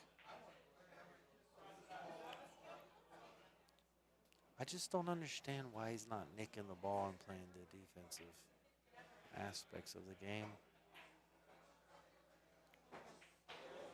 This one's sketchy. It's going to hop and the spin's not going to grab. It's going to hit the 6. I mean, it did it. It's almost exactly what I said. When you elevate it, hit down on the ball, the object ball is going to run out of English by the time it gets to the rail. It's not going to grab as much. You got to cut it more than you anticipate. It's almost like you knew exactly what you were talking about. I mean, I've seen it so many times. I can predict if you let me guess the miss, I'll give you the make and the other side of the pocket, and I think I could come out successful because when you understand the tendency of the shot, it's very easy to adjust, right? But These guys are banking to the tendency of this very worn table, so it's kind of like they're getting the worst of it. It's like if the wind in a golf shot is going to the right and you've missed right, you've missed it terribly. If you miss it left, I can be okay with that because it's going to the right. You get what I'm saying? Yeah, yeah. It So- makes total sense. Yeah, so on a table that plays short, would you agree that if you miss it short, and then there's one rail on this table that plays long, which is that lower right long rail, it plays long, and neither one of them can figure out that adjustment. I think if they could figure out that adjustment, they would be high favorite. You can't blame Kevin for trying to make something happen but once again, guys, you're in a fight. The guy's beating the shit out of you. Go ahead and prove to him that you're a dog. Go ahead and prove to him that you're willing to get 12 black eyes, and we're going to go ahead and take this round 15 rounds. We're going to take this fight 15 rounds. Stop trying to put your body in bad position. If I throw a knockout punch, I miss, I'm in a terrible position, my opponent's going to eat me alive. It's the same thing here in bank pool. You don't have to rush to get a better position. You actually have to do the opposite. You know, if I have the lead, I'm going to try my hardest to protect it. And I can say previously in my career, I forfeited a lot of leads trying to overly attack, and that's something that I dearly work on because I don't want to lose giving up more than I'm getting. And now if I shoot a good shot and I get a lot of value out of it and I miss it, I'm okay with that, you know?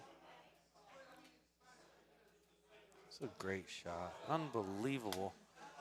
I'm going to take like a 5-minute break, okay? Yeah, you're good.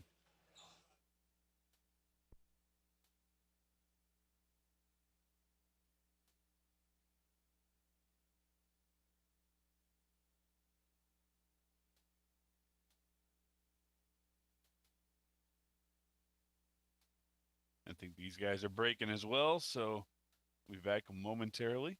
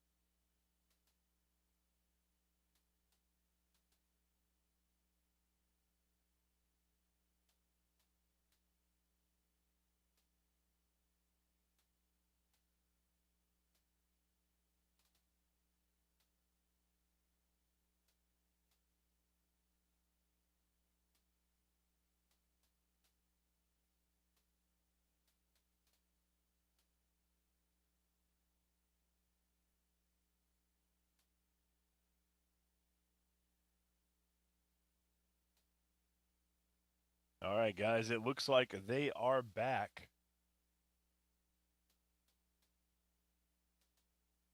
So here we go.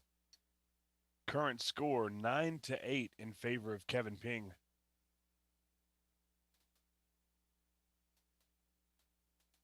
This is a race to 18. So we are right at the halfway point.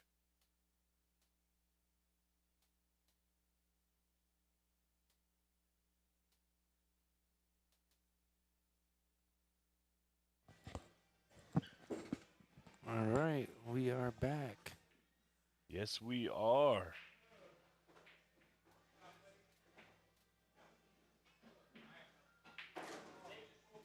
Mike, you had a chance to order any food from Railyard yet? Yeah, I had a cheeseburger. It was good.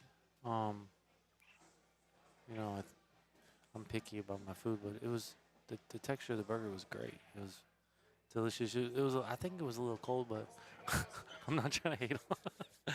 But I'm super particular. I have like, you know, like when I go places, I go to the same place. I like the same waiter. I like to eat the same thing. I'm weird. But, Yeah, no, it makes sense. And they have a pretty incredible cauliflower crust pizza Oh, for that sure. I get every time I'm up there. It's pretty solid. Kevin just goes shoots a 3-railer like doesn't. So that shot's good when there's no balls on the table, and you can kind of like defend. But I think he's left him a lot here if he twists this ball in.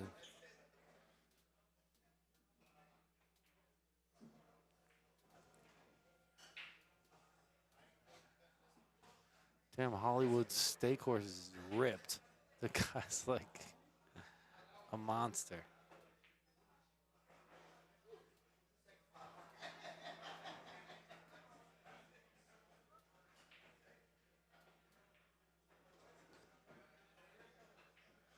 What about just shooting the 2 into the,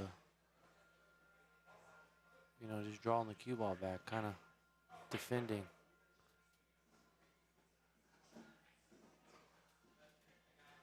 He went for the gusto and he got it. I'm not sure Kevin Ping realizes that he's playing by the ball and you don't get any extra shooting 3 rails. So you're telling me you're going to shoot the ball, it's going to travel 27 feet, and then if you miss, you saw a duck. This can't be the winning formula. It cannot be the winning formula.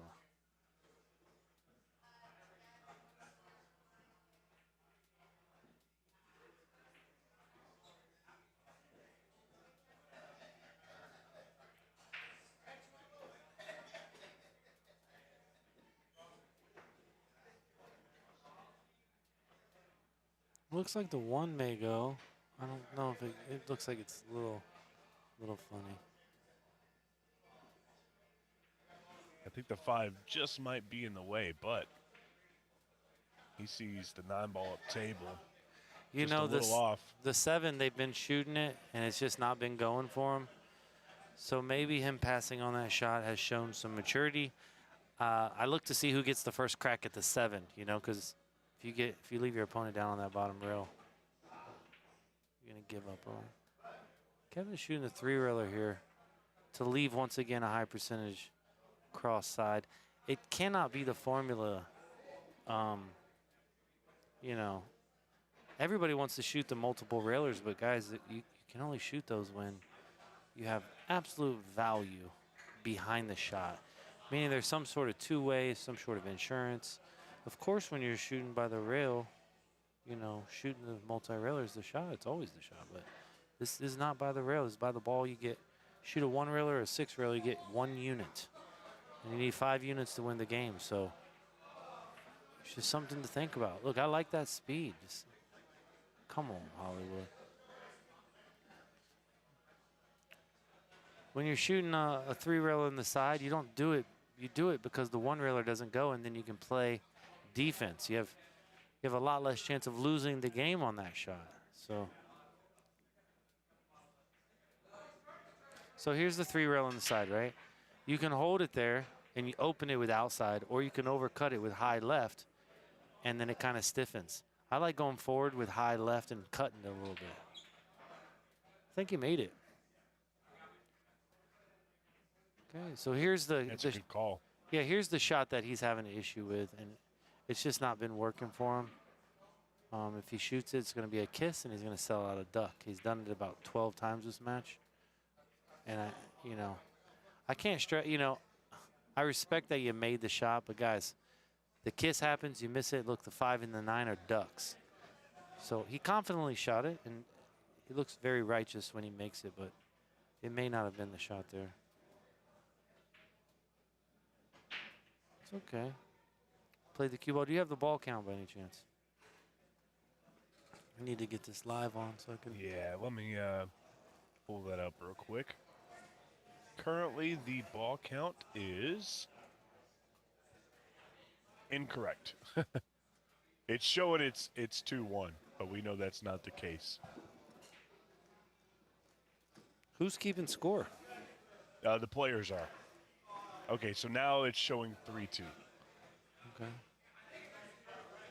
I wonder.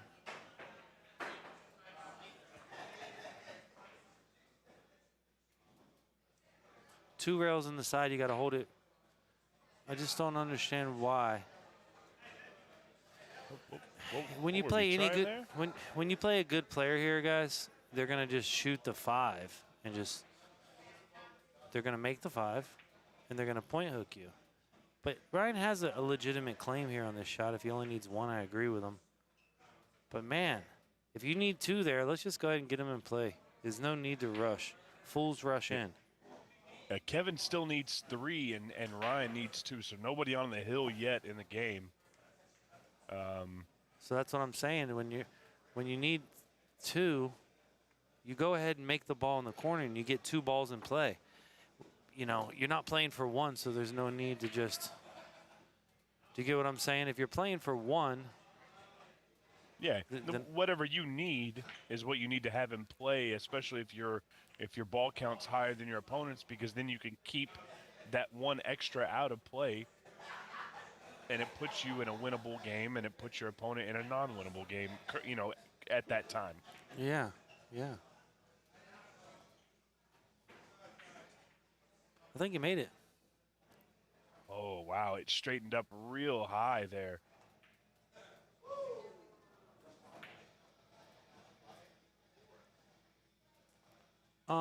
Four rails, but don't use any English and play the cue ball. He did a pretty good shot with the shot.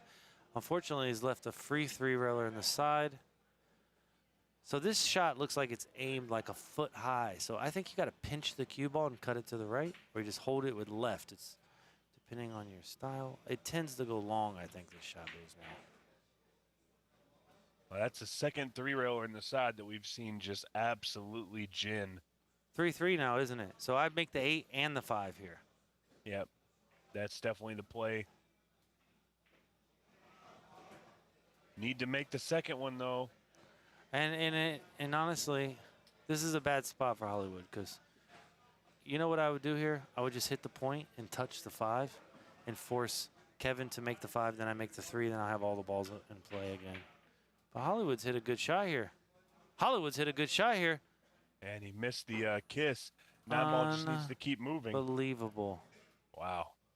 So, yeah, so what I'm trying to say is if you make the 5, when you got a ball in the spot, you don't want to make another one when there's another ball hanging, because then your opponent's just going to make the other one. You'll have 3 up there. He's come up short again. But now he's not in that spot because Kevin's not going to be able to make the 9, is he? So he needs to draw his cue ball over there. So Kevin can't just spin the 9 in. You get what I'm saying? He needs to get his cue ball way over. So Kevin can't just do this shot. Look for a scratch here, though. Kevin's going to. That was peculiar that he was able to play that cue ball, like the way he hit it. I'm thinking the 9 ball was off the rail and we just couldn't see it. Okay. I was like, damn, it's on the rail and he just got it without. He just made it. I wish I could make it like that 9 ball all the time. Right. I mean. You know what I mean? Like, it had to have been off the rail. Had to have, because normally you use an inside there, right? You know what I mean? If it's on the rail.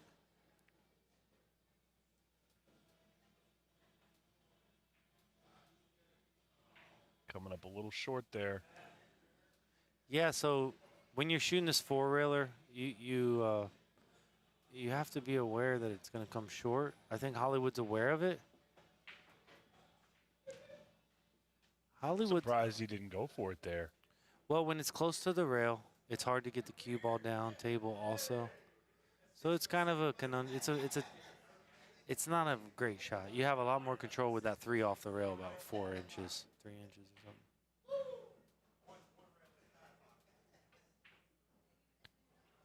Stiffed it right back up in the corner. It's a good shot there by Kevin.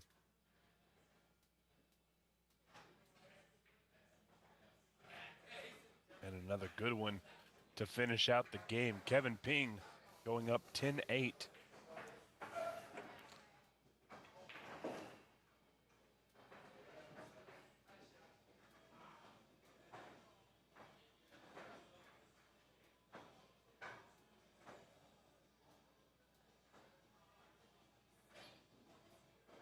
We saw this yesterday with the 9-ball. Everything started off pretty smooth. The games were moving, and then there at about the 2/3 mark, the entire match just slowed down due to safety battles, missing balls, things like that, and then there at the very end, of course, Hollywood brought it back. I wonder if we're going to see kind of the same thing there. You mentioned it before, maybe Hollywood was looking a little fatigued there before they took that break. I wonder if he's found a second wind. Well, a lot of like when I watch professional golf, you see like Bryson DeChambeau, he hits the ball off the tee box real good. So he's always got an easy second shot or a lesser of a shot than his opponent. And if you notice here, Kevin's break's not nearly as good as Hollywood's. And if you continue to leave, ground strokes off the break, it's going to be hard for you to win. So Kevin's got to iron out that break, doesn't he? Can't believe that went in. That was amazing.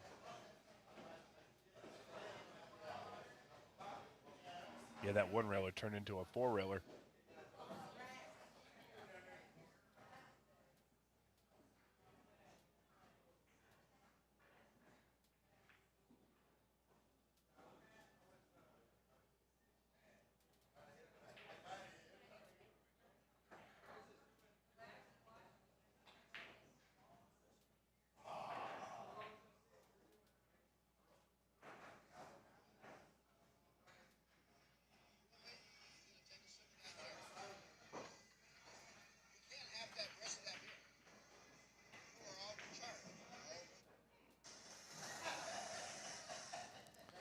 All right, so huge mistake, right? Kevin's swinging at he's like a young man trying to hit home runs. I mean, as you get older, you're just happy with singles and you're happy to be in the game. Okay? You can't shoot the wrong shot on this table. This table is very humbling. I like the 7 here. You got to tone down your speed a little bit. This rail's been playing really long. All right, I'm okay with this. He didn't get exactly where he wanted. Neither one of these guys are playing, position a lot. And you know what? That's okay. Sometimes you have to commit to making the ground stroke and let cue ball go. Not all the time are you going to be able to have every aspect of the game. So in this regard, the object ball is more important. I mean, the 6 cross bank straight back. You got the 3, 2 rails, 1 rail. If you were playing something sneaky, it's like the 6 goes cross corner. And you can like draw back to the bottom rail. That'd be a little sneakier. I think he made it. Oh, he twisted this. So do you see how Ryan's made 2 good shots, but now he's given up what he's earned? He's given up,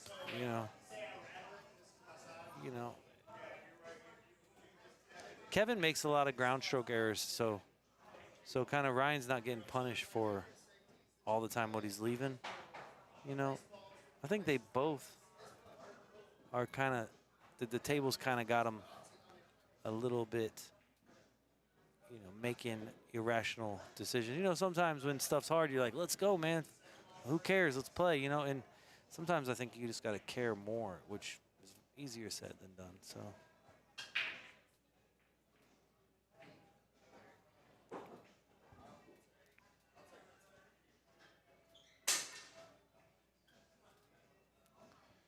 Kevin can twist this 5, but just the key to this shot is playing the cue ball with dead side spin. When you play dead side spin, you really get a lot of spin transfer on the object ball. When you play low, sometimes it's just not, it doesn't transfer as much, and high certainly doesn't transfer as much.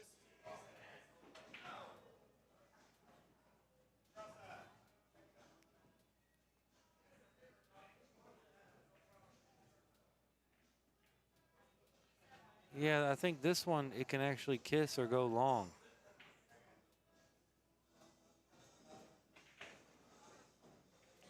I just don't know why. The pocket's very large. Like, hitting the ball that firm on a big pocket, you can just really trickle that ball. You don't got to pound it. It's such a big pocket, guys.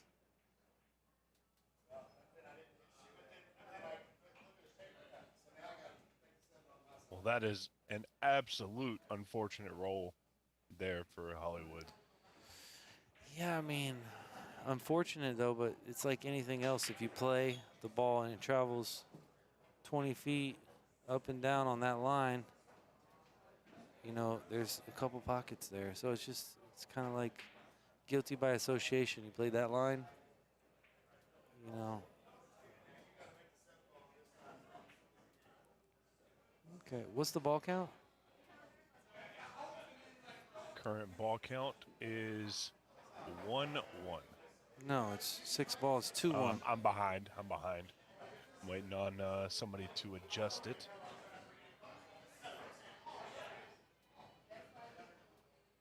Two 2-1 Kevin.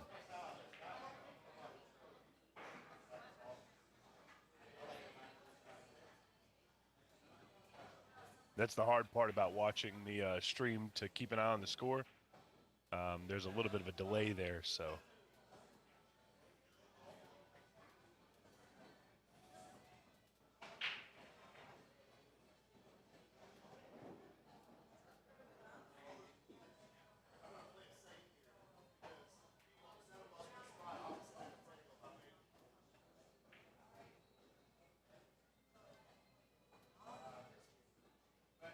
That ball just not hard enough to get there, not at the right angle. Can't believe that ball didn't fall.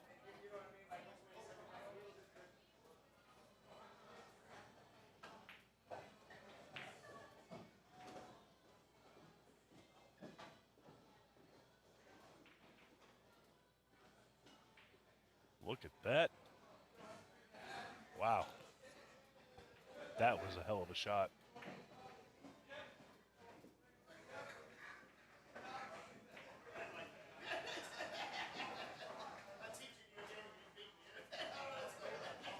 I like the 4-rail here with the touch of inside and just hold the cue ball right there. Don't move the cue ball and don't overhit it. Just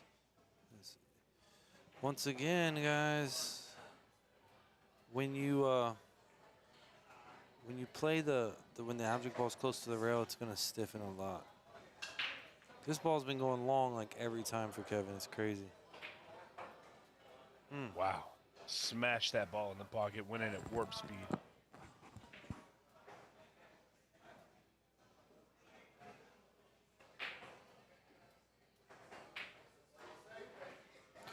So yeah, he played it back down table. That's terrible.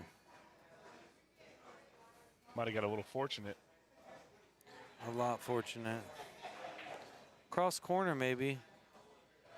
I know it seems sketchy, but straight back, straight back, cross.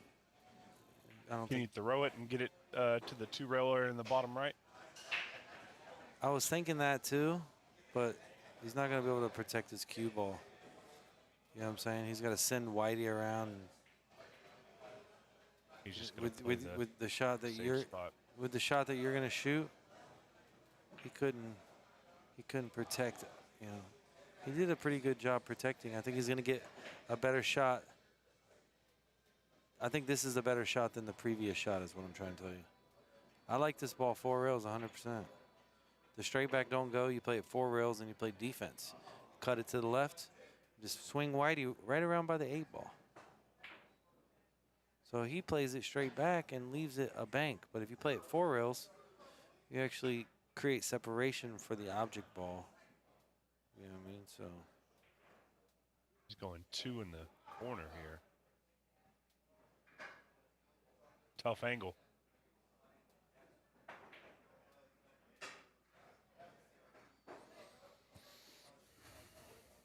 Almost played that ball really well, but he's left Ryan a pretty decent shot here. yeah, he's left him a straight back, and this ball wants to go kind of. You got to hit it like medium. If you hit it too soft, it goes open. You hit it too hard, it pinches. He's smooth, just like that. Just Hollywood. like that, yeah. Oh no! Damn, he hit that good. I can't believe that ball didn't fall.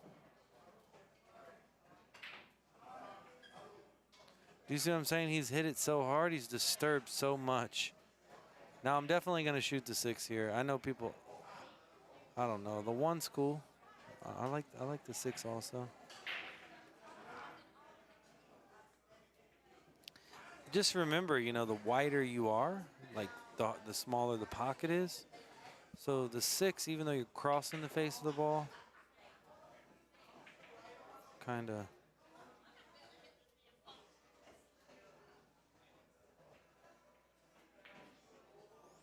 There it is, and another game for Kevin Ping here. 11-8.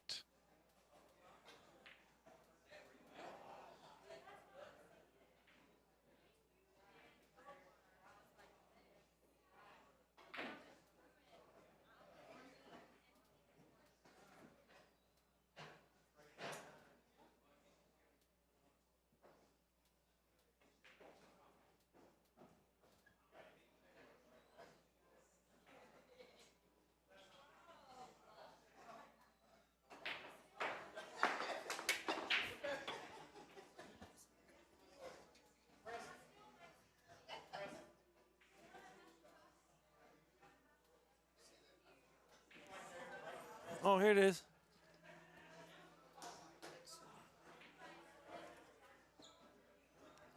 Good shot there.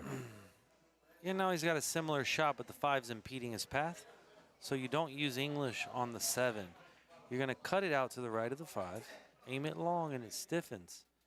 But you can't shoot it with outside because that track is not available anymore because the 5 is impeding. I shoot the 7 all day, twice on Sunday. I'm going to overcut the 7 with a touch of right or just speed. This shot picks up collision naturally. You can use inside. It all depends on how you feel. But I'm definitely banking the 7. I'm going to hit it firmer than you know. The only problem is this shot's been kind of going long a lot. Let's see what happens. Yeah.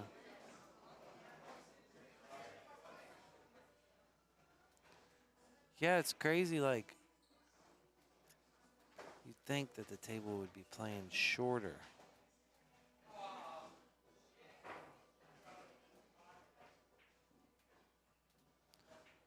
So yeah, when you're shooting that ball, I think you almost gotta like aim it super thick and kind of twist it. That level Q stuff, you know, the way he tried to hit it high ball. You know, you didn't have enough rail. You have to actually like pinch it and hit down on it and kind of snatch it a bit. It's quite a sketchy shot, to be honest.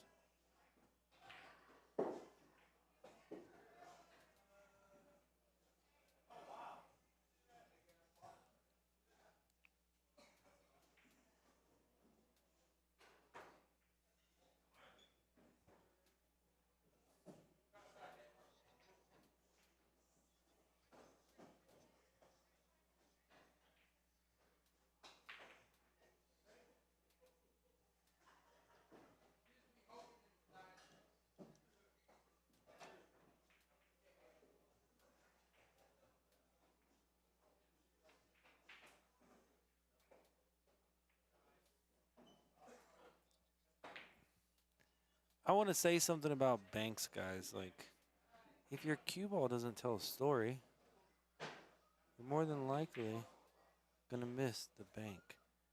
The cue ball and the object ball are associated, so it's very important you pick the correct line with your cue ball, like he did there.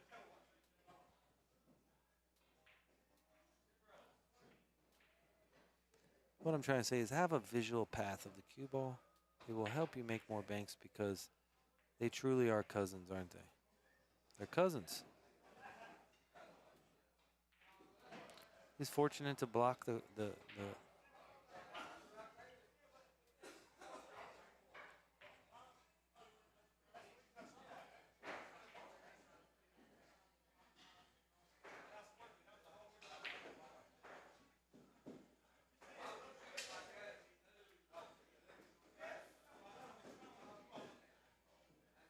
All right, so the two's been moved, and I guess it's kind of sketchy, really, if it gets moved, the option, the whole situation.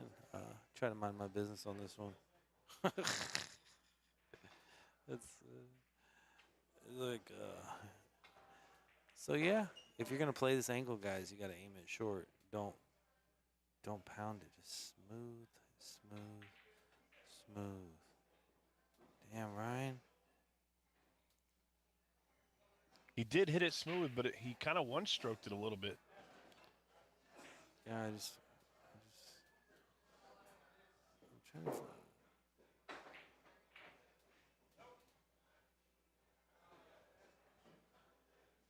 Kevin said he can get staked and play me 5-4. I mean, I don't. 5-4 is a lot. I mean, maybe in a different table, I could give him 5-4 pretty easy. I spot him 5-4 a lot in this. You know, I think I gave him 6-4 one time. But Playing banks or one pocket on this table and giving anybody a spot is sketchy. for sure, that ball, it's bigger. You know, it's kind of like, you know, it's a huge ball, isn't it? The percentage is just. I don't like this shot at all. But he held Whitey, so I think that was an excellent shot. I retract my statement. He held Whitey. He got a ball down table, out of play, blocked some future banks. I think he did a great job there. That was it. I didn't see the shot quite that controlled. I thought the angle was too large for that, but he really negotiated the angle nicely.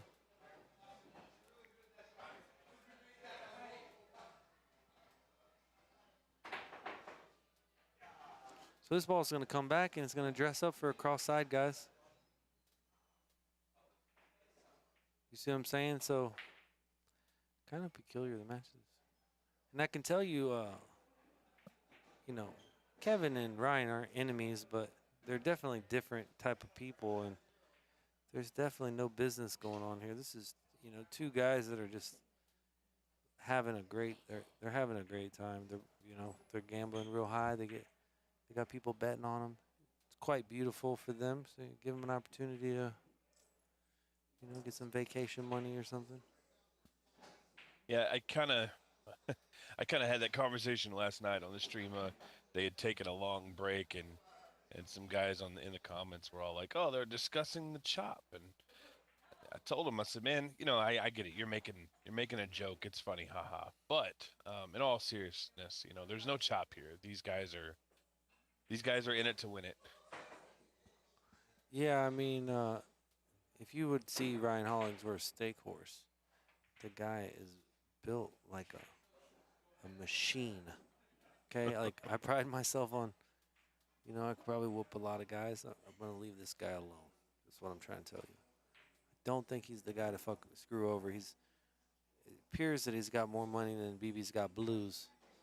And those kind of guys that take a lot of pride in, you know, they got money and they got pride. You better watch out. You fuck around with those type of guys, you're gonna find out. I promise.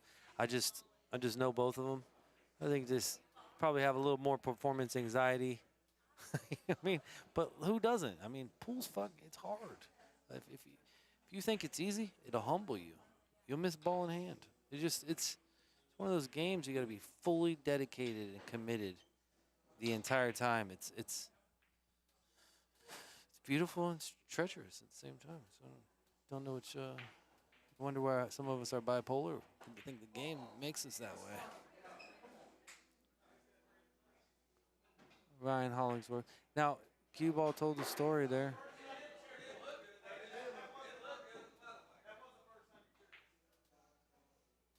I guess he didn't call it there. That's weird.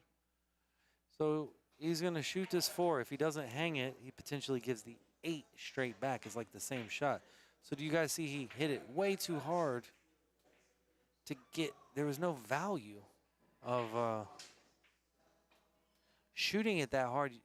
You know, you're not really protecting, and you're only really ever going to get 1 there. So look, he sold the 8 out. Now Ryan's going to put the maximum spin and just twist it real slow. Twist it to the hole. So that's the shot you don't want to miss long, short. You wanted to miss it a little long because there's more banks that you're going to sell out. That's short.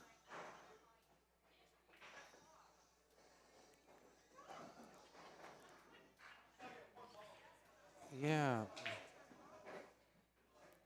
I just shoot that yellow ball on the bottom rail, and I just stop the rock and just kind of send it around.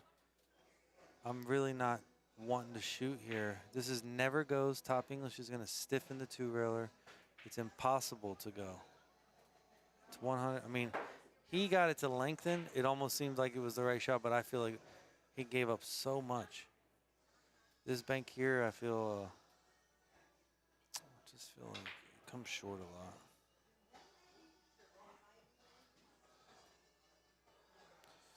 Okay. You could just roll the 8 in right here. People think, oh, I'm just going to go ahead and do this, that, or the other. But really, man, you make that 8, you spot up the balls, you start actually gaining equity. He shoots this shot. Now, look, he's leaving a free straight back.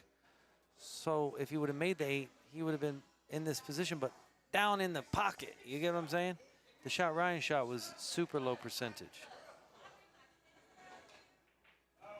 Yeah, that's we're getting into a tight spot here. This is starting to get a little dicey. He's probably going to shoot this 4-rail and just hold Whitey right there. Oh, he's going to, sorry about that. It's a terrible call on my behalf.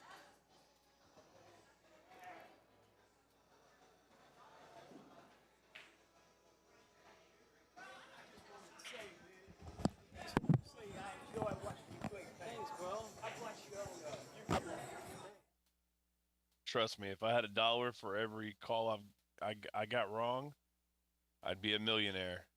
Sometimes the players just do things that you don't expect.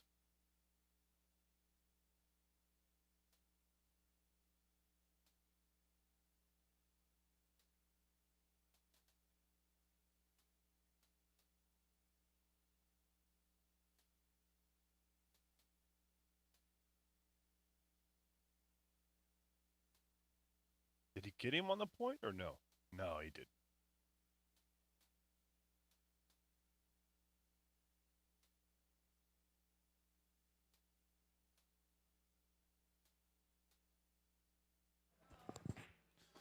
Okay. Brian Hollingsworth has the cue ball, guys. When you warm up for bank pool, I think you should warm up tickying the ball and freezing its end rail. If you've ever watched Alex Pagaline warm up for bank pool, yeah, he's going to shoot his normal little thing, but he always is practicing the small, how do you say it, the micro adjustments of pool. So he's practicing the thin edge clips down table, the thick spin edges to go down table. He's constantly kind of measuring the cue ball. And I think in this application here, guys, these guys are too general when it comes to the defensive sets. And I can admit that I feel like it's kind of my style. That's why I play by the rail. But I really get sick and tired of people saying, hey, this guy, he just plays by the rail. I want to play by the ball, and I want to do the Detroit squeeze. I want to make your feelings hurt. You know what I mean? And when I get a shot, I'm going to shoot it with an aggressive nature. But if I can hold you from the shot, I feel like as an older man, holding you from the shot is the beauty. It's kind of like, you know, the young guy thinks he can fight real good and you just hold him off the punch. You just, what's he going to do? You know what I mean? So Hollywood is breaking pretty damn good. I think I think the closer it gets, the more Hollywood sees the finish line. He starts to get a little more serious. So don't overhit it. I try to tell you to aim that ball short, boy. Try to tell you. That was the one. These guys are aiming this angle square, and it's coming long. And I think it's getting a little lengthy. Just think it's doing more than what they're anticipating.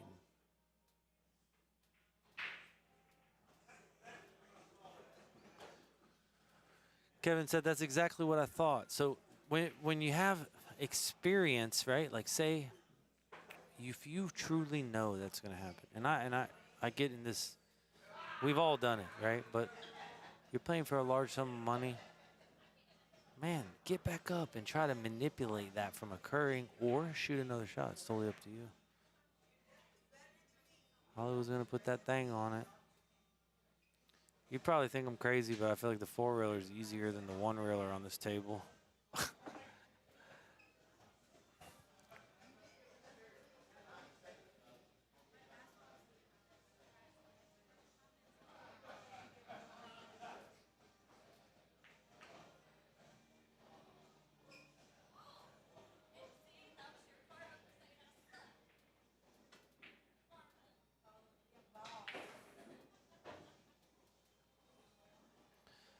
I mean, Hollywood passed on one shot, right? And he said to himself, man, it's just not been working out for me. So I think that he might get something here. I think if Kevin doesn't escape the kiss, which he did.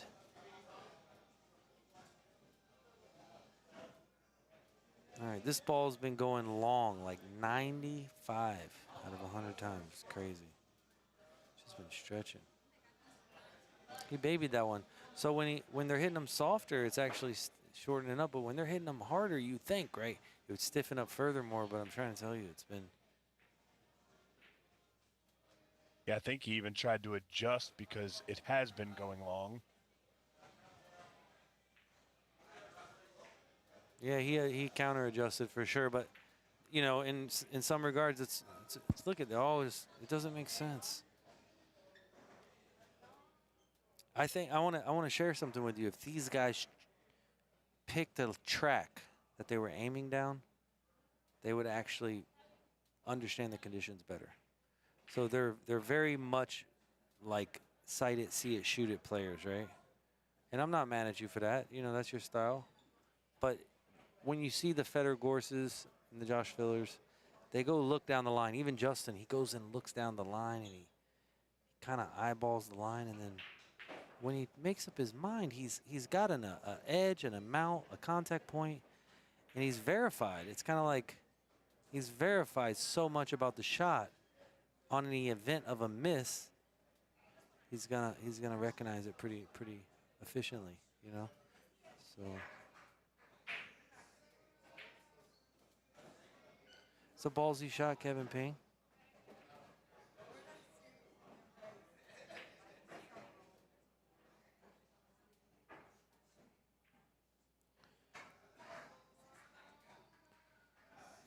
Go ahead and twist this 8 in, Ryan. And you've underhit it a couple times.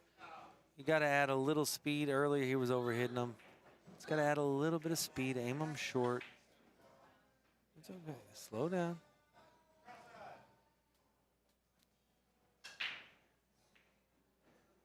Yeah, these guys are kind of playing a game within a game because every time that ball comes up, Kevin's like, cross-side, and now it didn't go, so it's quite funny.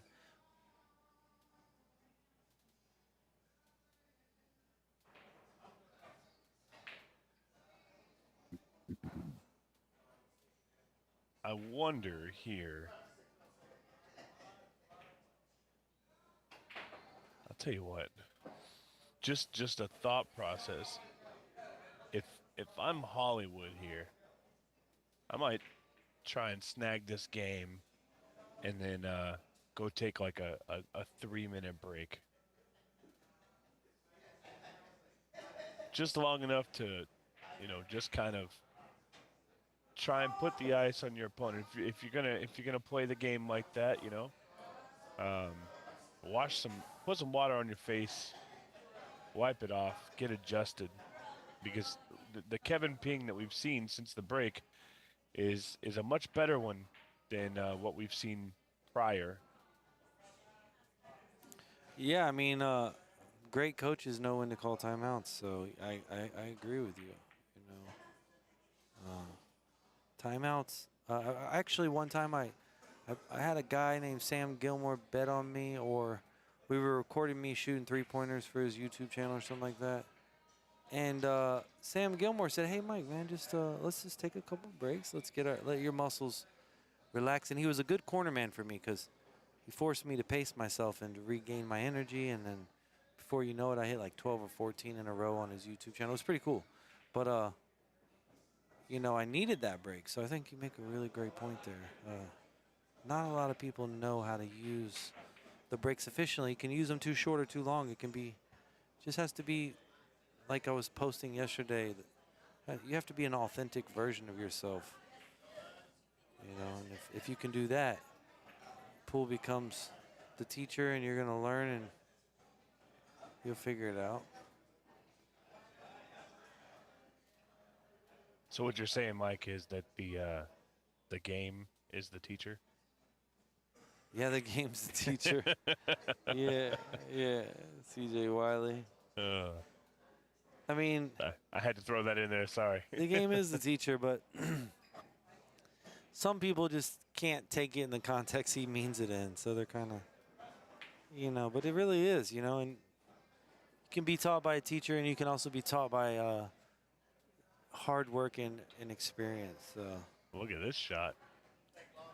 He swished that one in and made it look pretty easy. That's going to put him up 3-0 on the ball count. Might be 4 if he gins this one. That's 4. I feel like the one goes cross corner. I don't even think he sees it. It's right here in front of him, too. It goes straight back in the left corner. This might scratch in the bottom right corner, guys. Oh, he played a different shot than I. Can't believe he tried to back cut that. Or back bank it, I guess. So once again, Ryan's in a deficit. So let's just make the 2 and force some balls in play so the guy can't tactically outsmart you the whole time. This one ball means nothing if you need all of them. Do you get what I'm saying? You just make the 2 and don't worry about the 5. You know what I mean? You're going to get that later. You can't get a big run if the balls aren't in play. Especially while Kevin's hitting the ball pretty good.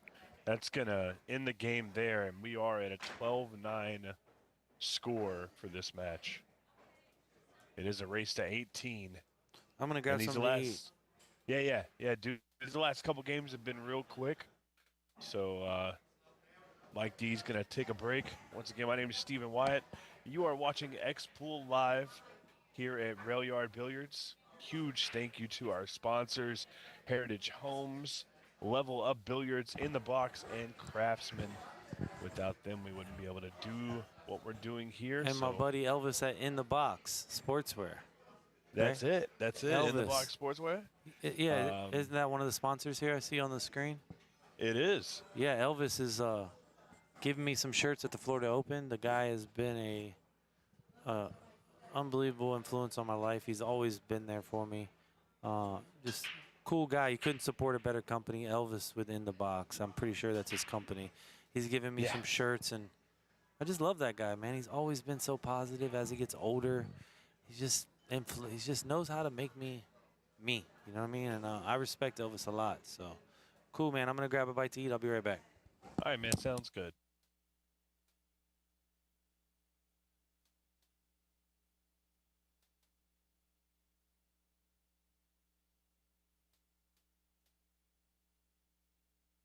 just going to slow it down a little bit. Kevin Ping is probably not going to slow down. He's going to be going for the gusto here. He's looking at the 1 rail, but he changed his mind, says, I'd rather shoot the 5. I think that's a better shot anyways.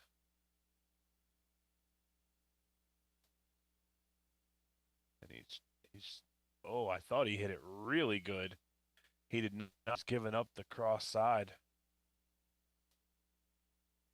Straight back to the side pocket where he stands. And it's going to point out.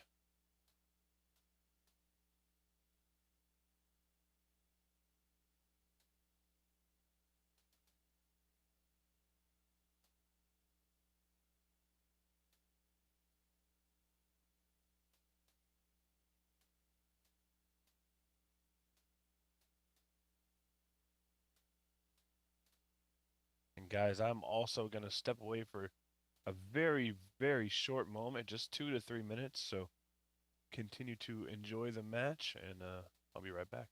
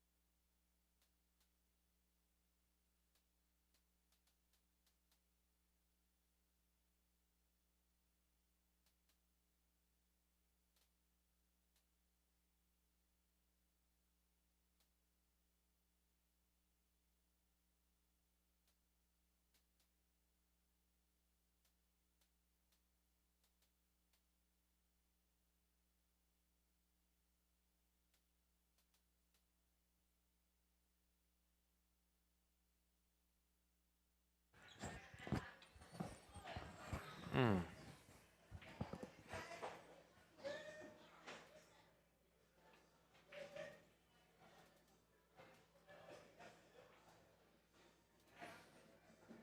All right, I'm back.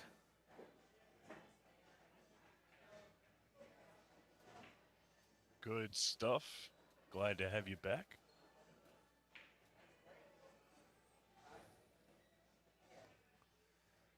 Hi. How's it going? I like this shot a lot. Like that shot. When the ball turns inward, it just doesn't. It normally just wants to go. So if he shoots his 4 rails, 0% chance. If he shoots it 2 rails, he's almost 100% going to sell out something.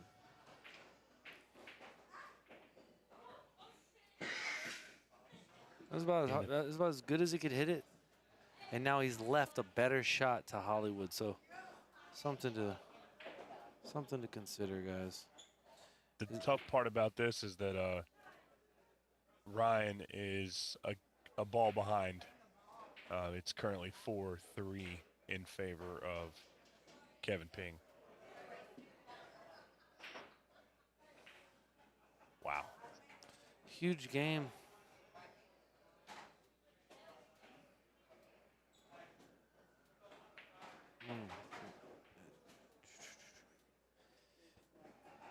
Yeah, I don't like this position at all. I think Ryan did okay there. Eventually he's going to have to make that 9 and just gamble. Yeah, you can't run 2 balls while the 9 ball's sitting in the pocket. Absolutely, yeah. So, what a shot. What a shot. It curved out. That was crazy. It curved out.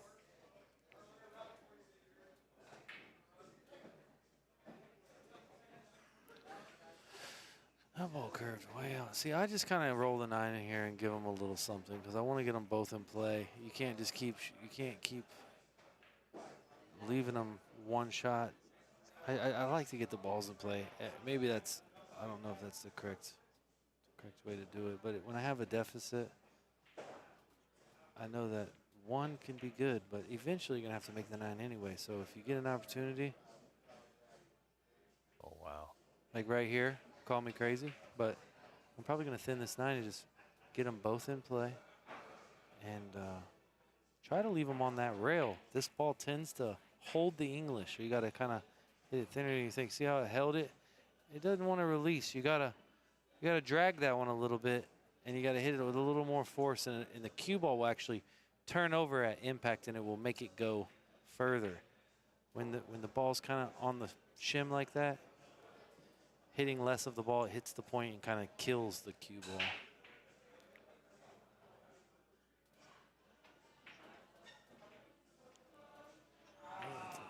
All right, so this is a huge game here for Hollywood.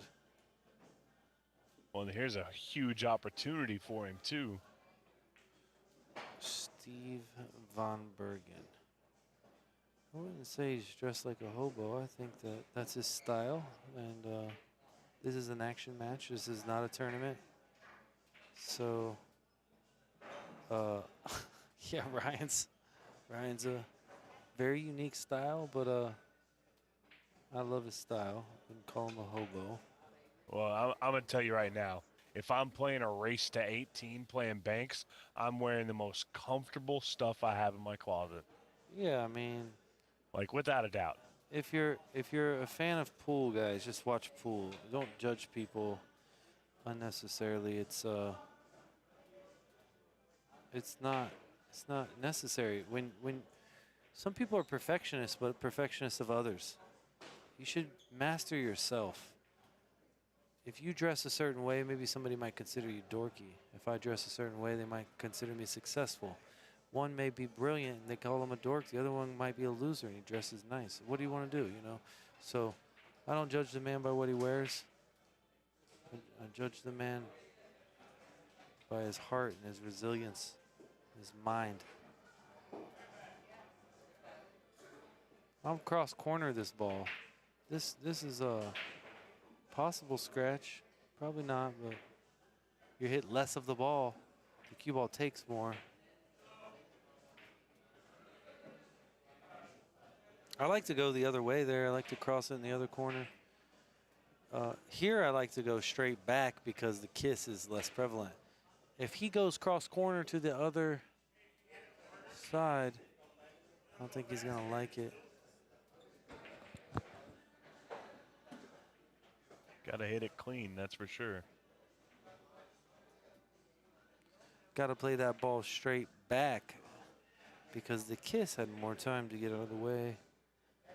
You know, even though it looks like the same shot, there was more time. You know, here's a funny one. You got to hold it a little bit, just a little bit. Yeah, that's pretty good.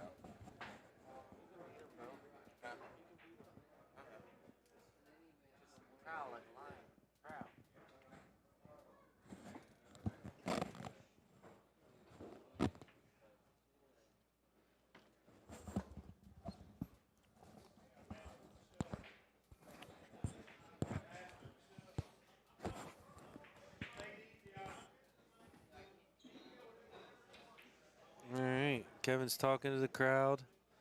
He's feeling himself.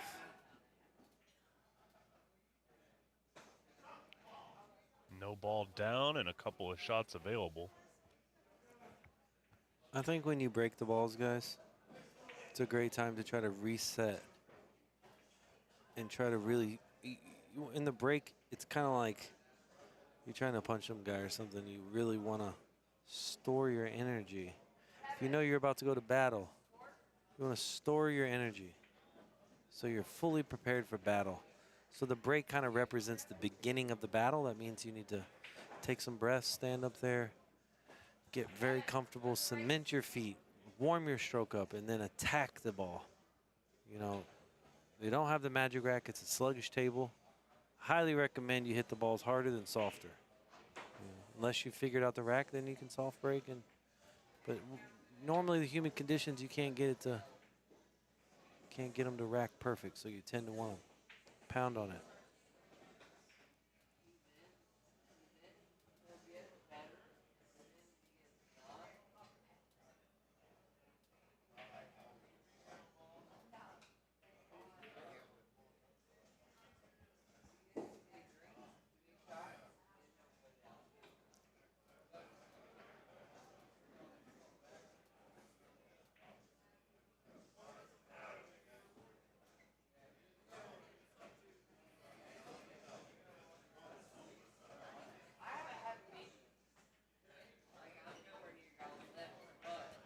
So you notice that now that Kevin has the lead, he's not complaining about the breaks and everything else. So when you're losing, guys, and you know, it's easy to let stuff bother you. But with a winning mental disposition, you can have your cake and eat it too. You can fight through all that.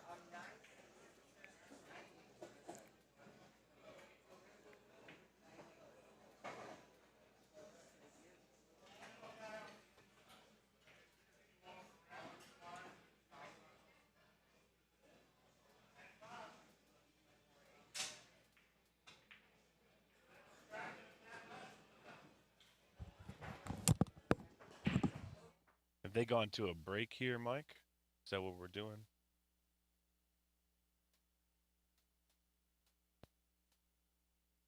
I think that's what's going on here. So, guys, they're going to take a break, so we'll be right back.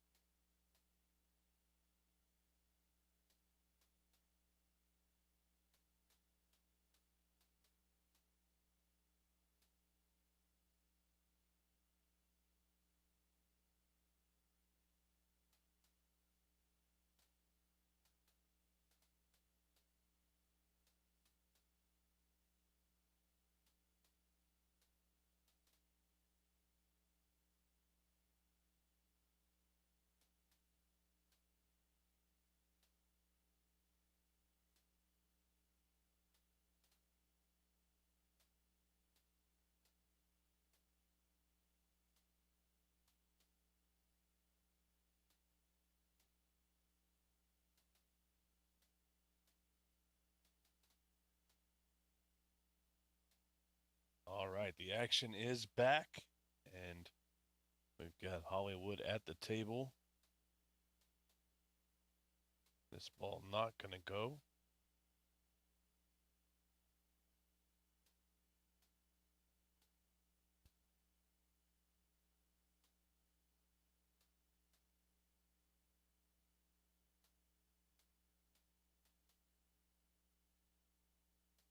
Looking for the 4 ball here. Gonna get a kiss on it. Cue ball jumped a little bit.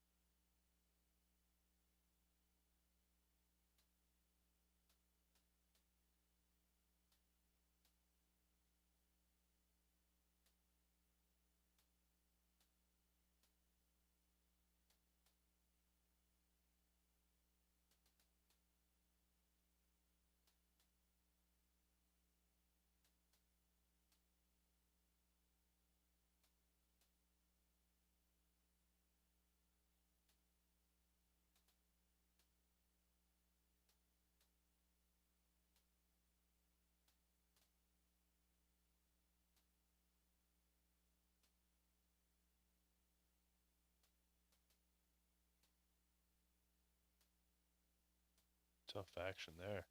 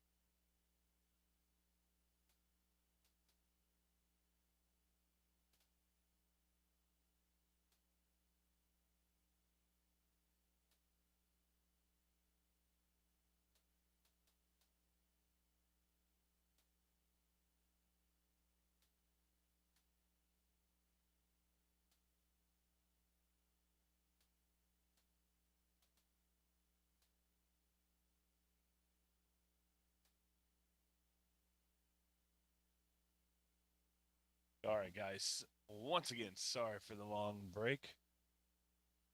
We are back, and Hollywood up 3-0 in the game, but he's trailing by 5. This is a race to 18, so Kevin Ping just about to that point where he can be a little comfortable. Obviously, you don't want to get too comfortable ever, but he's in a situation here where he feels like he's got the better of it, being up 5 games. So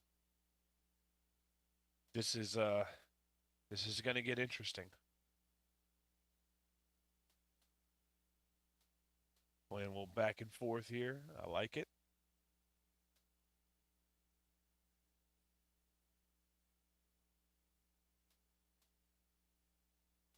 Trying to two-rail this ball. Comes up a little short. I agree. Mike DeLauder is the man. I think he's still eating right now. He'll be back shortly, I'm sure. And for those asking in the chat, what do they play tomorrow if Kevin wins? Well, it gets decided by a coin flip. I'm assuming that the only games up for option are 9-ball or banks.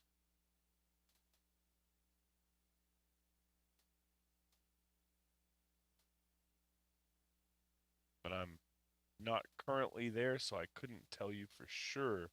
Good shot there by Hollywood. Needs to take this either the 6 or the 9. I think I like taking the 6. You take the 9, you might move the 6 out of play.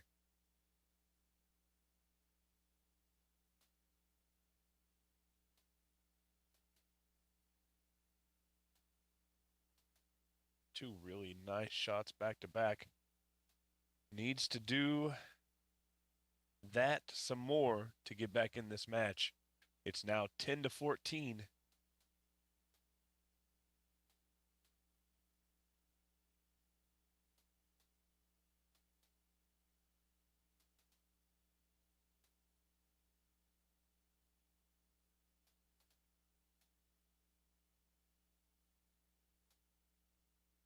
And hopefully they nope, they're taking a break. So, that being said, wait for them to get back and be good to go.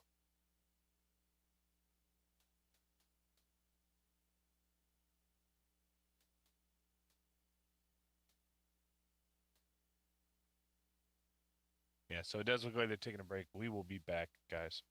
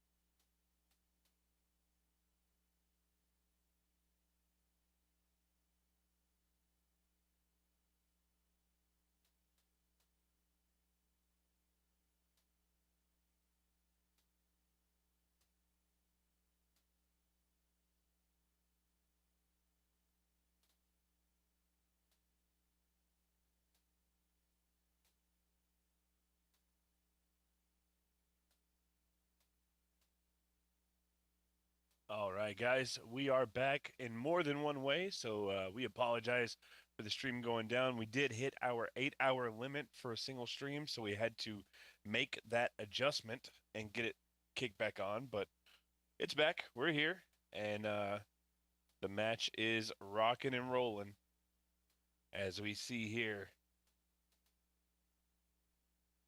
And it looks like Hollywood is going to get off to a quick start. A little shy on that one. But he's got a ball to the good.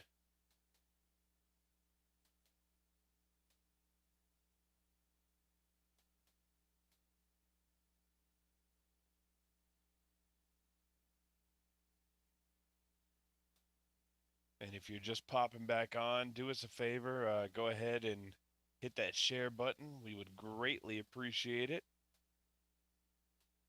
I know it's about 11:30 in Louisville at Railyard. You're in the Central Time Zone. It's 10:30 here, so it's gonna be a little bit of a late one, but we're down.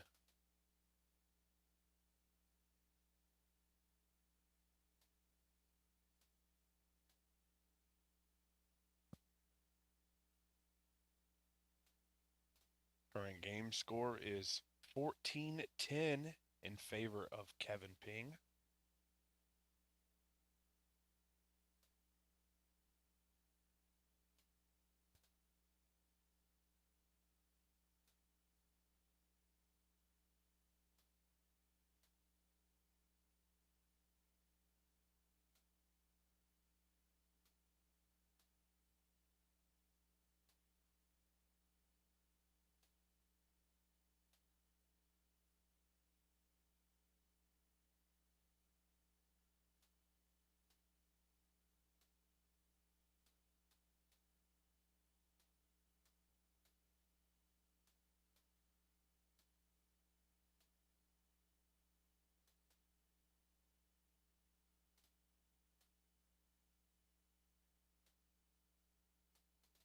See what Kevin's got here. I don't think he has much.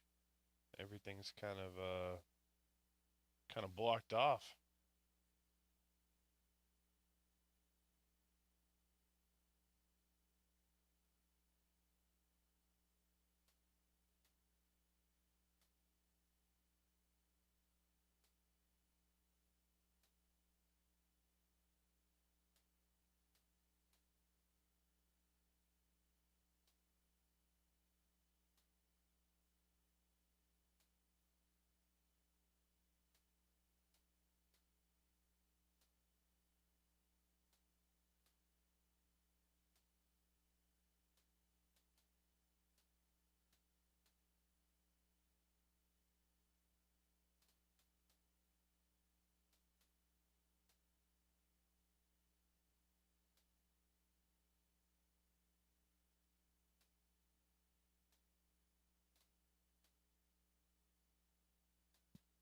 Yeah, definitely going to be a long day, but that's okay.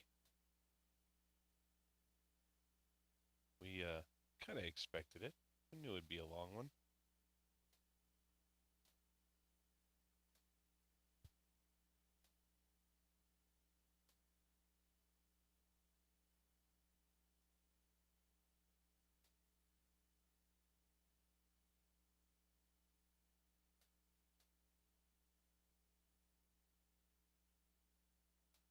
They're playing for 40,000.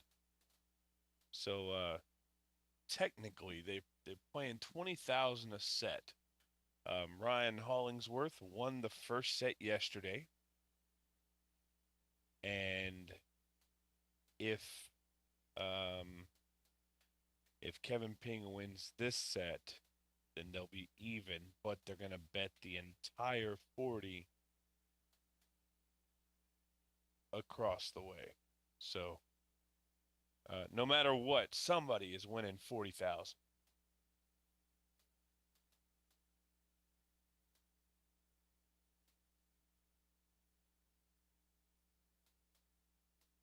Kevin shooting for the stars there. What's he going to leave?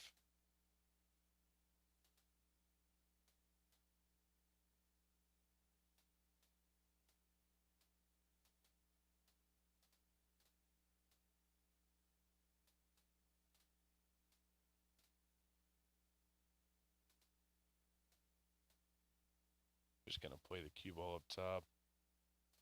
Not a bad shot, to be honest. I don't mind it.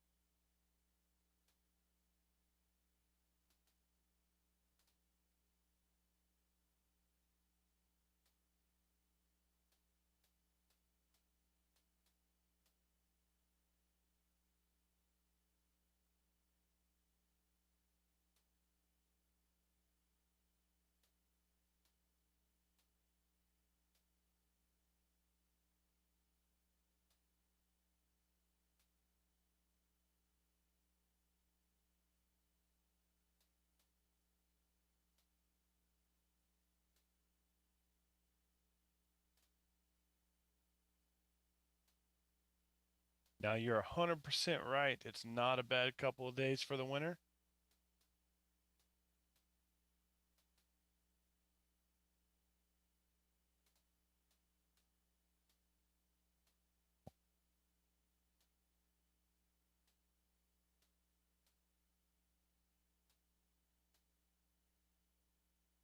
And thank you. We appreciate you watching the stream. There's nobody watching. It's, no good for us. So we appreciate you guys sweating it out with us.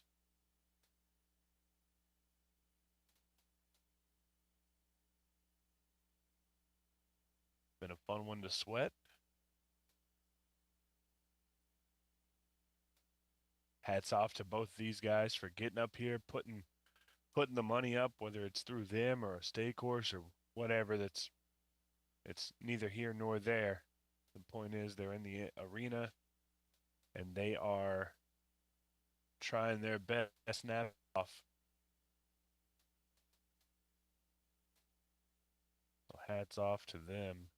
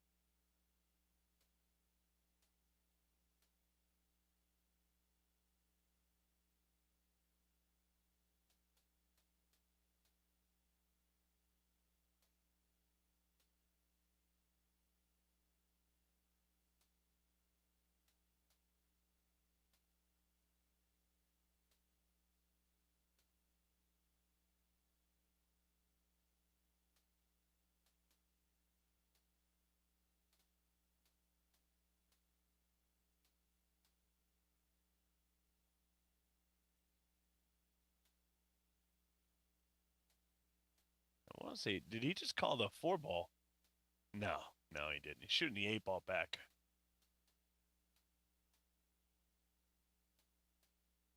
And just doesn't go.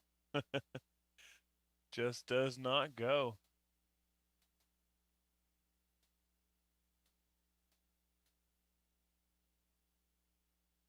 Tries to take the 6-ball at 1,000,000 miles an hour, but he also tried to tidy the cue ball up by getting back there to the 7-9. Didn't quite make it, so it looks like the 3-ball has an opportunity. But as you know, if it touches that side rail, it's not going on this table.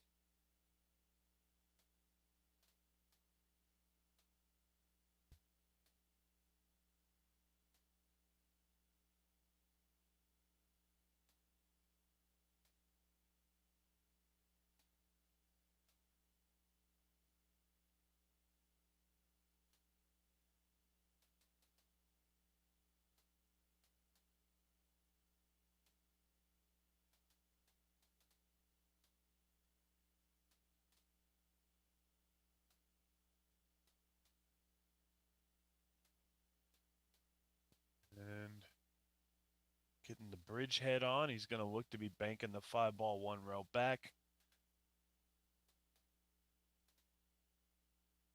Gets the double kiss, was the one thing he didn't want. He's left the 4-ball.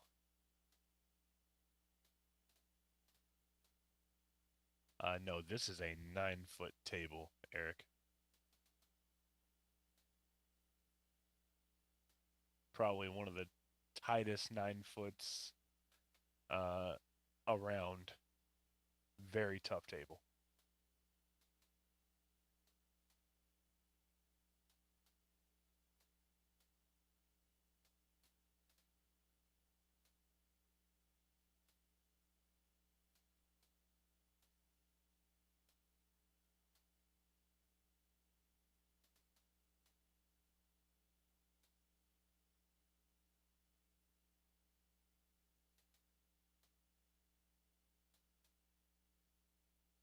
Might try and swing this one.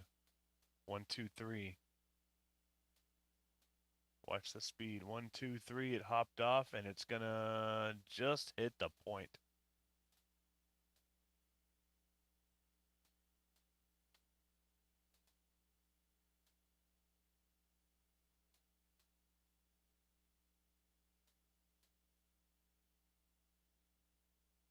One rail. It goes long this time.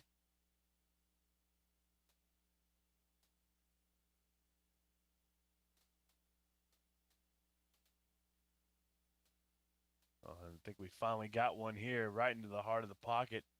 Gonna look to do the same with either the 6 or the 2, probably the 2 because it is a long stretch to get to that 6-ball. 2-ball, not gonna go.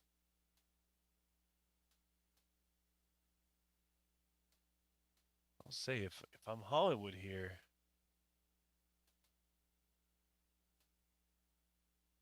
I want to try and find a way to get this cue ball safe no matter what, because Kevin's been shooting pretty on lately. Definitely good to make a ball, but doesn't want to give Kevin anything to fire at because the balls he's been firing at, he's been making. Just like this one, it looked good. Got a little shy. So now we're at a interesting spot. Cue ball is pretty much on the rail. Gonna have to just play this one tight. Put the cue ball back up top.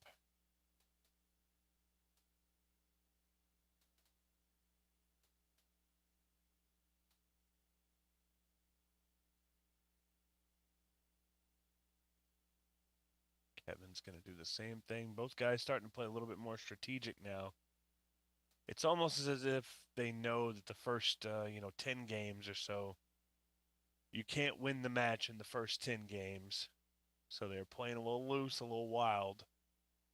And now things have gotten a little bit more serious.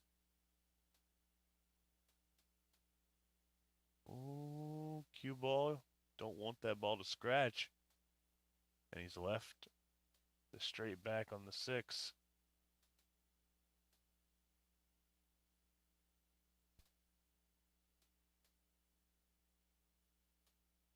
He's not going to take it. Trying to protect the balls down there, and he's left a couple different shots here for Hollywood.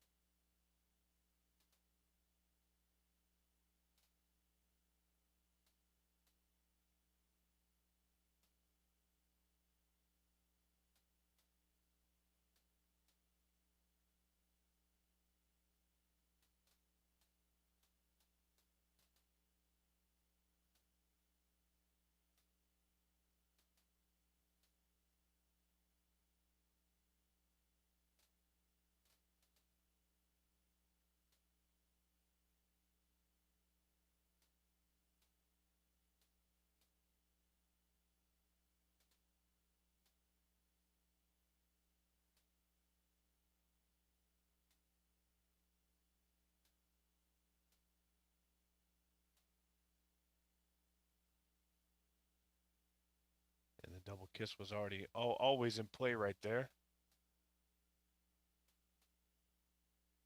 A little surprised to see him shoot that because I think he knew the double kiss was in play and, pretty likely, and he still went for it.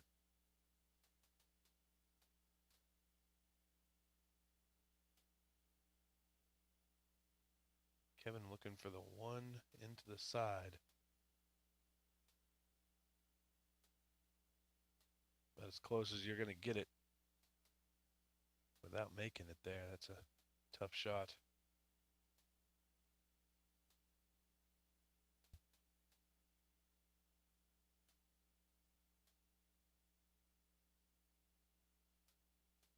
He tried to one-rail this ball, and I think he's made it. Oh, my goodness.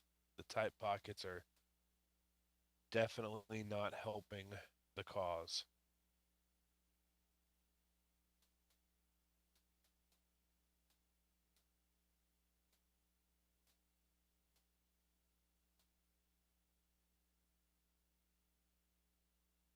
Kevin Ping rocking and rolling.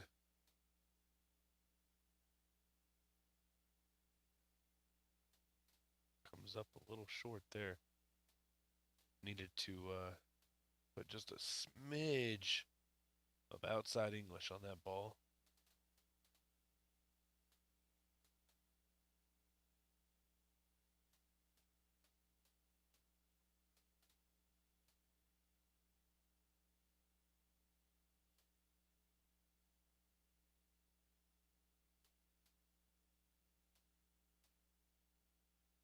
Pretty good attempt there. A tough shot to get right, 2 in the side.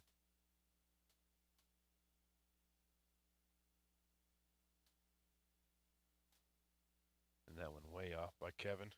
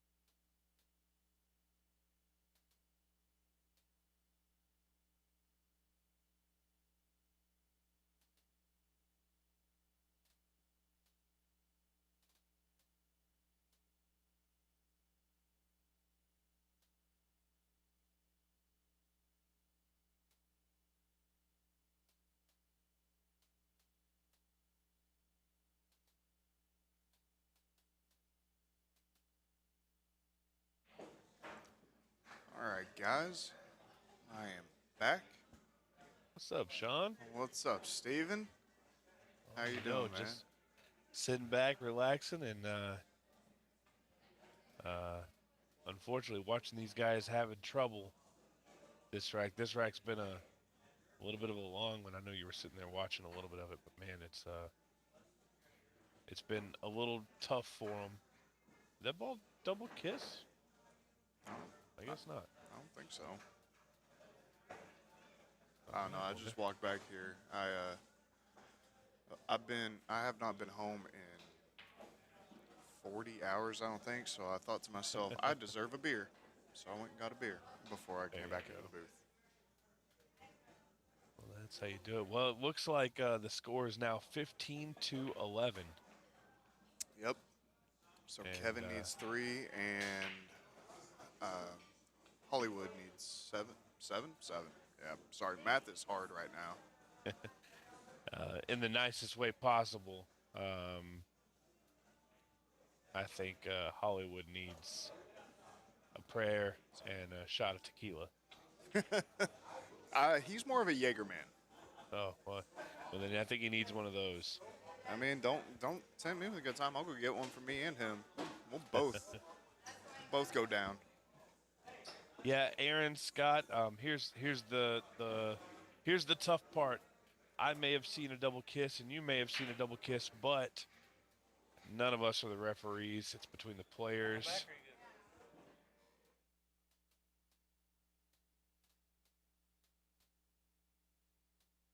So it's all up to them. I'm just here to say what I think happened. I don't always know, and if I see something the players don't, it's not within my ability to run up there and say, "Wait, guys." Yeah, absolutely not. If they ask for a replay, we can do that. But if it is their match, it is them and their backers' money. We are not involved in anything. We are just here to provide coverage and a stream for everybody to be able to listen and watch. That's right.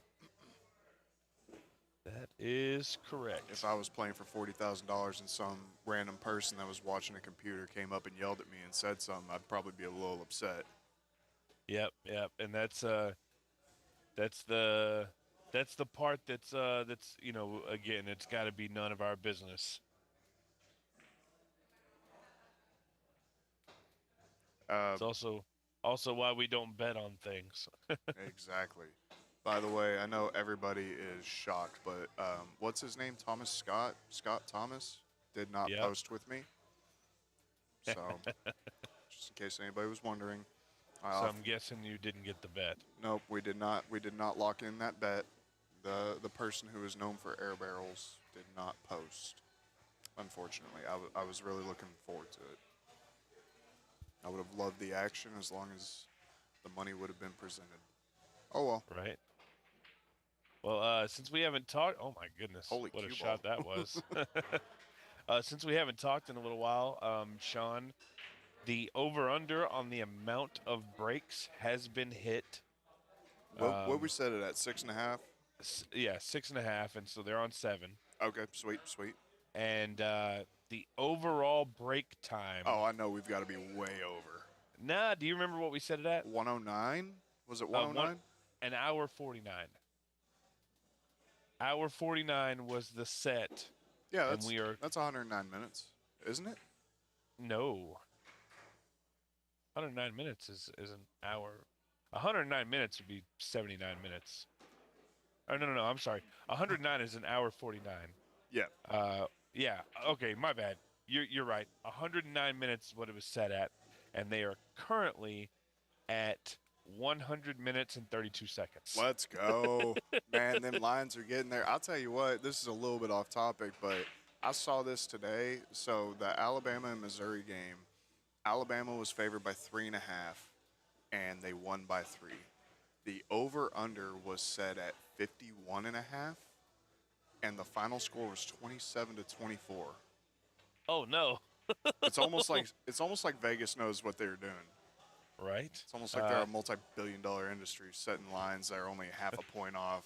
It's wild. Hey, I feel good that I've set the line on breaks and minutes. Yeah, you want to go work for really Vegas? well. I should.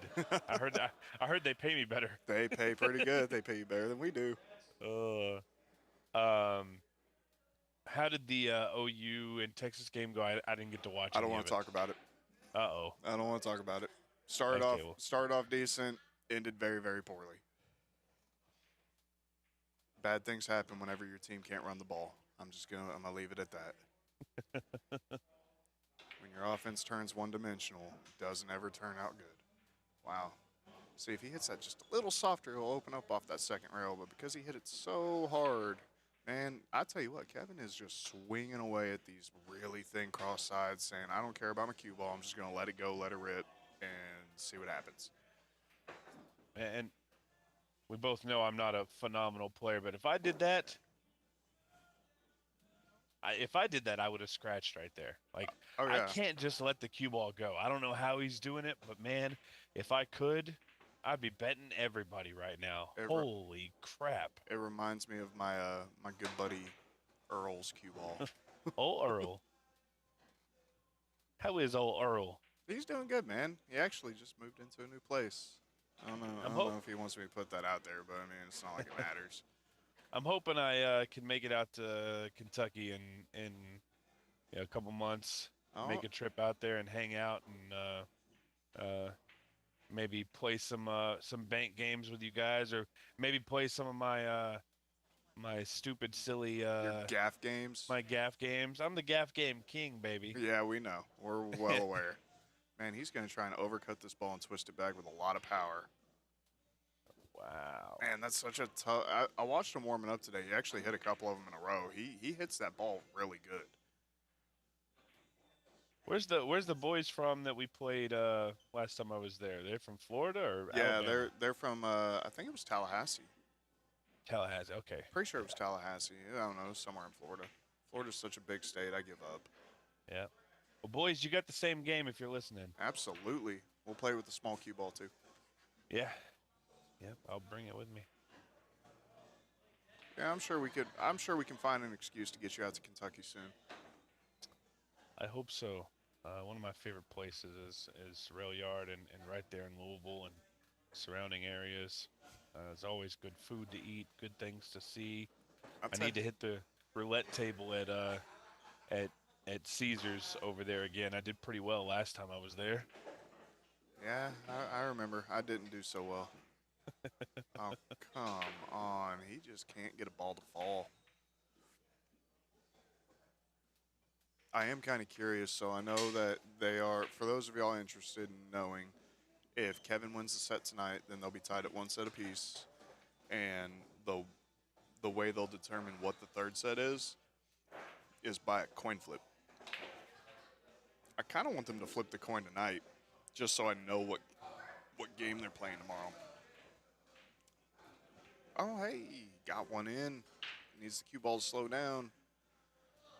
Man, it's kind of weird.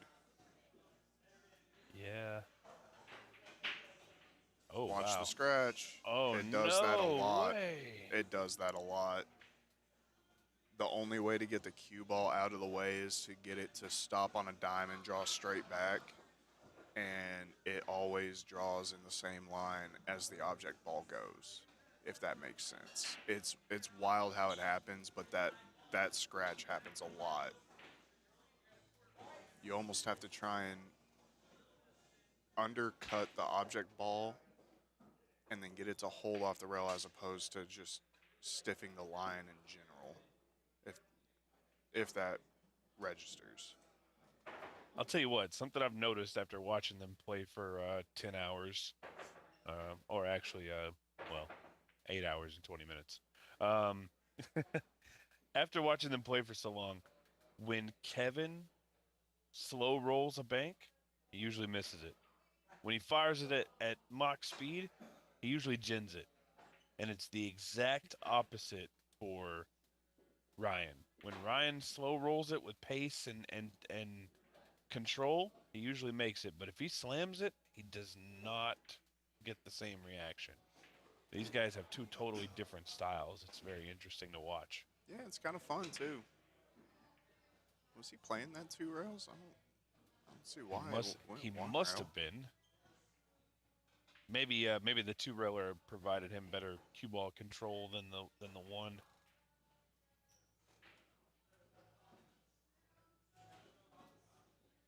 Three in the side again. Yep. That one's a little Looks long. a little high. He's done well with the cue ball. Cue ball's looking pretty good where it's at. Can you go 2 with this 5 ball? You can. It's tough. I don't know. Man. I don't know where he was going with it, to be completely honest. I don't either. But I do know that Ryan is going to cross over this 5 ball into the side pocket.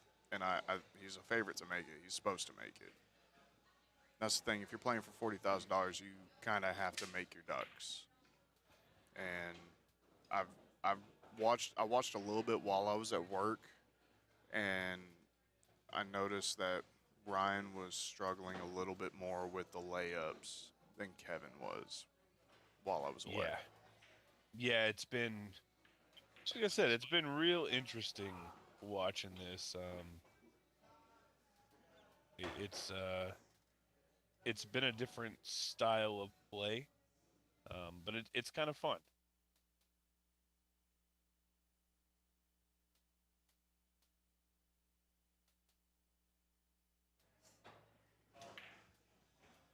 Let's see, we've got a local Louisville legend in the chat, Mr. Candyman.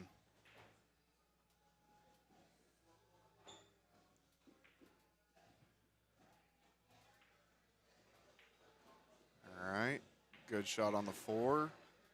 I also noticed earlier whenever I was here that Ryan wasn't having as much trouble making certain shots, but he was having trouble making more than 1 in a row. It just felt like every time he would make a ball and he would get decent shape on another, it just wouldn't fall for him for whatever reason. Yeah, it's been a little tough. What a shot. Gen that one. 4 rails on the 9. Oh, wow, that ball hopped. Bounced. Yeah, it bounced big. I feel like we're going to see Ryan. No, he can shoot this 9 ball straight back. I think 4 rails is the safer shot. As long as you can keep Whitey out of the way, I think. I don't know. It just depends on the angle because it looks like he might be able to try and slow roll it straight back. That's the problem. I was about to say that's the problem, though. If you go too wide and you make that 7 ball. Is he going 3 on this 9 ball? Should. Either that or cross corner. Oh, yeah. And he almost made it. So now, I think the 4 rail is much more attainable from this position. If he doesn't like the straight back. I don't like the straight back from this angle on this table. Yeah, it's too wide. The table holds pretty well in the humid conditions. He almost shot at 3 in the side on accident. Uh-oh. Yeah, he's going to leave Kevin. Honestly, this is almost, you can shoot it straight back, crossing over it. You can maybe kind of hit it full and try and get it to, yeah. I kind of liked 1 in the side or 2 in the corner with a low cue ball. If you're playing it 2 in the corner, just a little bit of low on it to bring that cue ball all the way up to the top rail.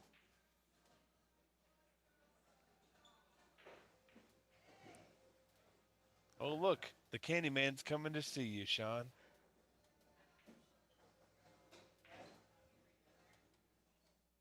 When he gets there, you should ask him about that time he played Earl. Yep, sure thing. Heard it's a good story. Yeah. I might have heard it a time or 2.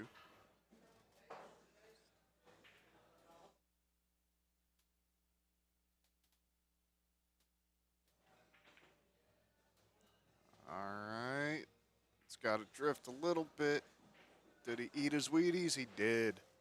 All right. Now, you just make the 7 and roll the cue ball up to the top rail and say, here, if you can make this straight back, have at it. You got to get the cue ball there, though. You don't want Kevin to be able to cue over the whole thing.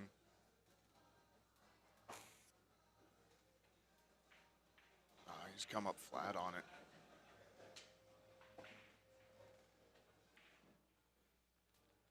The question is this shot attainable? Yeah, he can definitely cross over the face of it with top inside, and he'll shoot it straight into the rail. Okay, he hit it a little too thin, but you can shoot that ball straight into the rail, and the top inside will get it to turn over. Well, this isn't good. The one thing he has going for him is that Kevin can't get over the whole cue ball, but not on this table, sir. If it touches Yeah. that rail, it ain't going. You're almost better off trying to go on any particular shot, not necessarily that one, but on any particular shot, you're almost better to go multiple rails and try and get the cue ball rolling straight into the face of the pocket rather than trying to straight back because it's just so tight. Yeah. And the rails, I was hitting balls on them earlier. The rails are super, super springy. I mean, they're just so bouncy. So that makes it even tougher. Is he trying to cross over this? I think he is. I don't know where he called it though. Straight back. Yeah, Oh. you I don't know if you can. Uh-oh. He's going to be fine. It froze up. Mm. This is one of my favorite shots, 3 in the side. We learned that during that by the rail game. You try this, or do you maybe With the 9 ball hanging in the pocket, the problem is he's calling it 3 in the side, and I like it. But the problem is if you hit it too thin, you're going to contact the 9, and that's the one thing. Or do that. See, I think I would have tried to just go rail first and barely tap the 9 ball and leave the cue ball up against the 7. You don't really want to mess with the 9 right now, though, just because it's in the pocket. You don't want to risk it falling. When you're on 4, the last thing you want to do is touch a ball that's in the pocket, because even if you get them behind the 9, you leave them away to thin off the 9 and get it out of the pocket. Does that make sense? Yeah, but you got to remember, Ryan's on 3, and Right. he can't win the game with that 9 ball sitting in the pocket. Oh, you're talking about from Ryan's perspective? I thought you were talking about from Kevin's perspective. No, from Ryan's perspective. Oh, then yeah, for sure. You wanted to get the 9 out of there as quick as you could, but at the same time, not leaving a shot. There's the 4. I'm kind of surprised he went 4 there. It looked more natural to go 2. This one definitely looks natural to go 2. I've noticed these guys have been looking for the 4 more so than the 2. I mean, that's fair. The table might be opening up too much for their liking to shoot the 2, because for the 2 railer, you have to have the table playing to close off on. And even then, that one opened up all the way to the first diamond. I think I'm like you. I think the 2 railer would have been more my shot. Yeah, for sure. Plus, you can control the speed on a 2 railer so much easier.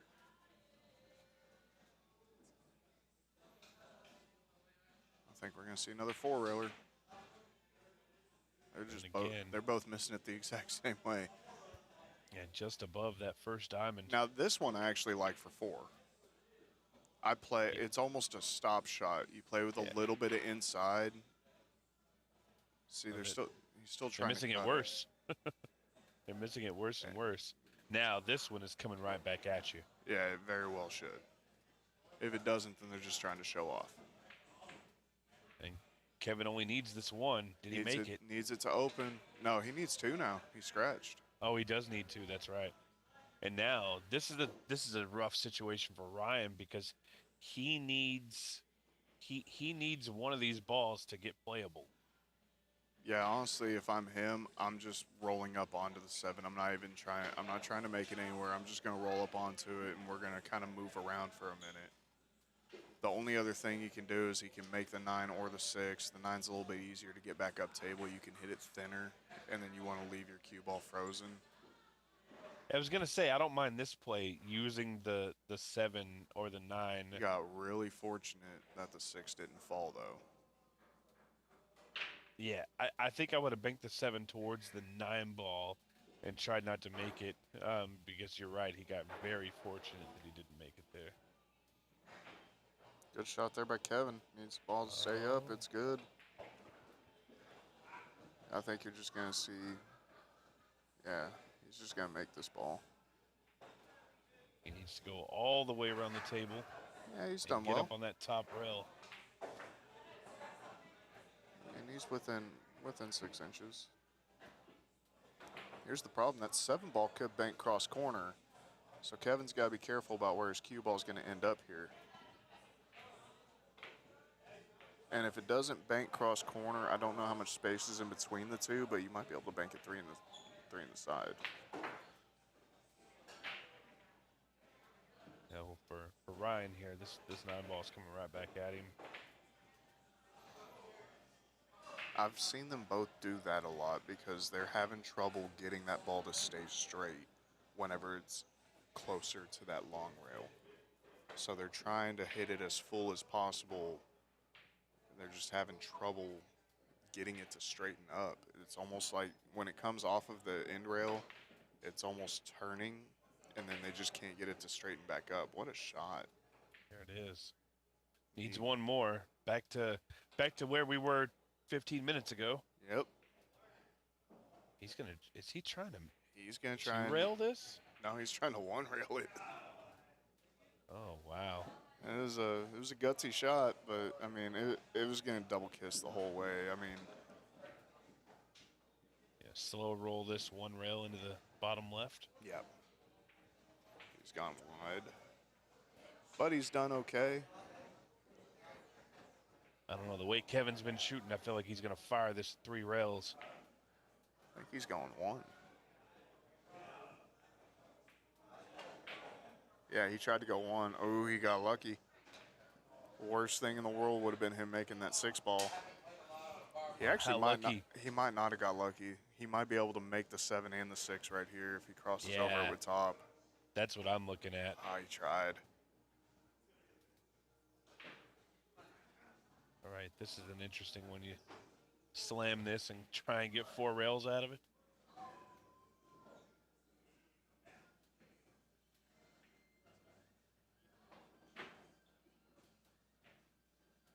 I was about to say, I've played on this table a long time.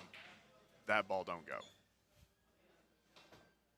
I applaud the effort, but when it's that tight to the pocket, that 4-railer don't go. You know what I like here is trying to bank this ball straight and throwing it with a ton of inside and trying to get 2 rails out of it. I don't trust that 1 rail the way Ryan's been hitting it.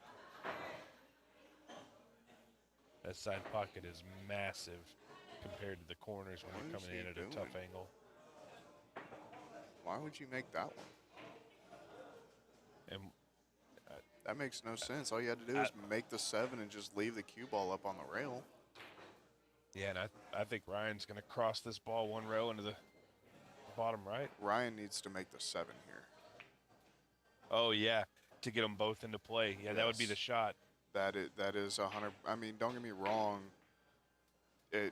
If you make the 6, it's fine.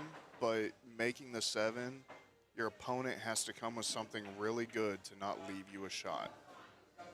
Yeah, And- my only other thought was maybe he could cross the 6 and make the 7 come in 2 rails. That's but, asking too much. yeah. I wouldn't even ask Mike DeLauder to do that. Billy Thorpe, Uh-oh. Sky Woodward, yeah. Uh-oh, that didn't work out for him. Is this a free 2-railer? Free 2-railer on the 7? Yeah. I mean, is it free? Yeah, kind of. You can nut your opponent up to the 6 ball. But are you supposed to shoot it? No, you're supposed to just bury the 1-railer.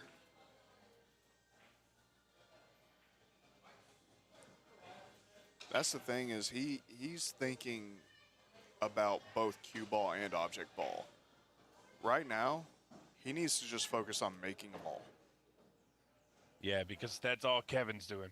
That's all he cares about. Exactly. And that's what's winning him games. He's trying to move a little bit, and you see what I said. Whenever he made that 7 ball, Kevin left him an opportunity. And personally, I think he shot the wrong shot. I think he's supposed to shoot that, the 7 ball cross side, or 6 ball. 6 ball. I think he's supposed to shoot it cross side. That way he stays close to his work, but he's scared. I don't want to say scared. He's worried about not making the ball and leaving his opponent close to the work instead. Yeah, he's playing just a little bit more cautious than his opponent. And his opponent is just kind of firing, Well, yeah. and it's working for him. This is definitely a momentum. it's a momentum and streaky game. I Yeah. mean, bank pool is all about who's got the hot hand. And right now, it's 100% Kevin. 9-ball in the corner pocket. Game over. Oh, wait. Wrong game. I'm interested to see what we're going to be playing tomorrow if Kevin wins this match. You know, obviously it's not over yet, but it's looking like it's going his way. So if he wins, we're going to do one more set for all the shebang, all the monies, and it's going to be a coin flip to decide which. Yeah, I mean, I played Ryan some by the rail on, what was yesterday? Friday? Yesterday was Friday? Yeah. Yeah. I played him some by the rail Friday, and when he was just swinging and not caring about where the cue, and don't get me wrong, by the rail, completely different game, completely different mindset, different strategies. Like, you have to be a greedy person to play by the rail good. You just do. That's what the game should be. The game should be by the rail banks. Yes. But Race when to 100 rails. okay, last time we did that, we were here till 4 in the morning, sir. I'm trying to go Race home to at some 100 point. rails. Well, if they start at 3 o'clock tomorrow, come on now, that should be good. Yeah, I mean, I think it would be. Kevin's taking a break, but when we were playing by the rail, when I was playing Ryan and by the rail, he was just freely swinging. We were just playing 5 a rail. It's relatively cheap. It can get expensive, but it's relatively cheap. And he was just going. Like, there was no thought. There was thought process, but there wasn't timidness. It was, I'm gonna swing and I'm gonna do what I need to do to make balls, and then after wherever the cue ball ends up, I'll deal with it then. Yeah. Now, are we assuming? Well, yeah. If it's decided by coin flip, those are the only 2 options. Yeah, I mean, they're either going to play a set of 9-ball or a set of bank tomorrow. It's going to be one of those. I honestly would love to see these 2 play by the rail. I don't know how Kevin plays by the rail. I know he banks well. I mean, he is a sporty banker, but I might have seen him play by the rail 2 or 3 times. And last night was the first time I'd ever seen Ryan play it. Yeah, I think 100 rails by the rail is the way to go. Backers, can we get this to happen? Yeah. If you guys are watching, can we do by the rail? That'd be fun. Let me go talk to him real quick. Oh, I think he's serious. Oh, no, absolutely not. I'm not moving. I've got a beer. Maybe when I need to get another beer. There you go. Which is actually coming up relatively quick. All I know is I'm charging my Starbucks to the company card tomorrow. That's fine. Bet. I'll send Kyle an invoice. You can just, in fact, you can just order it for me. I'll give you my address. Heard. Just send it to me. Well, if they're taking a break, I'm gonna run and do the same. Yep. I will be back momentarily. I have started the break timer. So for those interested, we are currently at 1 hour, 42 minutes, and 48 seconds. Love it. So we're 7 minutes away from hitting the over on both. Hey, real quick, before you step away, have we had to reset the stream yet? We have. Okay, We have. sweet. Angela, everybody in the chat, give a nice big round of applause to Angela Janik, who's there, who was able to reset the stream both last night and tonight to ensure that we get to finish. So huge thank you to her. Go ahead and stop the break timer. The players are walking back into the arena. No way. I'm serious. Hold on, wait it out, because I've seen them walk back in before and they turn right back around and go do something else. Oh, okay. Kevin's walking back here. Ryan is walking back outside. Hold on 1 second. Yeah, see?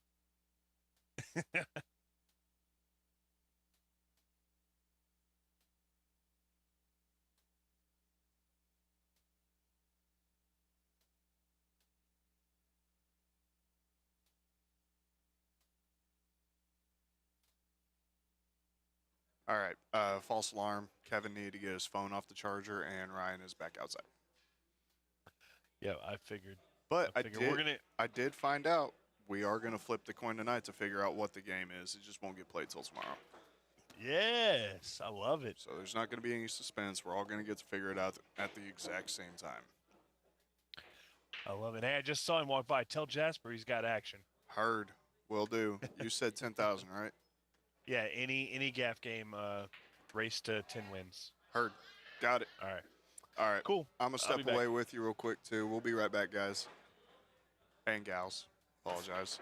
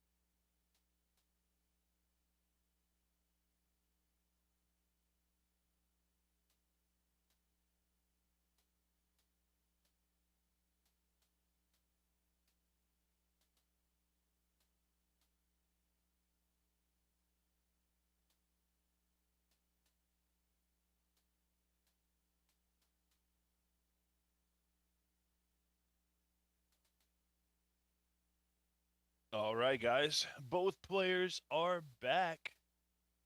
And let's see what we have going on here. Current score looks to be, excuse me. Current score is 1 to -1. And once again, my name is Stephen White. You are watching X-Pool live with some Banks action.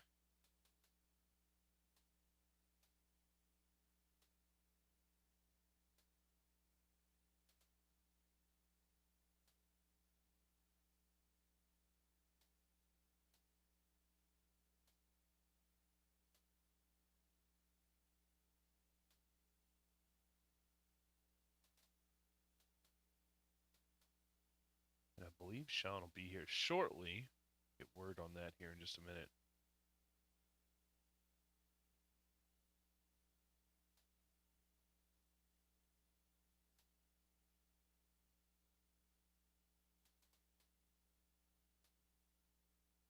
I thought we were going to get a very special guest on commentary. However, if you guys could do me a favor and fill up the stream with some nice emojis. We have a very, very special guest. Miss Michelle is taking over the scorekeeping, so y'all make sure you give her a nice round of applause. You're too funny. Ah, we got her on the comms. How did we do it? If you guys don't know Michelle, she's one of the best out there. She really is phenomenal. It's one of my favorite parts of coming to Louisville is being able to see her.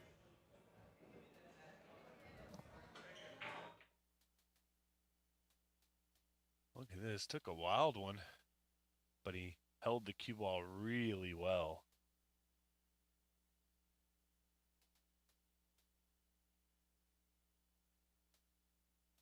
Very nice little containing shot there.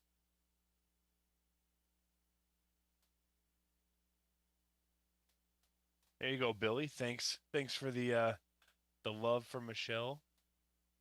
Telling you guys, if you don't know about Schuler Bauer Realty, you need to get educated, because Michelle does a lot of great things for pool.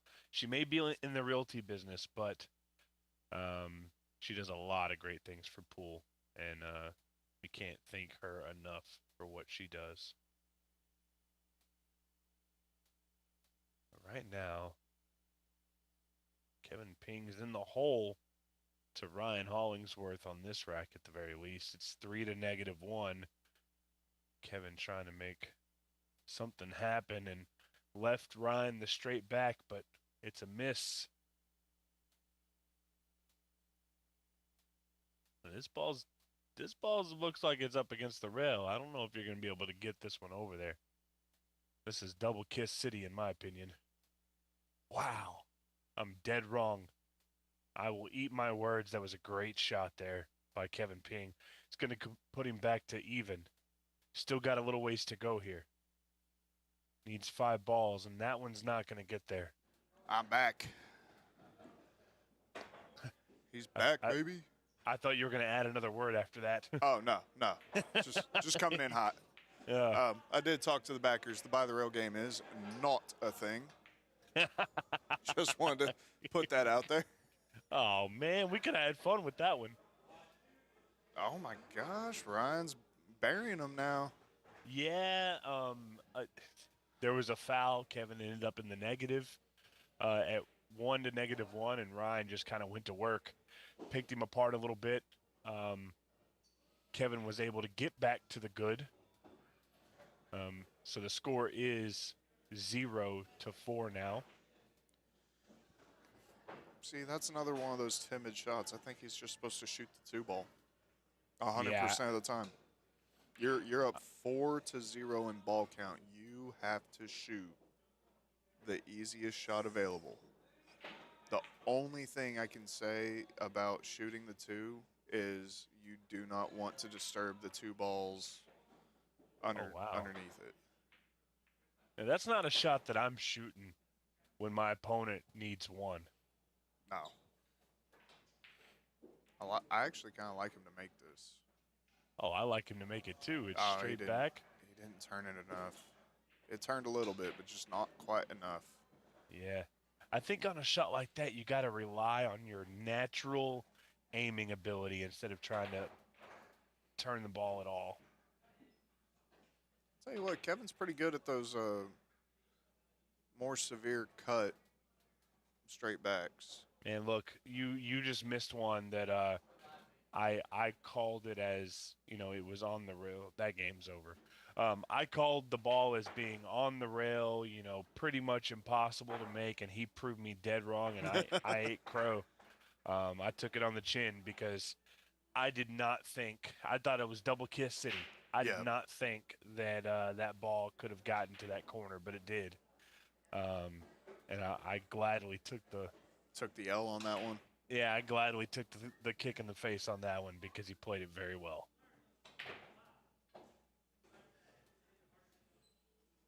All right, let's see if he can make a ball. He's dropped the 9. One shot, Whitey. All right, he should have a pretty good shot here. He's got a... Oh, man. The thing about it is, though, with this break, the one he just made, there's not as many balls on the table, so you got a chance to get a really good starting run.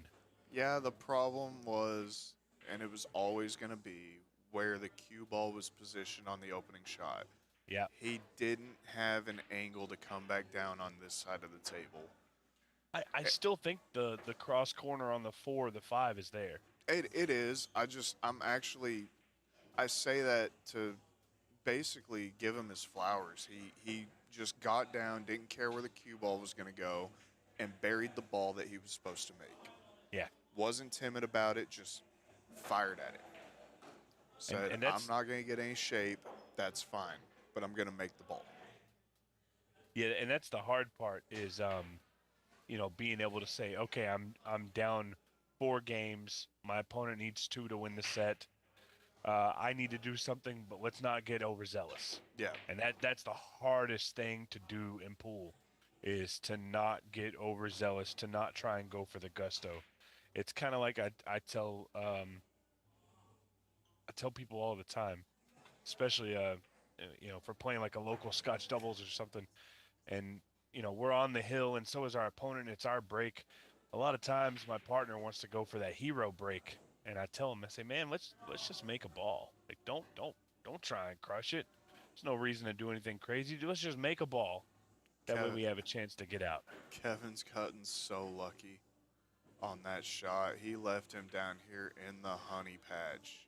And the only shot that Ryan has is a straight back on the 7. And if you don't bury it, you're leaving your opponent down here with a cross side on the 6 because you're running into the 4. You might be able to just thinly hit it. Yeah. If he tries to make that ball, he's hitting the 4 and he's going to leave his opponent a shot on the 6. Is he going to play this straight back or one on the side?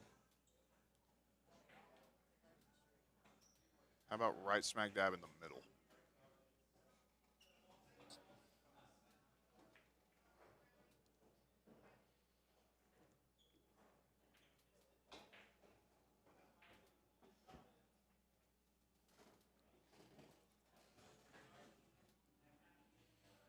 I just realized what Hollywood's jersey says.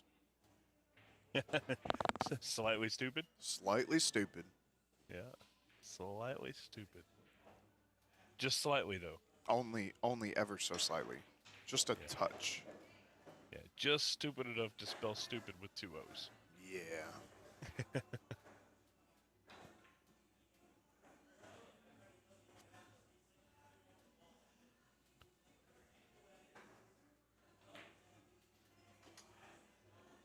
Tell you what, this weekend's been very, very long so far for me.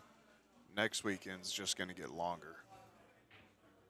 Yeah, tournaments hit different when you're in the booth for me. Yeah. because they're match by match, like we're spending the same amount of time in the booth, but You're getting a variety of different styles and players. that and because it's because it's in and out, it feels like a new match every time we get in the booth. Even if we get in 7, 9, 14 times a day, it just feels like it's different. So the fatigue isn't as bad. For anybody who thinks that commentary is just easy breezy and it's good, it's easy to do. I'm gonna tell you right now, the fatigue is real. You have to pace yourself, and it is a tough job. You either have to pace yourself or have a lot of Starbucks rewards points. Yeah, have a lot of Starbucks rewards. I think I've got. I sidetrack. I just started using the Starbucks app like 3 months ago. I got like 700. I think they call them stars.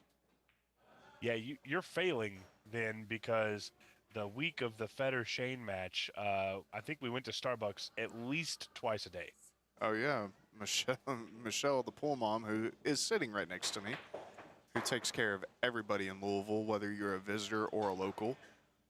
I can attest to this. She how many Starbucks runs did you make? Couple. It was like 3 or 4. All of them. The answer is all of them. Starbucks and what was that? What was that dessert shop? Oh, we got dessert. No, well, we were gonna get dessert, but she got us ice cream. Yeah, we were gonna get the cobbler place. Homemade ice cream in the kitchen is what we had. But we got ice cream. Yeah, the ice cream was still really good. Hey, I'm gonna step away for just a moment. I'll be right back. Not allowed. Okay, I'll allow it.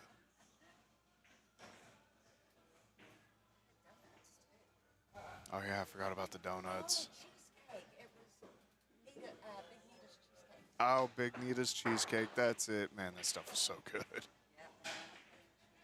I'm not even a dessert guy, but my gosh, after that week, I felt like we all deserved a little something, something. All right, enough of my fat tangent. I'm sorry. What's the ball count here? Sorry, I got to pull the stream up. Oh, I see Eric Canary. I see you watching. How's everything going in Evansville, sir?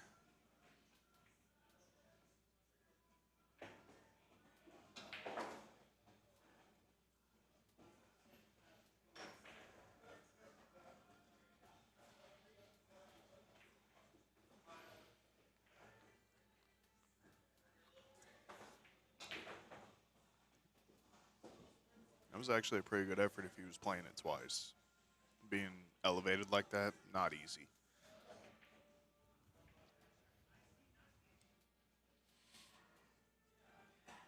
He really hasn't left Kevin much of anything either. Cross corner on the 3, I mean, that's really the only shot.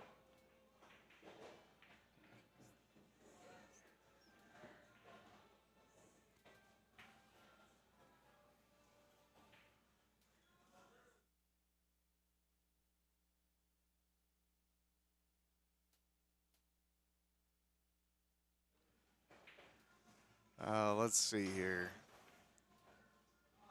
Also, I was about to say, I kind of like the 9 ball. The 3 ball's not a bad option either, but the 9 ball's safer. Oh, he's hit it really well. What a shot. Hold your horses, everybody. Ryan's on his way back. All right. Really simple shot here. Hit the 8 ball a little bit thinner than full in the face. 2 rails in the side. Drop your cue ball down onto the 2 ball. As safe as can be. You're not trying to make the 8. You just call it just in case.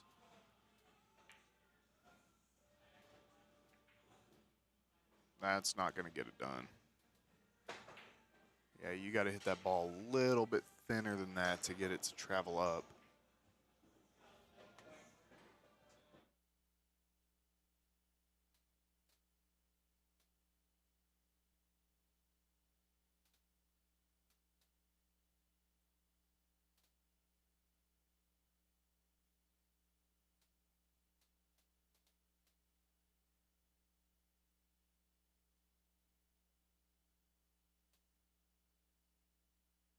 Sorry, I had to step away for a second. My general manager was calling me. We are back, though. 3 in the side here for Mr. Hollywood. I think they'll close out the game if he drills it, and it looks like he has. Oh, no, it's short. I do believe that he only needs 1, though.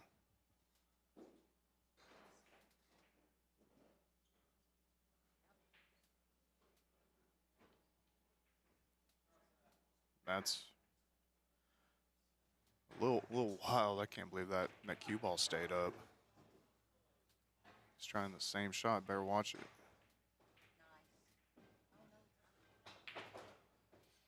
All right, he's missed it.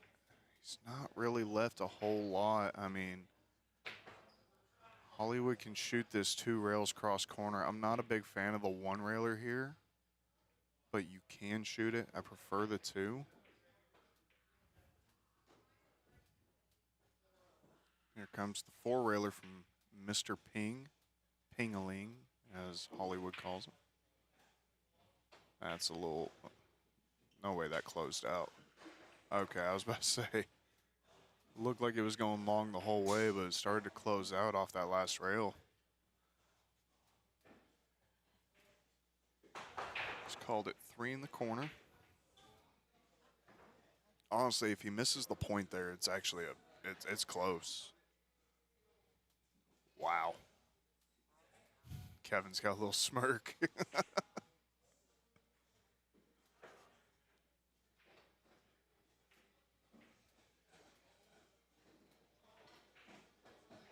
Oh, he's done good. He made both. What a shot. All right. Hollywood needs to make sure that 5 ball stays in the corner pocket. Even if you give up a shot, just make sure there's a bottle. Oh, he's gone twice. I don't hate it. Cue ball speed was good. The 3 railer in the sides blocked. I think Kevin called the same shot. It's a tight window.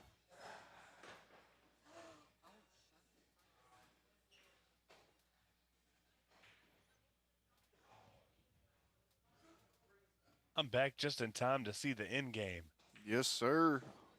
Hollywood's starting to, yeah, I mean, he's starting to make them pretty good. Yeah. I say that, and then that happens. But, I mean, he only needs 1 ball for this rack, and the 5 ball is stuck in that corner.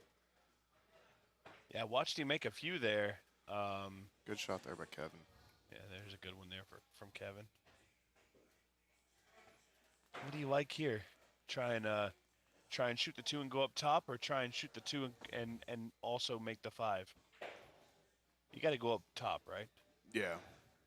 Yeah, there's no reason to get greedy on this shot trying to make both of them.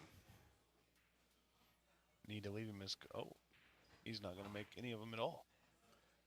I don't hate that shot. Now it's just going to be a battle of who's gonna make it. Is Hollywood just going to make it and send him up table? Yes. Watch outside pocket. Okay. He got ahead of it, but Yeah, I think it's more important there to get to the top of the table. it very much is. He just hit that ball too thin. He needed to hit it thicker with a little bit more outside English. He's gotten fortunate, but I don't know if it's going to lay up very great. I like this 3 in the corner, yeah? Yeah, that's pretty much the only shot. I mean, he could shoot it 2 rails in the side. You just have to worry.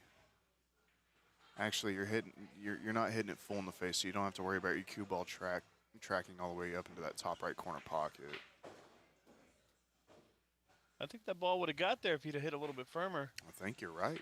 I mean, it might have come a little bit short, but it was on a pretty decent line.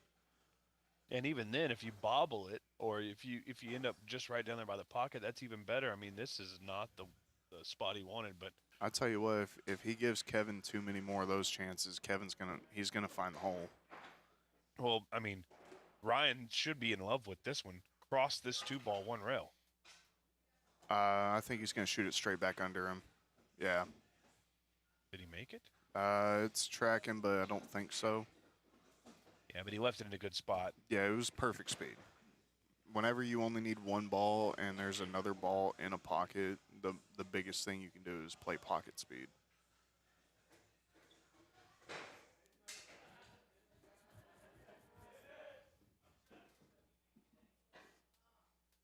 I don't Kevin like trying going to- off the rail here. I Okay. do not like going off the rail here. All right. Honestly, on this one, I kind of like just drawing off the ball. I don't even like coming off the rail. Whenever you come off the rail, it slows the ball down a little bit. He's actually gotten really good on it though, because shooting the straight back's really tough from here. Yeah, that's the spot you want to be in, is on the rail, no matter where you're shooting it. Okay, Kevin has made this shot a couple times. You just got to watch the kiss. I was about to say, it's almost in a dead double kiss angle.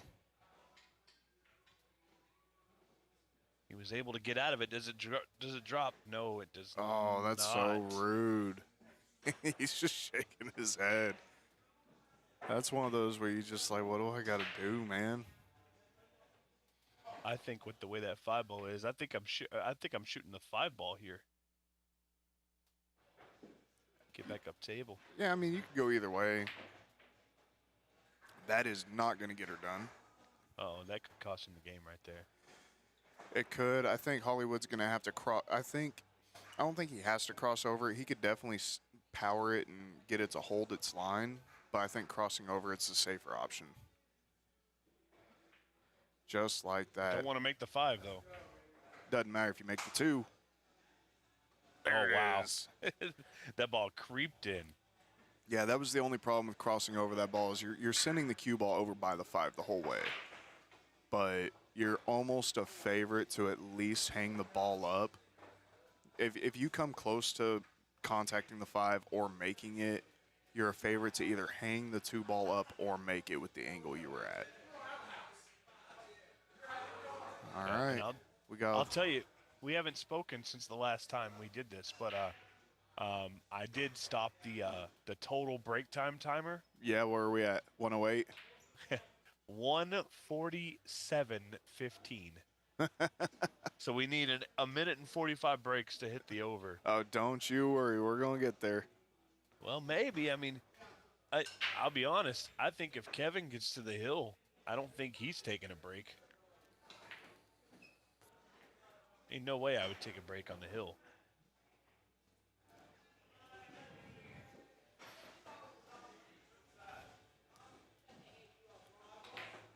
I like the shot. It's a containing shot.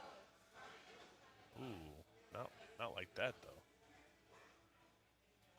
He didn't hit it the greatest, but he still hasn't left a whole lot. Is he shooting this 8-ball? Trying to shoot it straight and get it to twist off the rail? I don't think you can get it to twist. No, not at that speed at least. I mean, he's all right, though. I mean, he's left a couple. I don't even know if the 1 ball goes straight back. I think it does. I don't know. It might be in a kiss. 3-ball cross corner. Yeah. Yeah, 3 cross corner. Problem is you have to hit it at warp speed like he did, and it's just going to shorten it the whole way.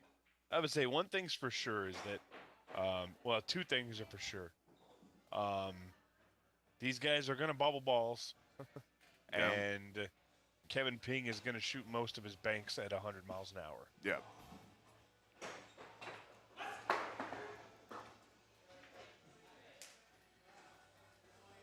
I think Mike DeLauder just hit a 6-railer. That's nothing new. I know. He's been over there swinging at it for like 15 minutes, though. Just heard a little commotion from over there and see him high-fiving people. I'm like, yep, he finally hit it. Not the easiest conditions to hit it, though. Yeah, especially on that last rail when you need that cue ball or that object ball to turn real hard. Doesn't like to do it. It really doesn't. In Louisville. All right, let's see what he decides here. Looks like he's going at the 7. I don't mind it. I don't like the elevation, but I don't mind the shot. It sounded like he miscued. Yeah, but he ginned it. Yeah, it went right in the heart. All right. Now it's a matter of how greedy do you want to get? Do you shoot the 1 ball with a little bit of bottom right and bring the cue ball back to the middle of the table? Or do you try and cross the 9 straight back and stay down there for the 5 cross side? Here's the problem I have with the 1. What are we going here? 1, 2, 3. You can't get behind there. I mean, actually, it went. It's just really tight. Yeah, the one thing I was thinking about is I don't want to move that 2 ball, so I don't want to bank anything towards that pocket, because I don't want that 2 ball out in the open just yet. And as tough as it is to hold these balls, they're having to try and spin it, and anytime you have to spin it, you may catch a little bit too much of it, and, which inevitably is going to do exactly what I don't want it to do. So I'm focusing on all the balls up table, and right now these guys should be focusing on leaving that cue ball on the bottom end of the table. I like this play by Kevin. Well, I like it if the cue ball stays down there. I don't like it when he sends it up here. He's gotten very fortunate. I think the 2 ball banks backwards. Bottom left. What's he looking at? Is he looking at the 6? I can't tell. Oh, the 8? Oh, wow. I didn't think you could get into the 8.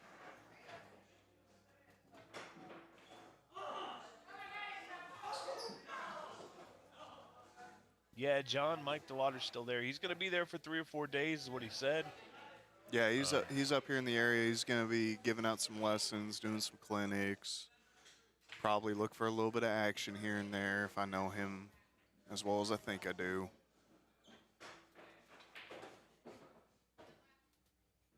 I told him I'd play him $10 a rail. He just had to give me 7 rails a game. Still don't think it's enough. 7 rails a game. I still don't think it's enough. That's a tough one. I mean, he makes 3, 4, and 5 railers left and right. I don't. It sounds like a lot of weight, but it's for somebody like him, it's not as much as you think. It'd be like playing Billy Thorpe. I think the last time me and Billy messed around, he gave me like 8 or 9 rails a game and beat me. I was like, gosh.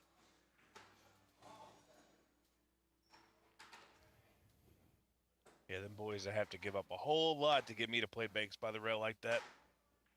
I'm thinking 12. 12 a game. 12 a game. I'll take the other guys. I'm still not. I'm still not loving it. 12 a game in the break. Still taking the other guys. Oh man. It's not by much, but I'm gonna take them. I'll take them for a small sweat. Yeah, just 20 a rail. Friendly action for friendly people. Yeah, for sure. Yeah. We're not trying to get too bloody. Oh man, Candyman make it up there yet? Oh yeah, he's down there with Mike. Ah. Make sure you ask him about that Earl story. Oh, I will. Don't you worry. I'll call you up. That way we can both hear it.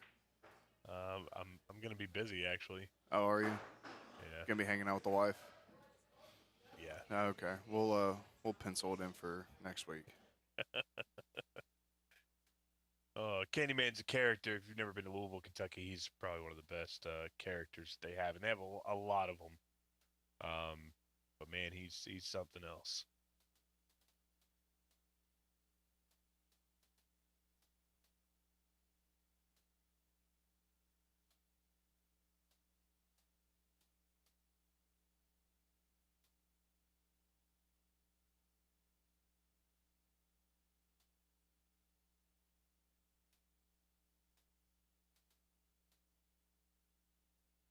So, we've hit a little bit of a stalemate here. What looked like was going to be a good rack for Ryan hasn't really amounted to a whole lot so far. I mean, he does have a ball down, and Kevin's still sitting at 0, but that might not be that way for long after this one. We came up way short.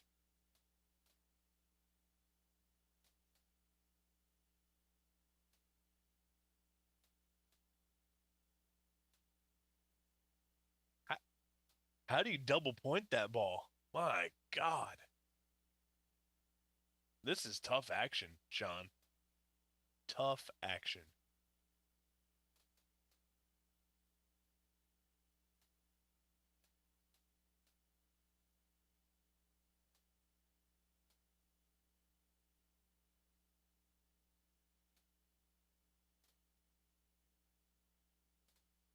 These guys are just pinging the points left and right.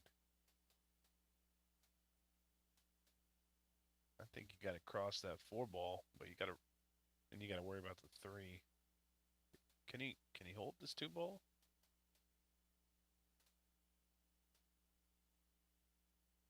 We tried to go multiples. John, we started around 3:45, I think. 3:45 Eastern. For what? What time did we start today? 3:45? Yeah, about 3:45, somewhere in that region. Yeah. So they're sitting right around the 10-hour mark. I mean, race to 18 banks. What do you expect? Yeah, I was about to say, it's not supposed to go quick. Yeah, we knew it was going to be a long night. Now, I would love at some point to see like a Jay Hall versus a Billy Thorpe bank match because it'll go quick enough, and they're both good enough. I just want to see it. I want to see a race to 24 over 3 days. Actually, to hell with it. Give me a race to 30. First one to win 10 each day. They'll breeze through it. They got this. Yeah, Justin and Billy are very, very good at the strategic side of banks. Is he back cutting this? Surely not. Probably. He's got to call the 8. He's made Oh my some God, nasty he ones. was trying to back cut it. He He's got it to made some turn a lot. nasty ones. I would have missed that ball by a whole lot more miles than he missed it, and he missed it by a good bit there. Yeah. He But missed I it by watched about him half a make. diamond. I watched him make several of those earlier.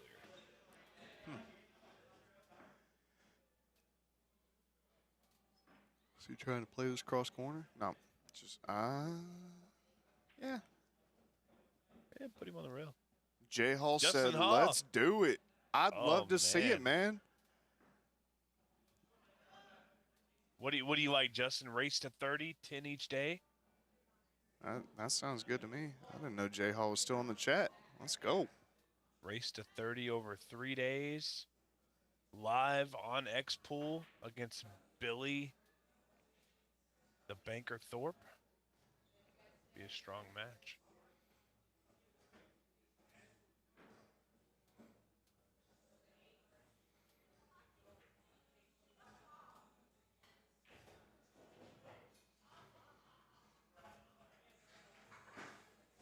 I'll tell you what. One person I'm really glad to see back in the box is Chipper. Saw him play Devin Potee. I know it wasn't the result he wanted, and Devin made an incredibly sick out. I mean, just once in a lifetime out. I mean, everything had to go perfect for what he did, and by God, he did it. But I want to see a little bit more of Chipper. I love seeing him play one pocket. I love seeing the strut. And I mean, I'm from Oklahoma originally. I always root for all my guys.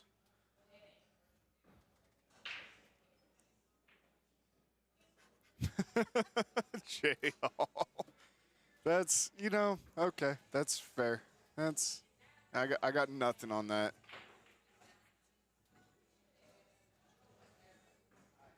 I'm just gonna keep to myself on that one. But no, I mean, Justin, I'll talk to you at Derby, and we'll see what it would take to get you guys up here for a bank match. I mean, I would love to see it. I'd love to produce it. I'm sure we could get Kyle on board. I don't know. I'll talk to him. Getting a hold of him's the hardest part. What a shot there. Old Hollywood's making it a game.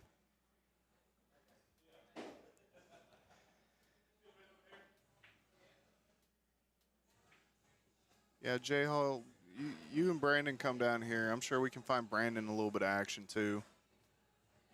Or I guess I should say come up here. I like Brandon. He's good people. So you remember that? You remember that time I was commentating a pool match and somebody fired a gun outside of my house? Yeah. Oh, Yeah, I guess that yeah. just happened. Yeah. Sorry, I literally just muted. I had to go outside. I couldn't figure out what happened. Hey, man, you got to keep that property value down. Yeah, well, my neighbors, they like to party on the weekends, and Good for them. I guess somebody wanted to show off their new revolver. Hey, I don't blame them. I actually, Yeah. I'm not gonna get into it. I just sold a revolver though. It was a 10th anniversary Taurus Judge. Dude, thing was so beautiful. Yeah, But this party is sponsored by Modelo and Los Santoninos, and they are partying it up. Good I good love for it. them. I love it. And nothing beats when I was in Louisville, staying at a hotel right there in that downtown area. Wasn't there for an X-Pool event, but I was there for a Railyard event, and we woke up in the middle of the night, and I walk outside and I see some guys that work for the organization that I'm there for. And we're all standing there at our hotel doors, and there's people line dancing in the middle of the parking lot at this janky hotel in downtown Louisville. It was phenomenal, man. Good. Man, you see, we know how to have fun up here. Oh, he's hit that too, really pretty good. Didn't open up quite enough, but he hit it good. Almost got All there. right. No, didn't bounce enough. I was about to say the four-railer's on if he gets up high enough, but nope, not from where he's at.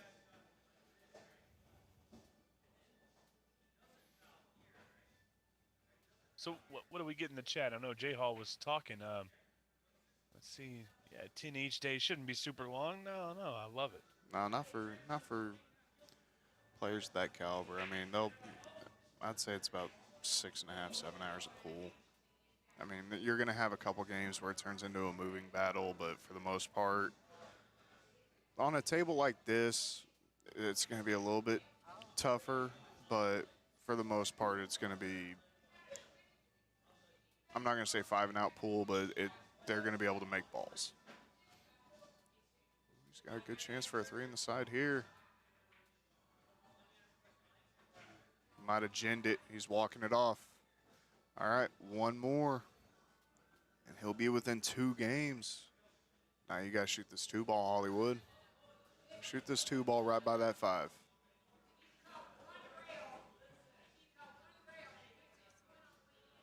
Just pocket speed. Oh, he's calling it twice by the 4. Okay. If you can keep the cue ball underneath the 9, sure. Yeah, I don't love that. Yeah, that wasn't the most ideal of shot selections, but I mean, we'll see. We'll see how it works out for him. I do know one thing though. Hollywood needs a ball. Mr. Ping needs them all. He's coming up short on those a lot lately. How long you been waiting to say that? Oh, dude. Hours. Hours.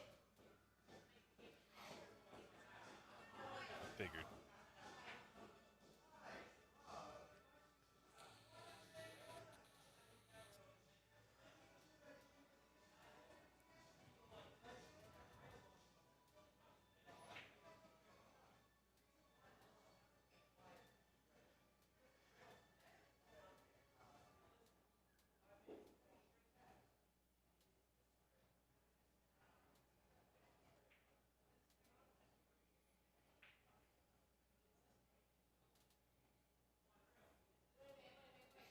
Almost would have been better off if that would have kissed the cue ball.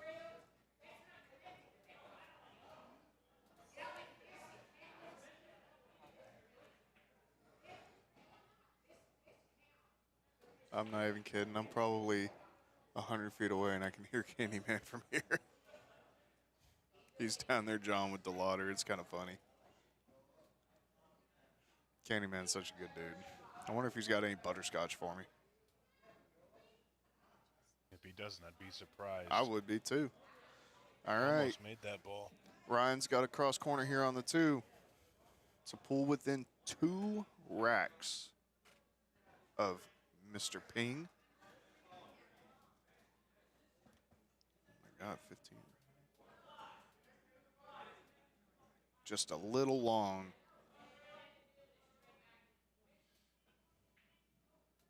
We got Shane Wolford watching too. How's poker treating you, Mr. Shane? Doing pretty good, hopefully.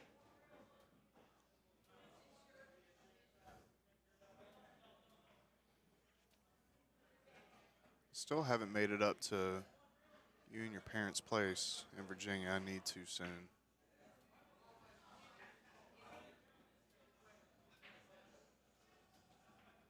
What was he trying there?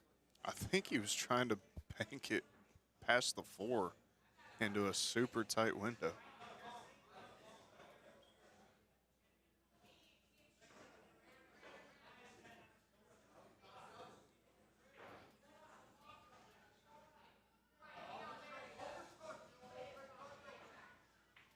I'll be honest, and I'm not trying to rag on the guy. I don't think that's the shot. I think you might be onto something, sir. I'll tell you a shot I see right here, though. And the 3 ball might be just ever so slightly in the way. But that 5 ball definitely goes 5 rails. Just got cut it a little bit. Just a little bit. He's trying to go 3. Nah. I think he was just kind of bunting it around. Or 2, excuse me.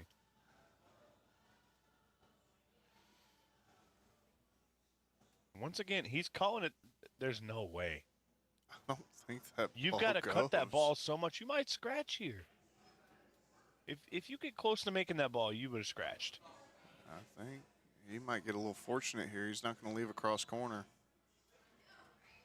That 5 ball is going to be right next to the 2 here in a second, though.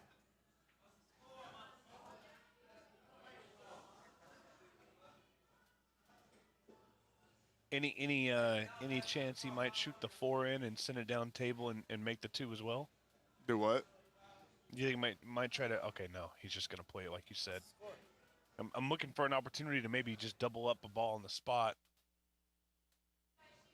He's going for this ball. Yeah, I mean, it's fine to bank this ball straight back.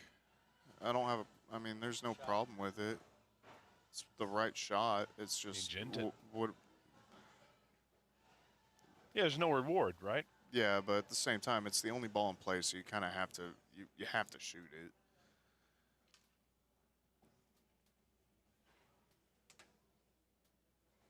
Come on, Charger. Make sure I don't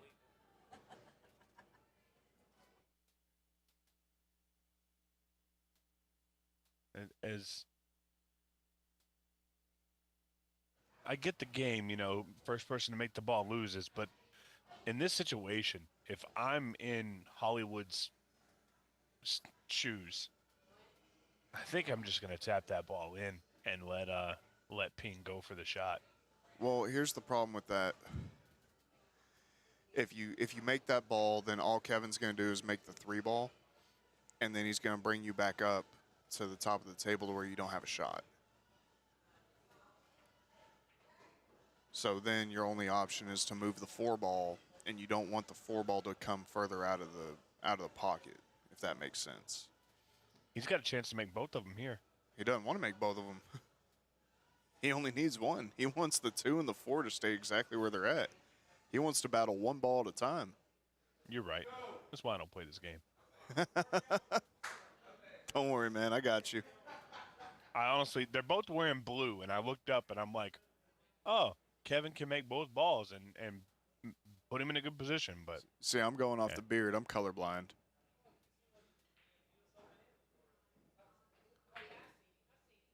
Yeah, they are both wearing a bright blue shirt, like a light blue almost. You think they coordinated it? I don't know. I'll ask him. Next player break. Sean Denny reporting from the sidelines. Sean Denny reporting live. Man, I tell you what, he needs to bear down and make one of those. If he lets Yeah. Kevin kind of chip away, it's not going to go well for him.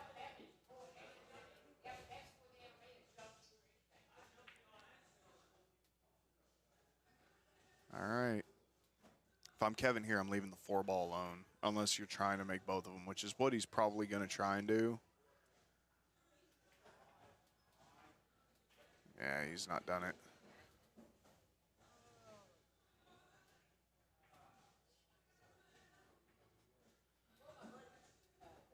The nice thing is he hasn't left Hollywood a good shot. With that being the case, would you not just tap the 2-ball in here? Nope, absolutely not. Keeping it there, keeping it out of play. Okay. Absolutely.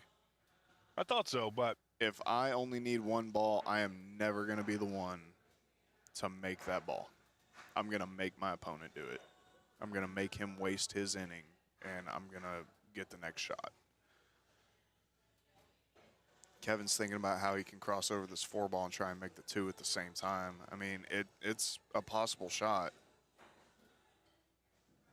It's my kind of shot too. I'm a greedy person.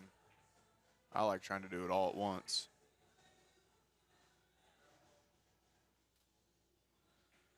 Huh. all right, what did he leave here? Nothing. What can he manage? Not a thing. I mean, he can maybe try and hit this ball a little bit on the top side with bottom left-hand English and make it 4 rails, but it don't go. Instead of turning the cue ball loose, he did the right thing. The problem is Kevin's going to put this ball in the pocket. Oh, no, he didn't leave as much distance as I thought he would.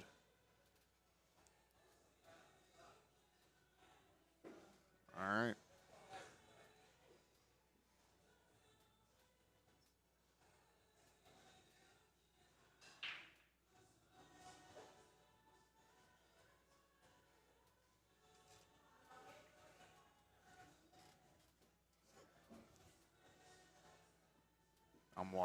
Me and Michelle are watching this like a hawk. Okay. I thought it looked for a second like he was going to try and thin it. I was like, I'm going to keep an eye on this one.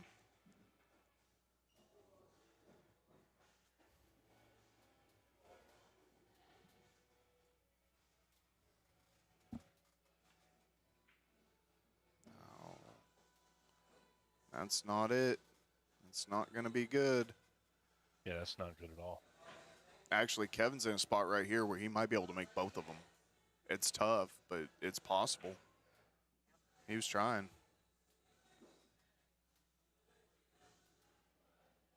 I think he left a cross corner. It's close. It's close to being a double kiss.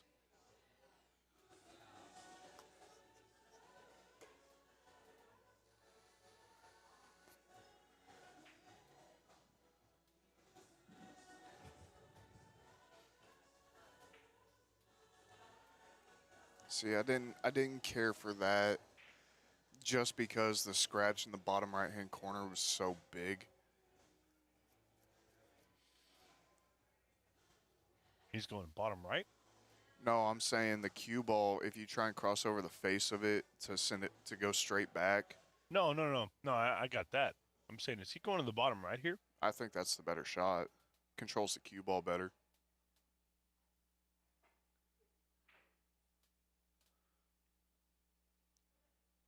That's the problem with going to the bottom left. Your cue ball's definitely coming back up to the middle of the table. If you go to the bottom right, you can put a little bit of inside on it to help kill the cue ball off the first rail. I don't know why he hit that so hard. Wait, I talked about this earlier with Mike.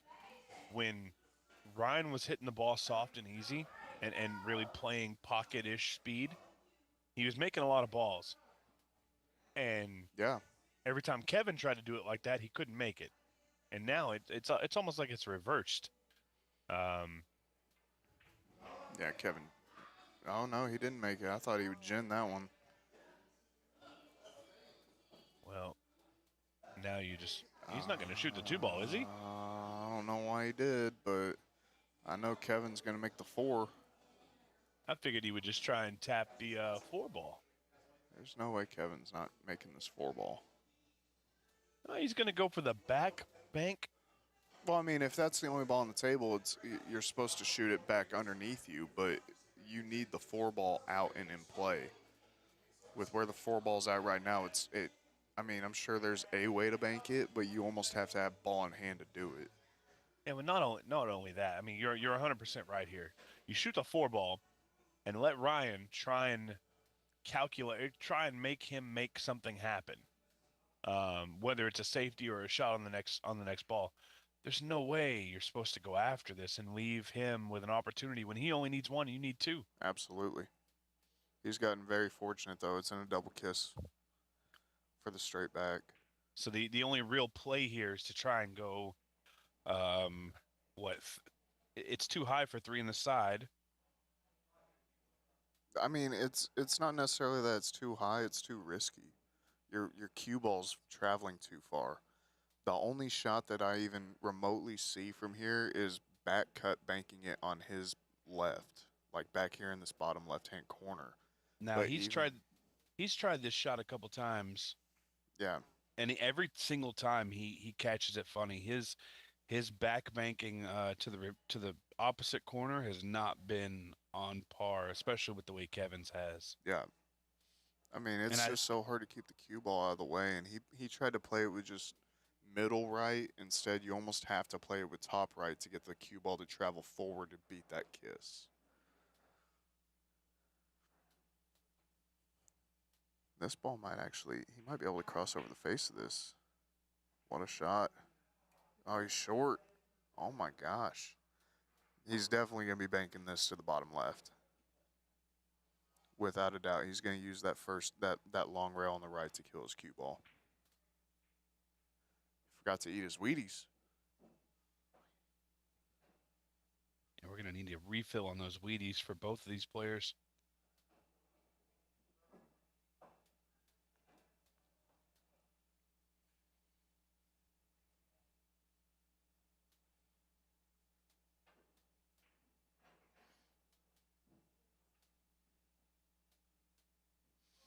All right.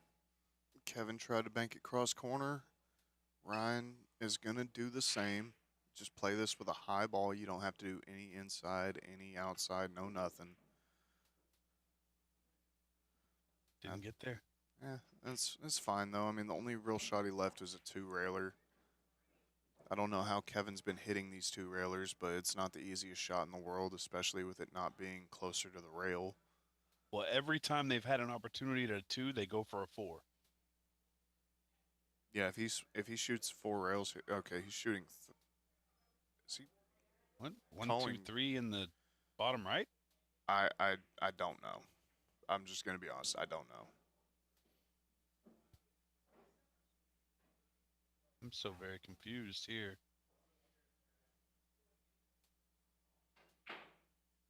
He tried to go 3.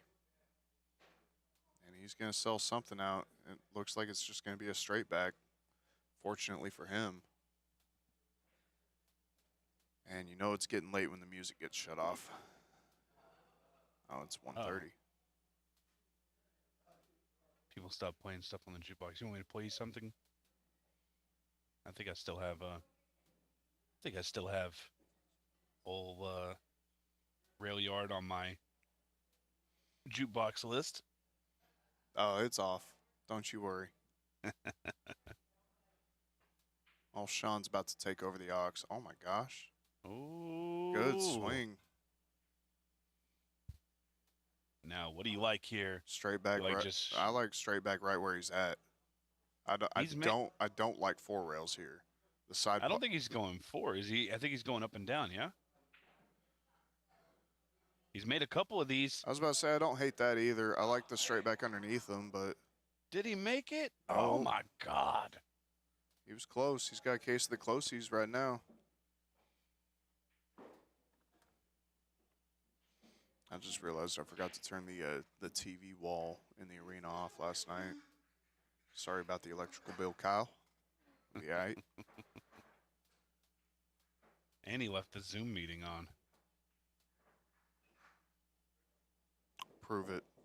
Also, he was doing cartwheels on the TV table at 5 a.m. this morning for no reason. I do that every morning. All right, 4 rails. Or What? I would have shot at 4 rails, personally. He's left the straightest of straight backs here, or the Actually, I think it's a little 4 wide. rails. Yeah, he's going to go 4.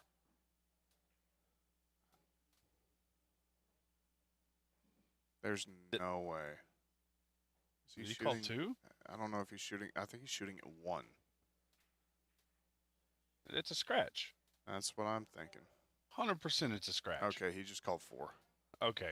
Ooh, buddy. Like, wait a second now. I'm starting to rethink how bad I really know this game. I was starting to rethink geometry. Uh-oh. He's going to get lucky. I don't know. That's, I'm crossing this ball. Well, I mean, yeah, that's the obvious shot, but I mean, your cue ball's traveling a little bit further than you'd like it to. I think the cue ball ends up at the top of the table. I don't know. He's gonna have to use the bridge. This is where you need one of those front of the cue extensions. Get that long reach. I think he's just going to thin it and put the cue ball at the top of the table. Might be the smartest option. No. That's what he's doing. He's got to be, yeah. I would have liked to go the other way, personally, because you could have brought your cue ball back to the left side of the table and you would have put the 2 ball down further. You wouldn't have left it cross corner. That's just me personally, though.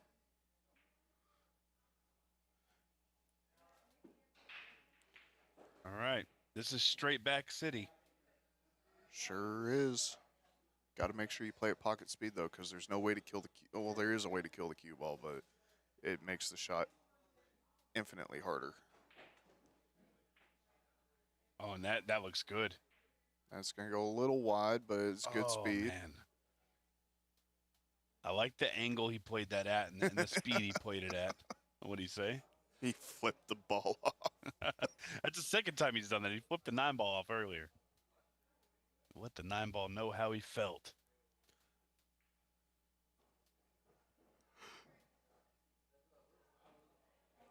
Oh, man.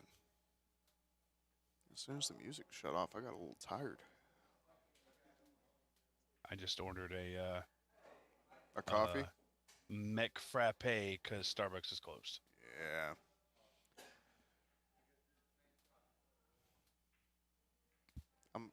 If I can't go to Starbucks, I'm more of a Dunkin' guy. Dunkin's got good coffee. I live in the middle of nowhere. It's a miracle that we even have a Starbucks. Oh, my God. How did that ball not fall? I'll tell you what. He's getting closer and closer.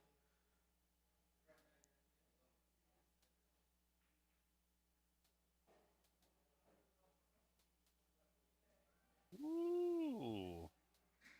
Oh, this is point hook all day. Yeah, but, I mean, you have to hook him on the top side. Because Kevin's going to make the 2. I think he's going to fire at it. There's 0 chance. Oh, my gosh. Did Kevin get the ball count mixed up? I'm just curious. I don't know. I thought the same thing a minute ago when he did the same thing, but I mean he's avoided double spotting those balls 3 times now. I just don't. I don't understand it. I don't. If I'm Ryan, I'm absolutely thrilled that he's doing that.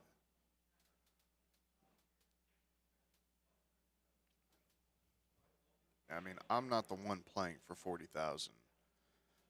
But Cross to corner. me, if I can't win because a ball is tied up, I'm going to make that ball.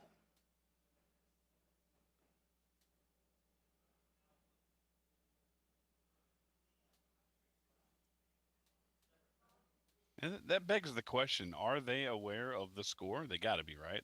There's a rack down there. Yeah, there's a rack down there. Oh no, Oh my gosh. He made that ball. Thank you. It's a little long, but my Oh, gosh. man. Almost made both of them. I mean, Now, I'm see, this right here, I'm making both of these balls. at least trying to. I mean, the angle plays very well to do so. Yeah, you just put half a tip of inside to get it to check and straighten up off the rail. Or you could play with low left. Well, he's playing one pocket here. I'm just going to mute my mic for a second. I'll be right back. Yep.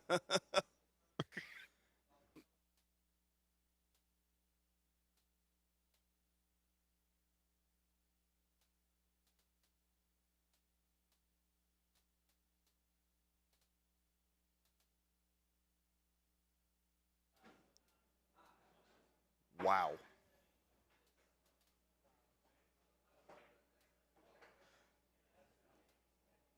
Quite the stressful shot.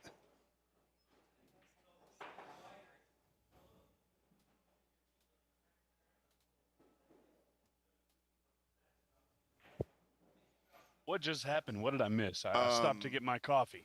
Ryan hit a very thin cross corner on the 4, and the cue ball was as deep as I've ever seen it when the 4 ball fell. That sum it up? That's it. Are we on break? Yes, sir. Oh, snap. Let's start the timer.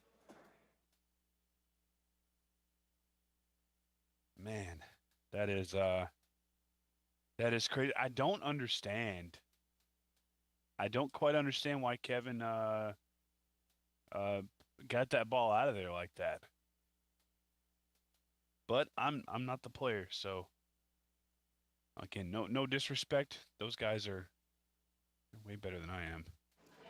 Sean stepped out of the booth for just a second. He'll be right back. Hello, Michelle. How are you? I'm here. Did you get your coffee? Did you get coffee? No, I did not get coffee. No, I got coffee. I need the coffee. Oh, just rub it in. Do what? I said, just rub it in a little bit. Oh, I mean, hey, hold on. Y'all have like 24-hour coffee joints up there. We don't have any here. I got McDonald's. That's not quite high quality caffeine. Hey, caffeine is caffeine. I don't know. I think McDonald's uses like caffeine light or something. Well, I'm a Diet Mountain Dew girl. This is fair. I'm still on my no sugar sodas. But the caffeine, sometimes you just gotta have it. Hey, can we get a break time check here?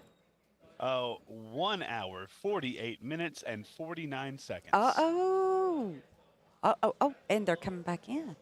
5, 4, 3, 2, 1. Oh, they're here. Oh my goodness. So, like, oh wait, nope, he's going out for a smoke. I gotta restart it. Oh, just saw he him put the sure cigarette in his did. mouth. Oh, yes, he did. So had they began playing right then, there would have been .62 on the end of that, so they'd have been less than 0.4 of a second away from the over/under. But we have officially hit break number 8 and over 109 minutes of break time. So if you took the over on both, guess what? You're a winner. And you're the person you bet with is a sucker, because I think we all knew what was going to happen there. Oh, yeah. Good job on putting that line out. Right? I feel like we talked about this earlier, me and Sean. I feel like I should go work for Vegas on that one, because I got the line pretty good. You did. Yeah. Hey, it was impressive. Yep. Don't ask me to do it again, because that's a one-off. That's probably why Vegas won't hire me. Let's see here. We still got 40 people watching, which is pretty good for being, 1:40 in the morning there.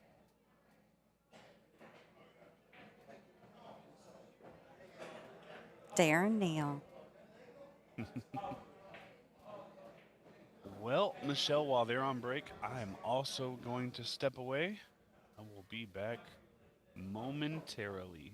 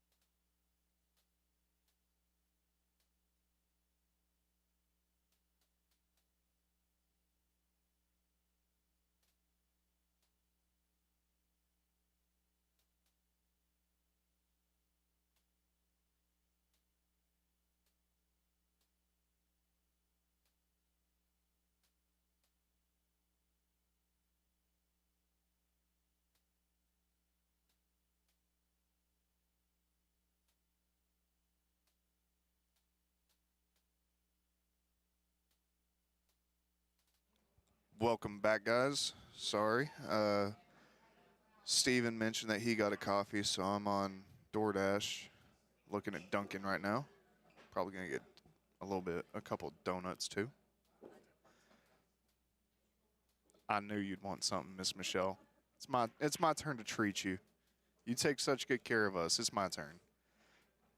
All right, I'm just going to get a couple. Yeah.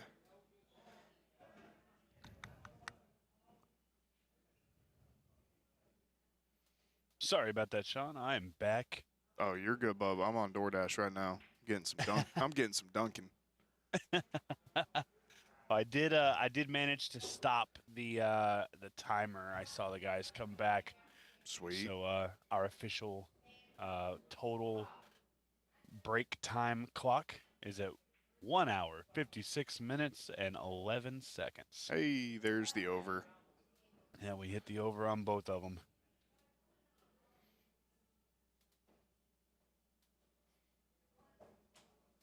We'll do that. All right, Steven. Super important question. Yep. Chocolate frosted with sprinkles or glazed blueberry? Are we talking about donuts? Yeah, we are. So the answer is always anything with cinnamon or a maple donut. But given the options you've given me, I'm going to go chocolate with sprinkles. Let's go. All right, we'll do that. And then there you go, Miss Michelle.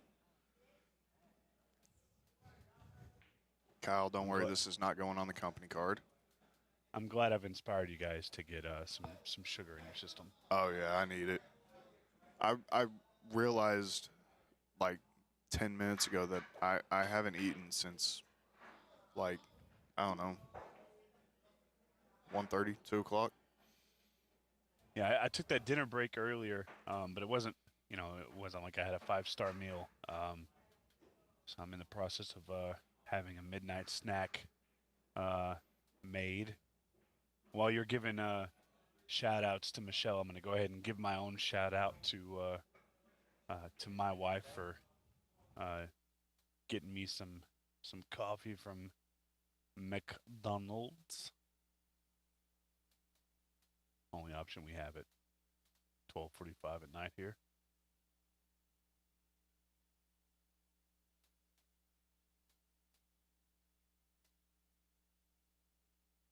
So what we got here? 14-16 in favor of Mr. Ping. And we got a 0-0 ball count. Is that correct? No, be right. Kevin has one. Kevin has one. Okay. I do know Kevin made the 9-ball cross corner. There's another ball missing. I don't know who has it. Yeah, there's got to be one more. So it's got to be, well, it doesn't have to be anybody in particular. Try to go one in the side there. Respect the effort. Respect the cue ball. All right, got to make sure this goes to the right address. That is important. Hey, there it is. Yeah, found that one out the hard way one day. Actually, and it wasn't even DoorDash. It was Amazon. I had sent some equipment to Kansas City for an event, and then a week later, I ordered a new sheet for my bed. Send it to Kansas City. I got a delivery notification saying it was delivered. I walked up my front door, and I'm like, "Where's my new sheets?" And then I go and I track it down, and it's in Blue Springs, Missouri. Nice. So I'm like, "Oh yeah, that's not the right place." That is not DFW area. Nope. Nope,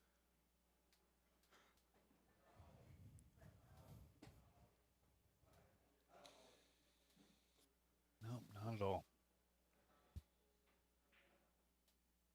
Oh, there's a nice one. Yeah. Ping wins. Do they play tomorrow? The answer to that is yes. So they'd be even on the sets, which means the final set tomorrow will be for all the monies. Yes, sir. And the nice thing about it is they determine what game they play by a coin flip. I'm assuming heads will be X and tails will be the other. And if that happens, they're going to do the coin flip tonight. So that way we all are aware of what we're into tomorrow. And probably figure out a good start time as well, since we know the rotation won't take quite as long. Look at that shot. That ball shortened up on him. Wow. Wow. I'm not going to lie, he hit it really good. I wasn't the biggest fan of the four-railer. I thought he could cross over the top of it and play it straight back. But, wow, that ball, I didn't think that ball was going for a second. Yeah, thought the same. I don't know if Kevin needs one or if he needs two, but Guess we'll find out. Because he ginned that ball. yep, that's that's going to be it. He's on the hill. And that's a 3 and out. That's the best run we've seen. I'm going to be so mad when I just ordered Duncan and the set ends. It's not going to be here for 30 minutes. It's fine. I'll wait for it and I'll take it home, but Yeah, probably should have ordered that, like an hour ago. yeah, that's not good. Well, on a game where you're on the hill to get back even, which determines whether or not there's even a set tomorrow, starting off in the negative is not what he wants. No, and I don't think he got lucky with the 6-ball covering up the side at all. I think it's still favoring this bottom side of the table. Oh, Scott Thomas, you still got action. All you got to do is post up. is he in the comments again? Yep. My guy. All he's got to do is post up.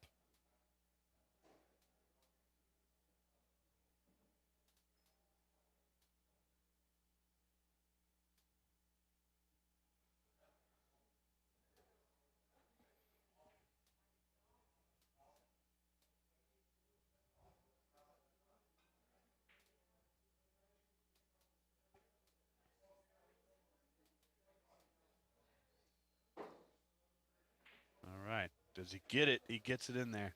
Yep, he's back to even.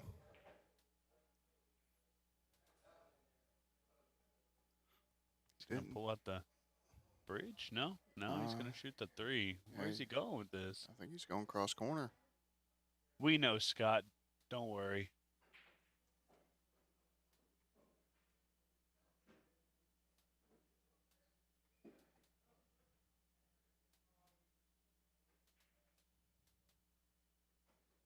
Well, if you're betting with us, you do have to post up. But you can have all the action you want if you post.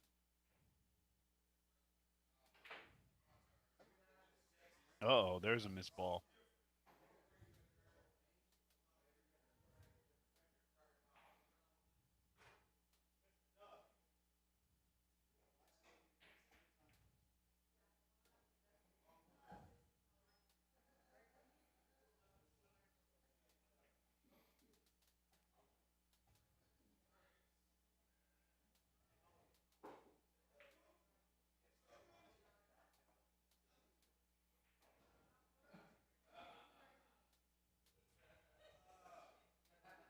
Nah, buddy, we don't need a voucher. We need a post.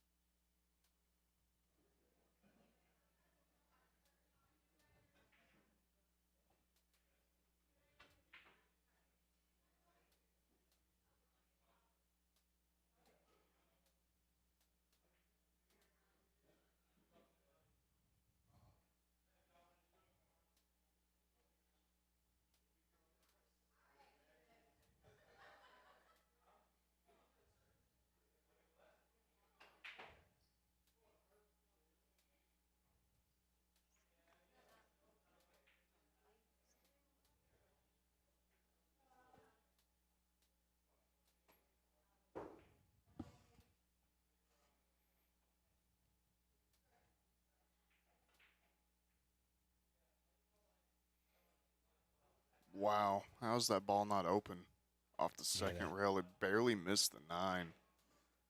That's pretty wild. I can't believe that ball didn't travel back into that side pocket after it missed the 9. I mean, it's almost like it turned away which is insane to think about. All right, he's going to have a shot here. Yeah, he's going to have to cross it, but he should be good.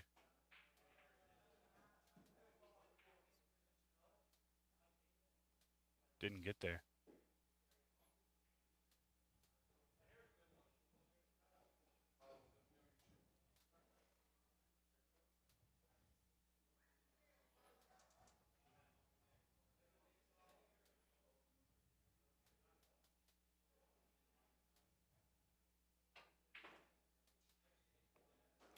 I think Kevin's feeling it a little bit, Steven. He's trying to end the set right now. Yeah, he is. Jason, the score is 17-14. And I believe the ball count is correct. And that's it. We're coming back for day 3, folks. Well, now all we got to do is sneak the coin flip in there and see what the set is, right?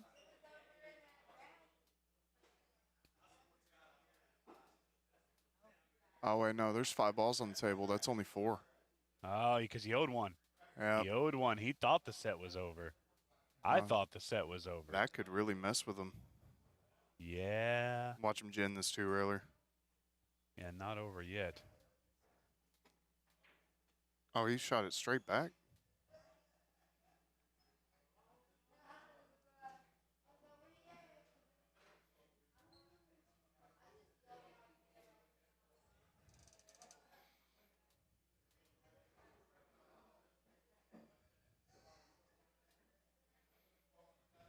Scott, I'm sorry to hear that, man. But, my God.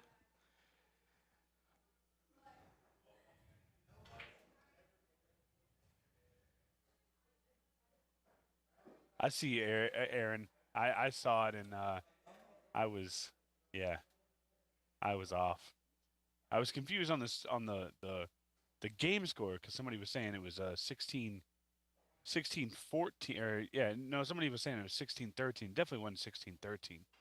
We know that Ryan got that game in.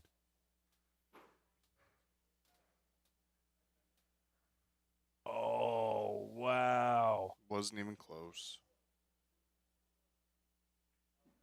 Yeah, no, wasn't close.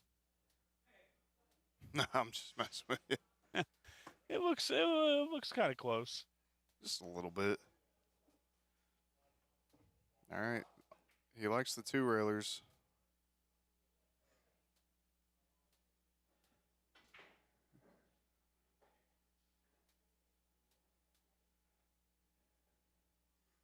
Hey, it's the better half. It is. How you doing?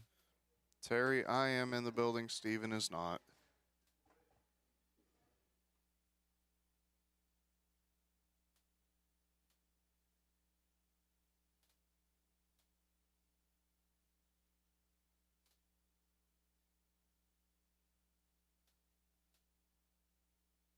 There's the 4. Little bit long. Just a smidge. Terry, that would be me, sir. Oh.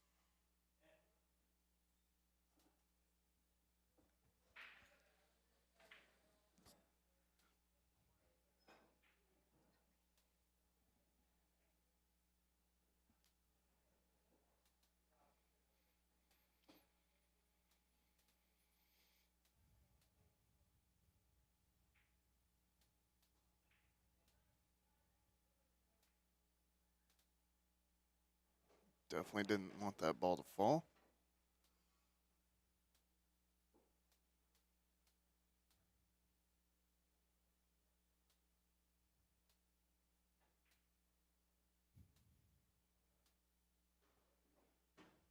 All right, that is going to be it for the day. We will be back tomorrow. I'll be right back. Try and get some details for y'all. Hang tight. Yeah. Let's figure out what that other set's going to be. In the meantime, I want to say a huge thank you to Heritage Homes, the Level Up Billiards in the Box Sportswear, and Craftsman. Thank you guys for all that you do. We appreciate it. And looks like we're going to get the coin flip right here.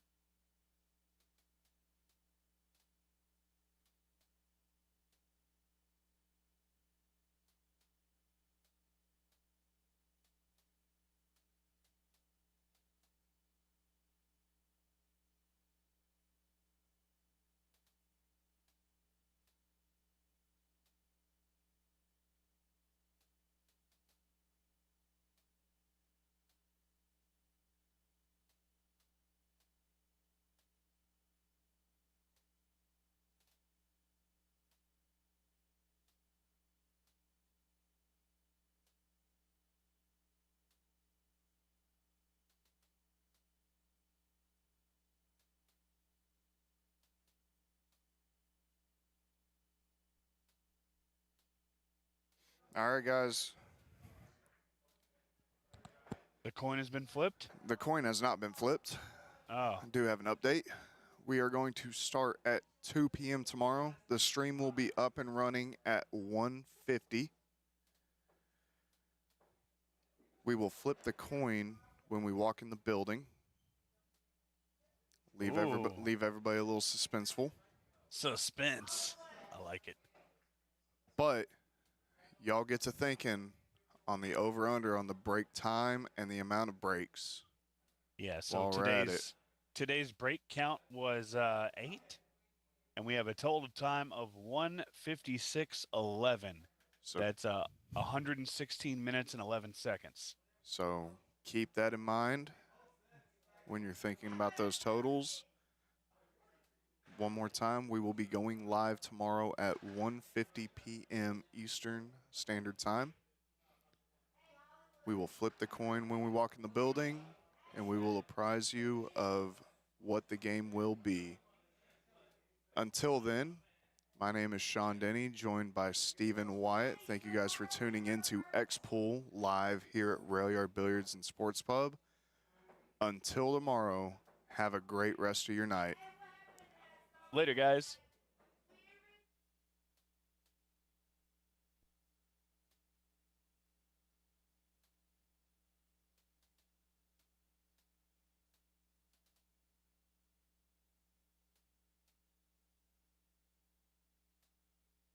Are we off?